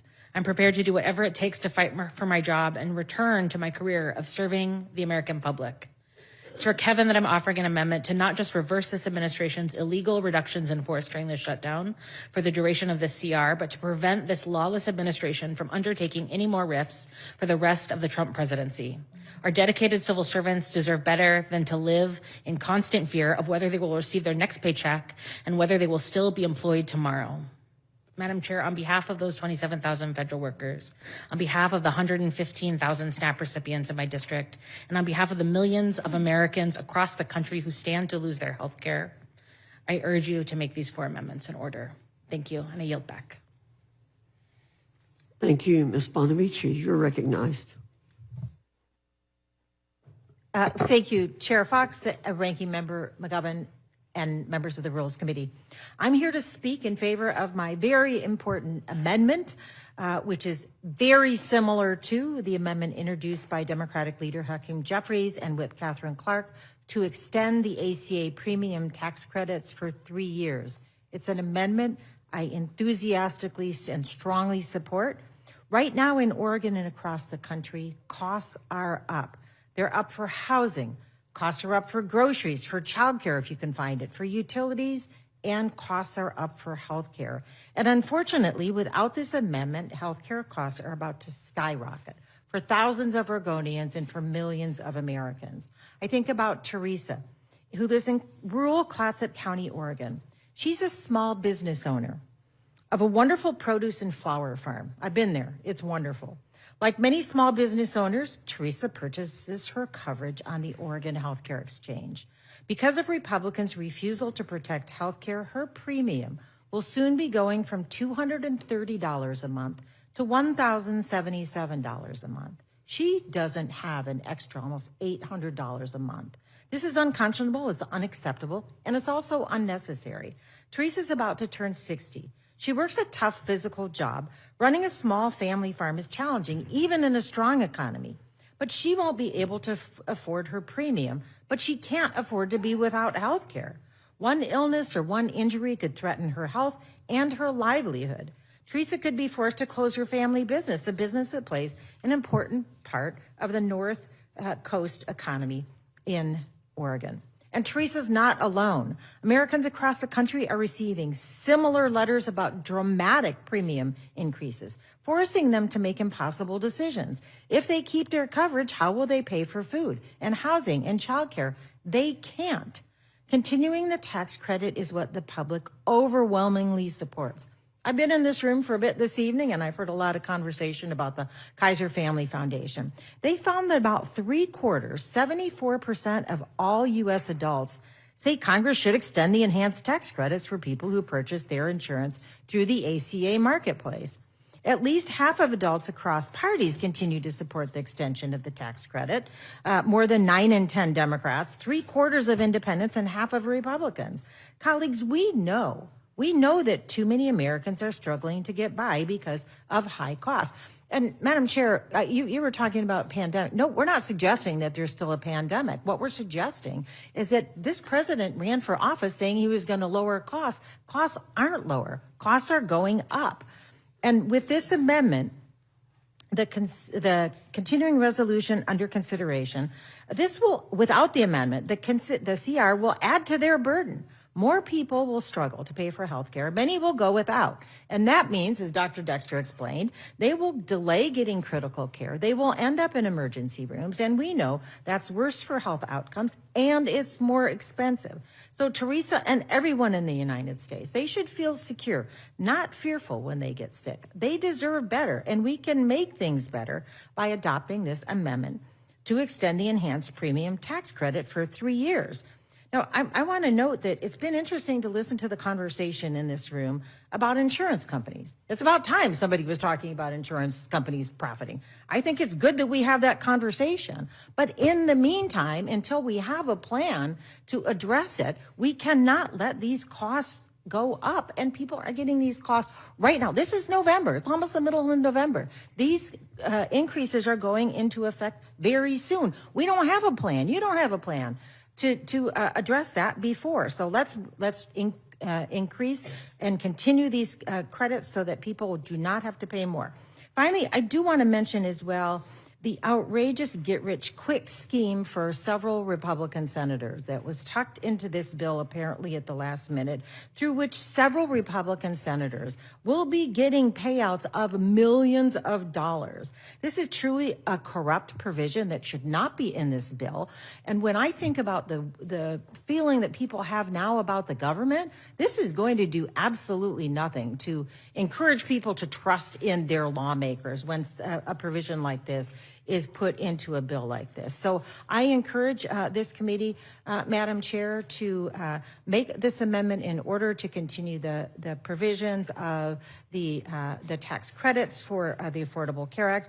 But also, let's work together and find a way to get this ridiculous payola get-rich scheme provision out of this bill. It's not a partisan issue, Madam Chair and Rules Committee members. This is an issue of right and wrong and trust in government. I thank you, and I yield back the balance of my time. Thank you, Ms. Bonamici. Ms. Ansari, you're recognized. Thank you, Madam Chair. Welcome back from your 8 weeks of taxpayer-funded vacation. It's good to see you, and I hope I'm going that to interrupt you. Republicans I'm going to enjoy- interrupt you, please. I am sick and tired of hearing you all say we had an 8-week vacation. That's exactly what happened. I worked every day. I don't know about you, but I don't I want to worked hear every single another day as soul well. We all worked say that. every single day, and that's exactly what happened with Speaker Mike Johnson. You're recognized. I hope that you all enjoyed yourselves while American families looked at their letters from their health insurance companies, terrified that their insurance premiums were going to double or triple while the House was out of session for 53 days. That is unacceptable, Madam Chair. Now, we are back here to vote on a terrible partisan spending bill that will deepen a healthcare crisis that you did create. By first stripping away Medicaid from 15 million people, that is a fact. I'm sorry that you deny that fact, but that is a fact of the matter in the bill. And by refusing now to extend the Affordable Care Act, healthcare premium subsidies that keep coverage affordable for American families. And you also did all of this while engineering the most unprecedented transfer of wealth from the working class and poor Americans to the wealthiest people in this country. That is another fact. The Republican shutdown lasted 41 days. It is the longest shutdown in American history. 41 days of unpaid federal workers and families losing access to food assistance. 41 days of families skipping meals and seniors delaying care because Donald Trump chose to use hunger and healthcare as leverage. The callousness and corruption is astounding. Donald Trump and Speaker Mike Johnson, throughout this entire time, did absolutely nothing. They did not lift a finger to try to negotiate a real solution on any of this. What was Donald Trump doing during this time? I know that he announced plans for his $350 million ballroom funded by billionaires and corporations. I know that he was traveling around the world to Asia. He hosted a huge Great Gatsby party. I don't know if anyone here was invited. The night before, 42 million Americans lost access to SNAP assistance. He is acting like a king while millions of people in this country are suffering. That is unacceptable. And Speaker Mike Johnson, throughout this time, he has not just enabled this corruption, he has actively participated in it. That's why I staked outside of his office last week, to be absolutely clear about what's been happening. Mike Johnson is starving Americans and gutting health care to cover up the Epstein files. And I want to explain exactly why and how he's doing so, because the public deserves to understand it very clearly. Congresswoman-elect Adelita Grijalva, who is from my state of Arizona, would be and will be the 218th signature on the discharge petition. 218 is the number needed to force a vote on the floor, whether the speaker wants one or not. And when Adelita is seated tomorrow, finally, after 49 days since she was elected to the U.S. House of Representatives, Speaker Johnson's going to lose control.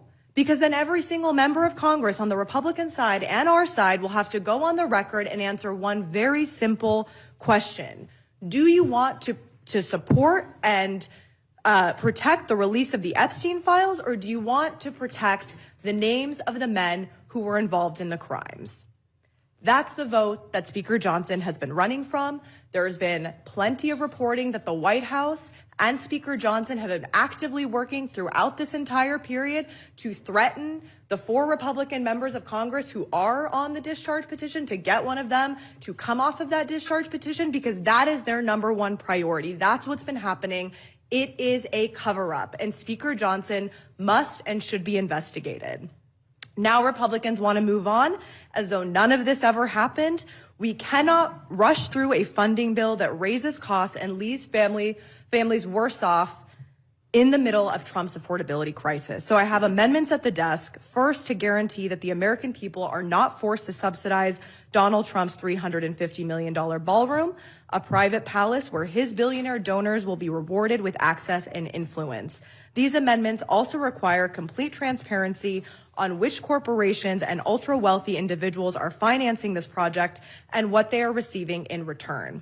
Second, to ensure that this bill cannot take effect until ACA premium tax credits are renewed, because if and when they expire, premiums will skyrocket and people will lose health care.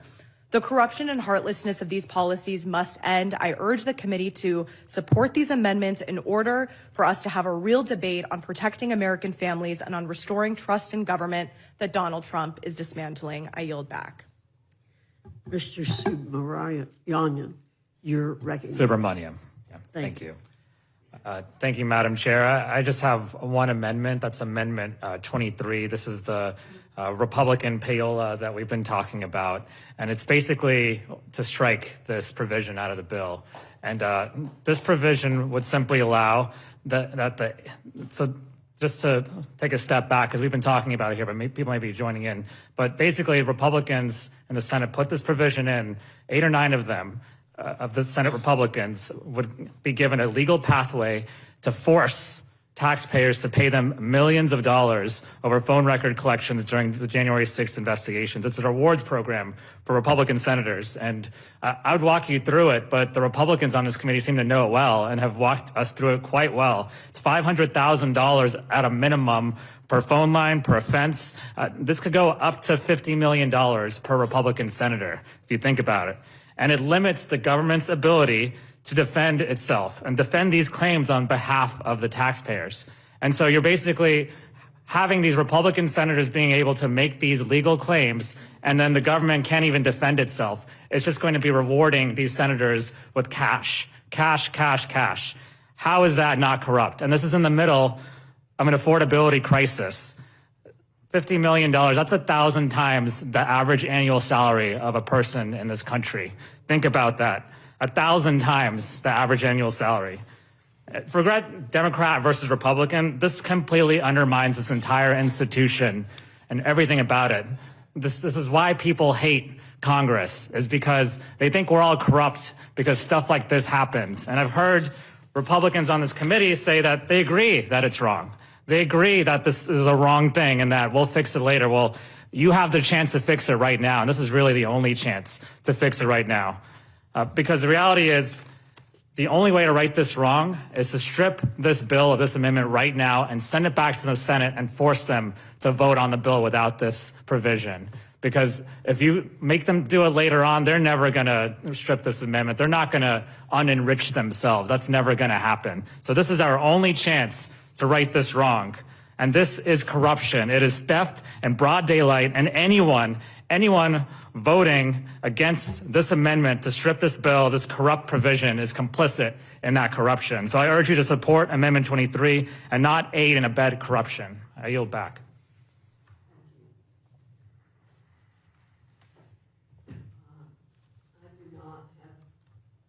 I'll delay my questioning. Mr. McGovern, you're recognized. Well, first, I want to thank you all for being here at this hour, and I appreciate it. I support all your amendments, and I think people are tired of us saying that we can't fix problems. I mean, people want us to fix problems. They want us to clean up corruption. They want us to make sure people have health care. They want us to respect our veterans. They want the Epstein files released. And we, and what's happening around here is you got a lot of people who are trying to have do the double talk. Yeah, I know I'm with you, but we can't do it because of this, or we can't do it because of that. I mean, and so then nothing ever gets done. And I just want to say one thing about, there's been a lot of kind of negative talk about the Affordable Care Act, but I do want to point out, I mean, I believe we need a very different healthcare system in this country. But I do want to point out some of the good things about the Affordable Care Act. Again, it's polling at 64% favorability.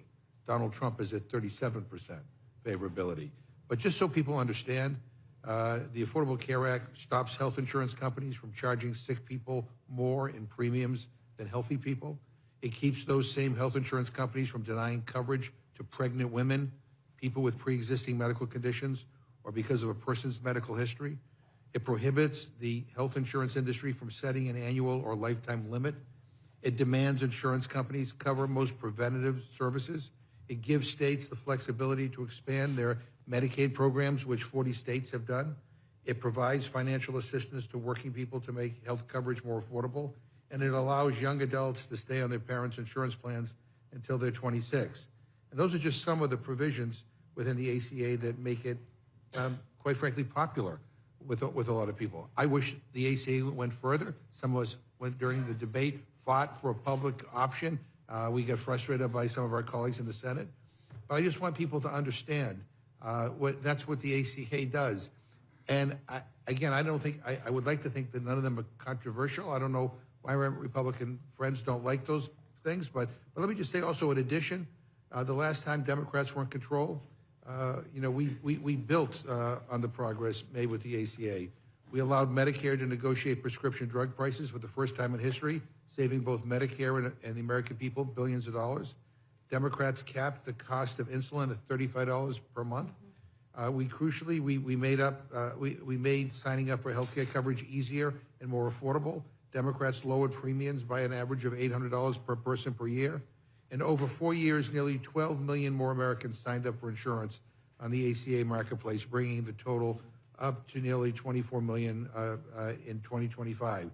And so, I think my Republican colleagues have made this case as they've attacked us for these, for calling for the extension of the ACA, enhanced credits, is that we have always been a champion for providing additional assistance to help make healthcare more affordable for people. They have been on the other side. I want to thank them for reminding the American people that we're always on the side of trying to lower their costs and not reducing the quality of their care. And I just want to say one other thing, and I appreciate the chairwoman, getting animated over the fact that the Republicans were basically not around for 7 weeks.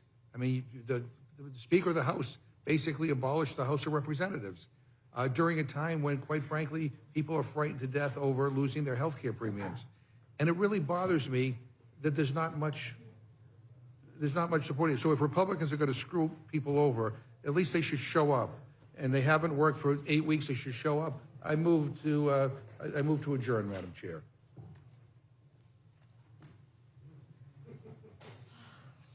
People ought to show up at the hearing on health care.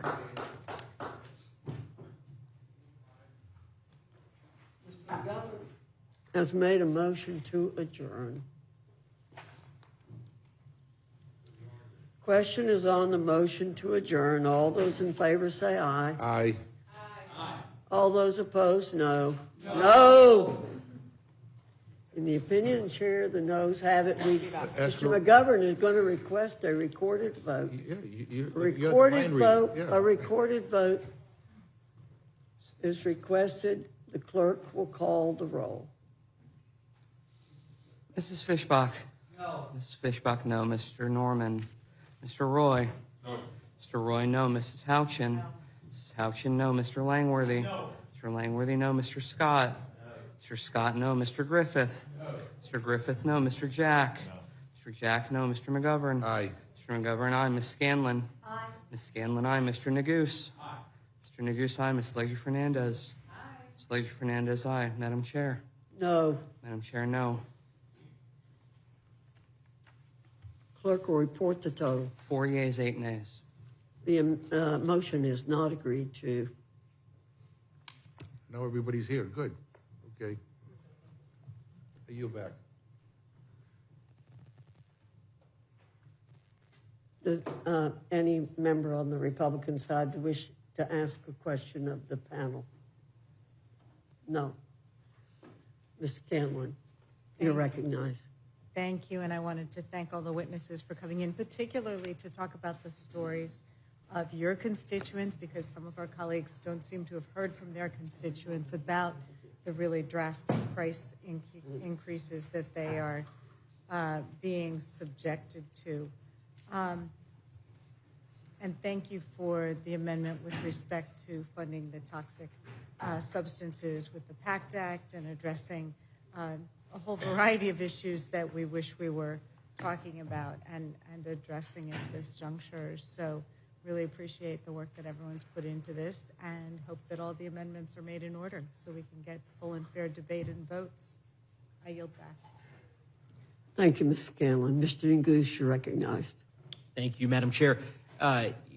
Before my friend from Georgia steps out, my question to my colleague from Virginia here was going to be connected to something you had said previously, just in regards to this very problematic provision regarding the payout or payola, as my colleagues articulated. And I guess the question is, I appreciate the gentleman from Georgia's concerns and certainly echo those concerns and share his sentiments. And I think I want to understand, and perhaps I'll direct the question to Representative Wasserman Schultz, because she served the longest here on this particular panel. If we were to excise this particular provision from the bill, the Senate, I presume, could quickly hotline this bill, and the country could see what corrupt senator is willing to stand up and refuse unanimous consent to get this bill across.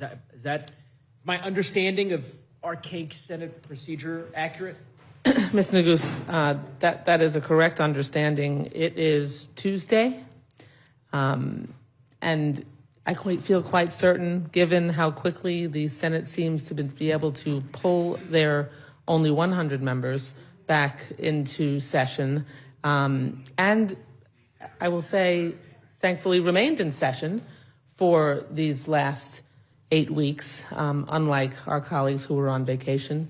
They seem ready, willing, and able to deal with the work necessary that was outside of the process of passing a CR, and certainly should be able to come back in, excise this grossly corrupt provision that will enrich and line the pockets of 8 senators, and breathtakingly, they have millions of dollars that they were willing and able to include in this bill to line the pockets and enrich senators, but they can't agree to advance fund vital healthcare funding to ensure that toxic, exposed, and poisoned veterans don't have a gap in our ability to keep that safety net underneath them. That shows you where their priorities are. If everyone is so concerned with reopening the government, which we all should be, they will get their tuchuses back to Washington, take that provision out, and pass. After we've taken it out, they can pass the bill and send it back to us. I couldn't agree more. Send it to the president. I certainly agree with the gentlelady from Florida, and I appreciate the gentleman from Virginia proposing this particular amendment. One final note, I guess I would say, Madam Chair, I, like everyone here in the committee room, noticed with great interest your reaction to Ms. Ansari's statement regarding House Republicans being on paid vacation for the last 54 days, and I understand that you took great umbrage at her suggestion or her statement in that regard. What I find fascinating is that none of your other Republican colleagues took any umbrage to her statement or to any other of those statements, similar statements made by my Democratic colleagues here. And of course, it's no surprise because they're not here. They're all in the back room, none of them. I mean, hence Mr. McGovern's motion to adjourn, to somehow find a way, after 8 weeks of Republicans just completely skipping town, that perhaps they might grace this committee with their presence to hear the testimony from their colleagues. So in any event, I'm certainly glad that the chairwoman is here and has an opportunity to defend the propriety of how she accorded her time during the course of this 54-day sojourn that Speaker Johnson sent the House on. But I wish my colleagues might perhaps join us so that they could defend themselves as well. But I digress. I'll keep waiting for that. Maybe there'll be another motion to adjourn in the offing here. Anyway, I yield back to the chairwoman. Ms. Ledger Fernandez, you're recognized. Thank you very much, Madam Chair. And it was sort of quite hilarious how they all rushed in here to vote. None of them came to work to actually sit through the committee. And in fact, most of them didn't even sit through the testimony of their own chairman of appropriations or through the ranking member. And, threw out speeches and then left. So there could be no dialogue. There could be no debate. And this is the only time that the House has to debate this bill. It feels like the Duma. It feels like the Duma. And you know what else it feels like? It feels like, back then when we were debating that big, beautiful bill that we all rushed back here to vote for. Because they wanted us to make sure that we voted before July 4th for their big, beautiful bill. They could move heaven and earth to make sure we got here. But they can't move heaven and earth to make sure we get tax credits for working families, to make sure that we eliminate this payola. Yes, I started calling it payola, and I looked up when I started calling it that. I was like, when I first read that, I said, we got to get rid of this. Because what is a payola? Is it a bribe? Like, what did these senators get in return? Like, what were they giving up? And we keep saying 8 senators. I'm going to say their names. We have 8 senators. Senators Graham, Johnson, Senator Blackburn, Senator Loomis, Senator Haggerty, Senator Hawley, Senator Sullivan, and Senator Tuberville. Let's say their names. Let's make sure the American people know who will get millions of dollars, because each violation will give you $500,000. And so they can claim violation. And when we say violation, that sounds like something went wrong. Let's make sure the American people know.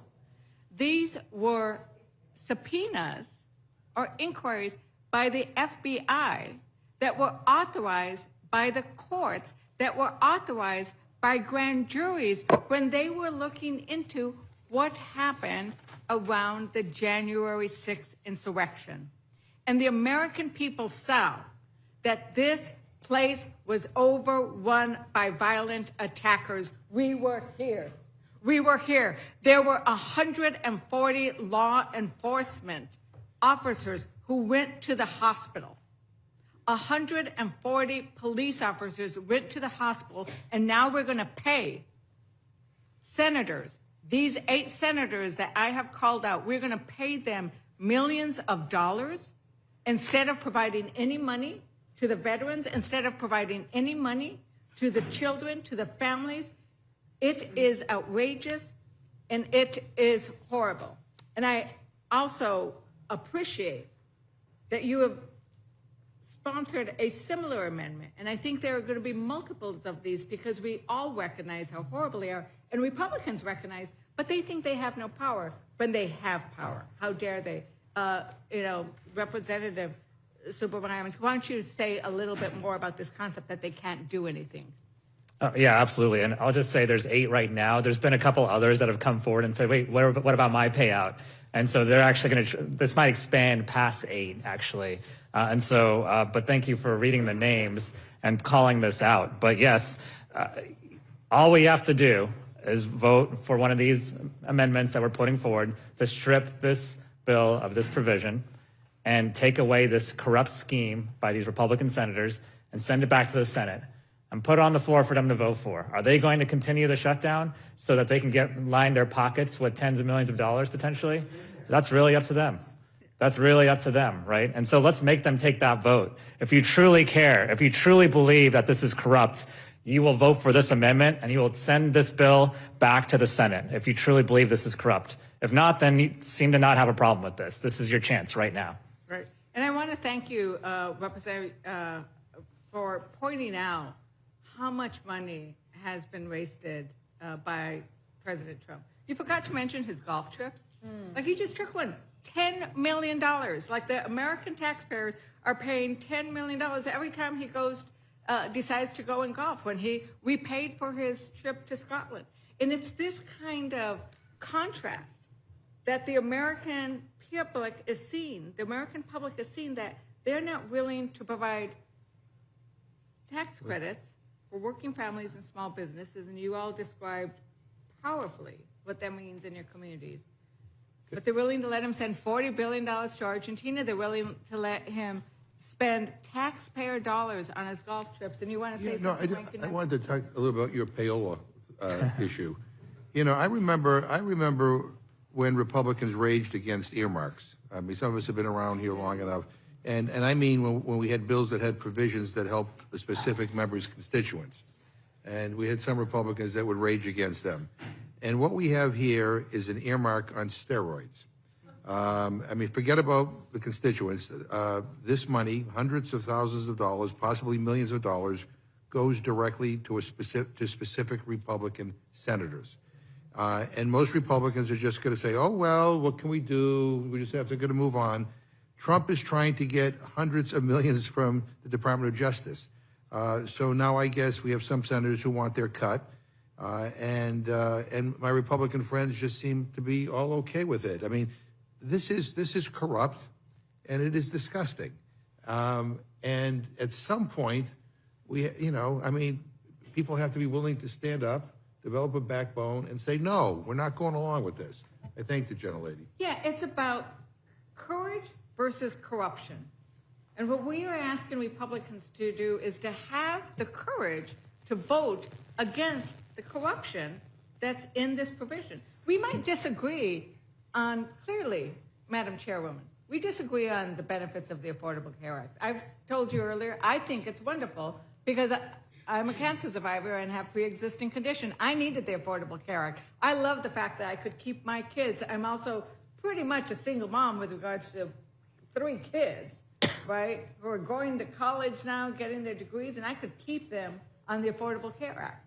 You know, as my kid was working in service industry, you don't get enough money to get health care. I could keep him on my health insurance.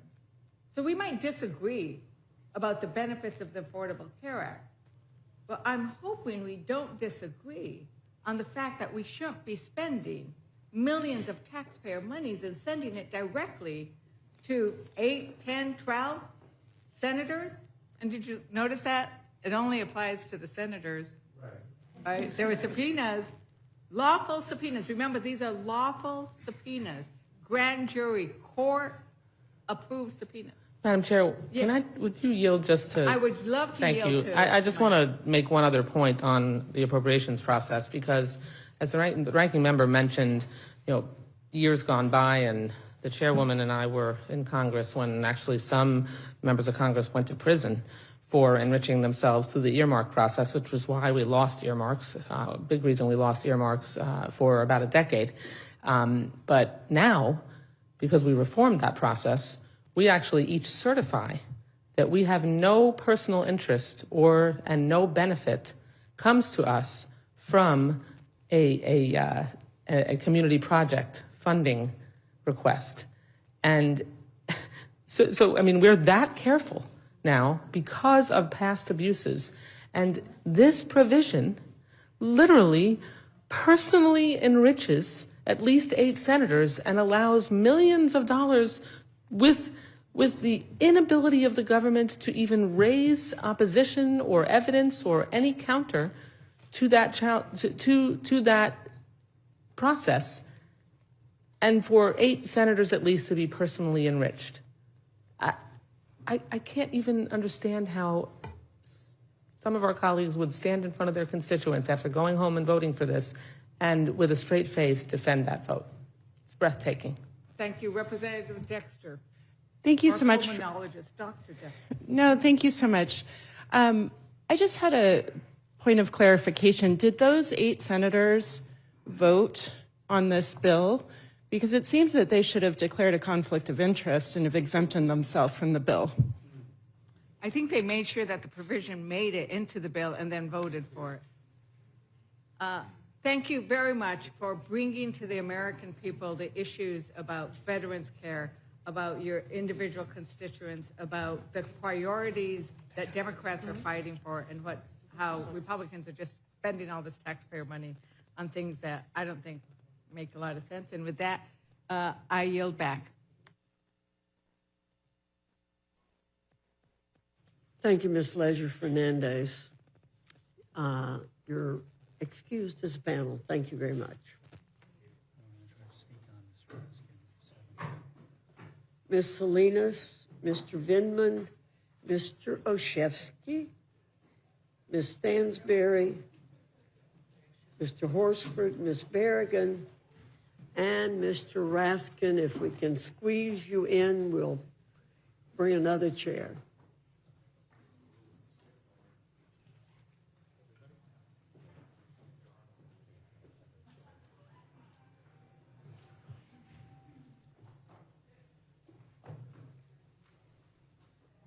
We'll do as we did on the other panel and just go in the way I called out the names before. Ms. Salinas.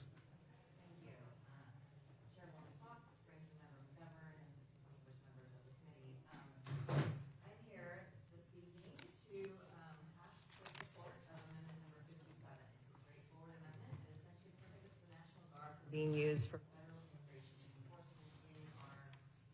and the District of Columbia. We have seen across the United States provocation in use of ICE enforcement in cities like Portland, Oregon, where you see inflatable dolls, frogs, unicorns dancing in the streets, and aggressive action from the Trump administration, who believes that we need further escalation from the National Guard. And we've seen this in cities across the United States, in Chicago, in Los Angeles.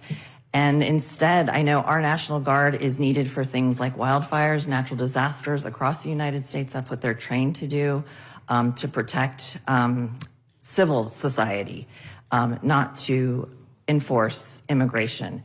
And so this, again, is a straightforward amendment to basically prohibit the use of federal enforcement of immigration purposes. I also am in support of Mr. Horsford's amendment that should be at the desk to basically direct $40 billion from Argentina to be used for healthcare purposes. This is a big issue in my district. I serve on the House Agriculture Committee, and I talk to my growers in my district all the time. And while they're very upset over the use of the $40 billion from the Trump administration to prop up soybean and cattle, it's something that they're very upset about. We should have had a farm bill in 2023. They're upset over that. And they've asked me, what could we be doing? What else is going to be happening in this current Congress? And I said, well, you should also be thinking about healthcare. We have about 4 different rural hospitals in the state of Oregon that are at risk of going under. And for us in Oregon, a lot of my rural communities actually use the Affordable Care Act, and they recognize that this is something that's really big and perilous for them. And we've had hospital closures where women from rural parts of my district, actually in Congressman Cliff Bence's district, where our labor and delivery units have closed and people have had to drive much farther than 2 hours to, as they're about to have a baby, and that's a long time to drive if you're in a snowstorm. So taking that $40 billion that President Trump has used to prop up soybean and cattle, and again, my growers and my farmers are apoplectic over this, but to use it for healthcare, especially for our rural communities who are some of the biggest users of the Affordable Care Act, would be a great way to make amends to our rural communities who are in a very difficult position right now. So I support that amendment as well. And with that, I yield back. Thank you, Ms. Salinas. Mr. Vindman. Thank you, Madam Chair. Thank you, Madam Chairwoman. So we're now living through the longest shutdown in this country's history. And I actually was in the Trump White House for the previously longest shutdown in this country's history. And what thing is in common between those two? Donald Trump is president. And so last week we just had elections in a very purple state here in Virginia, in the Commonwealth of Virginia. And the message was very clear that chaos and cruelty are not popular policies, okay? We're less than a year out from the midterms. And so I just want to remind my colleagues that I don't see anybody in the room right now, but that this shutdown, these policies to eliminate health care for millions of Americans, the corruption that we're seeing in the White House and now in the Senate is outrageous, and the American people are paying attention. So today's Veterans Day, and as I look around, I think I'm the only veteran member in the room, so I'm going to take a little bit of privilege here. I was at my VFW, and I was having a beer with some paratroopers and Marines and others, and I wanted to get a sense from them. What are they thinking about the shutdown? What are they thinking about the state of affairs? You know what? They want and they demand accountability. They put their lives on the line, and they fought for this country, a certain set of values. And what we're seeing from this administration, from this Congress, is complete antithesis to those values. Many federal employees live in my district, and they're American patriots that see the lawlessness in this administration. A few weeks ago, I was at a food bank, and it was billed as giving fresh produce to federal employees that had been furloughed and that weren't sure when they would receive their next paycheck. And the line stretched around the building. It didn't get any shorter the entire time I was there. And every federal agency was represented. There was a guy in a TSA uniform that had come after work, DOJ, DOD, Department of Labor, everybody. And that was certainly something that was striking to me. But the thing that struck me, frankly, the most was the lady that was in the line next to me that was handing out food was a Customs and Border Protection employee that was essential. So she came after work to hand out food to her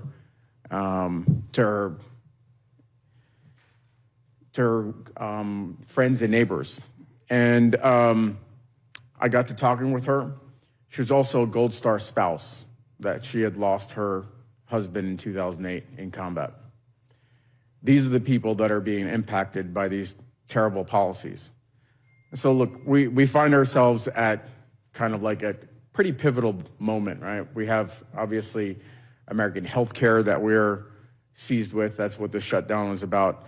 But something really outrageous, in my opinion. This is my first time appearing before this committee, but I really couldn't sit on the sidelines.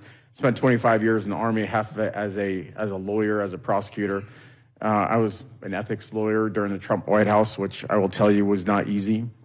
And look, we have an opportunity to actually do what's right. I heard some of my colleagues, Mr. Scott, made a pretty sort of impassioned statement about having a problem with the payola scheme. It's a quid pro quo. The senators, the 8 senators, they want payback for having supported the president, and it's only senators. And what do? The Senate had an opportunity to make a decision. We are an independent, separate, co-equal part of Congress. We have an obligation to do what's right. My colleague in the previous panel was right. People hate Congress. They have a low opinion of Congress. I mean, this reflects poorly on all of us. So how about we actually do the right thing? Let's not worry about what the Senate's going to do. The Senate can get back and vote on this thing this week in the next 48 hours if they wanted to. Let's take this terrible provision, this payola, this quid pro quo that the Senate put in to enrich itself out of this bill. It's simple as that. And I'm just going to read an extract from the New York Times article that came out about this. It says, it was published yesterday. A spending package expected to be approved as part of a deal to reopen the government would create a wide legal avenue for senators to sue for as much as $500,000 each per offense when federal investigators search their phone records without notifying them. These are extracts. The provision tucked into a measure to fund the legislative branch appears to immediately allow for 8 GOP senators to sue the government over their phone records being seized in the course of an investigation by Jack Smith, the former special counsel, into a riot. I'll call it an insurrection on January 6th because that's what it was. Each violation would be worth at least $500,000 in any legal claim.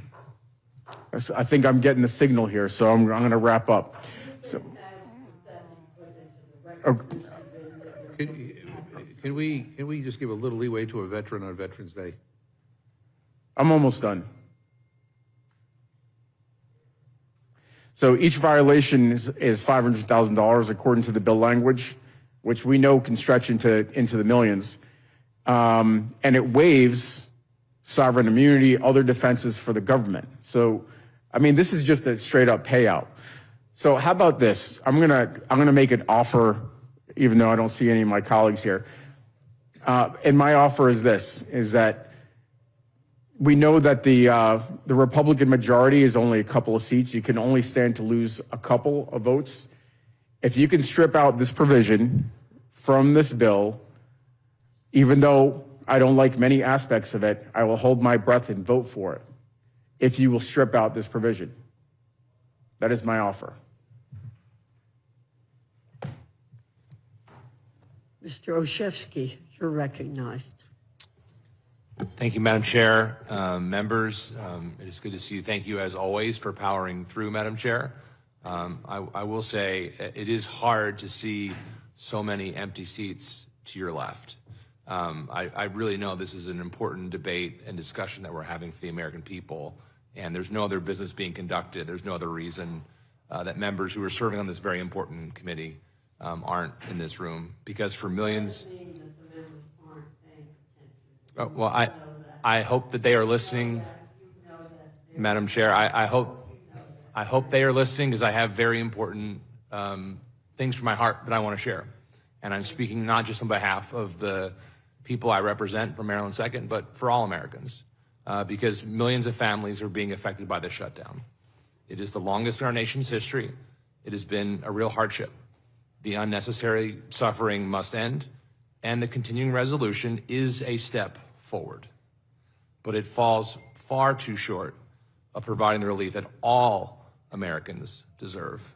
We can do better, and we can do better right now in this committee and in this House. We can pay our workers, feed hungry families, provide reliable public services while also protecting working families from exploding healthcare premiums and copays and what amounts to a massive tax increase. We can do that by reopening the government and preserving those ACA credits that we've heard so much about. We've already heard Republicans in Congress recently passed $1 trillion in tax cuts that disproportionately affects the ultra-wealthy. President Trump, we've heard already, has marshaled $40 billion in resources to bail out his buddy in Argentina, another $1 billion to retrofit a new jet. Surely we can find the resources to extend healthcare subsidies for 1 year, as several House Republicans have already proposed in a bipartisan framework released last week to help end the shutdown. As I mentioned, there are nearly 24 Republicans who have, one way or another, endorsed some extension of the ACAs. But I'm here before you, Madam Chair, because I'm also deeply concerned in what Ranking Member DeLauro brought forward, that this so-called deal does absolutely nothing about cuts that are unilaterally being enacted by the executive branch. President Trump and this Congress have already slashed more than $9 billion from the last bipartisan budget that was passed. He's halted energy-creating jobs and jobs potential by explicitly targeting Democratic-led states and Democratic-led districts in Maryland and across the country.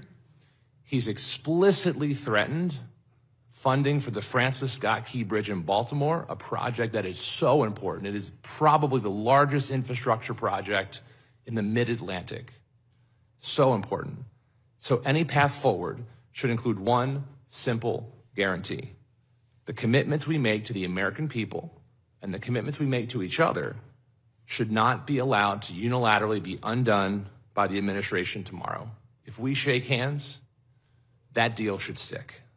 Without that protection, no deal is worth the paper it's written on. But I'm not just asking you to believe in me, Madam Chair. I'm asking you to agree with our Republican colleagues. Congressman Womack questioned why any Democrat would support a deal if, and I quote, "You know that whatever you negotiate is going to be subject to the knife pulled out by Rust vote." Senator Murkowski told reporters that Democrats should be asking themselves, why am I going to be helpful if Mr. Vogt and OMB are just going to do a backdoor move and rescind what we've been working on? We are an important institution. We are a co-equal branch. We should be vigorously guarding our power of the purse, not giving it away. I offer two straightforward amendments to do that, Madam Chair. One eliminates the President's authority to expedite the rescission package. It puts back into regular order the Senate practices that requires a 60-vote threshold. If we're going to have a bipartisan agreement to enact a budget, let's have a bipartisan agreement to remove a budget. The Second Amendment prevents those so-called pocket rescissions, specifically requiring any funding appropriated by Congress be obligated if we are within 90 days of its expiration.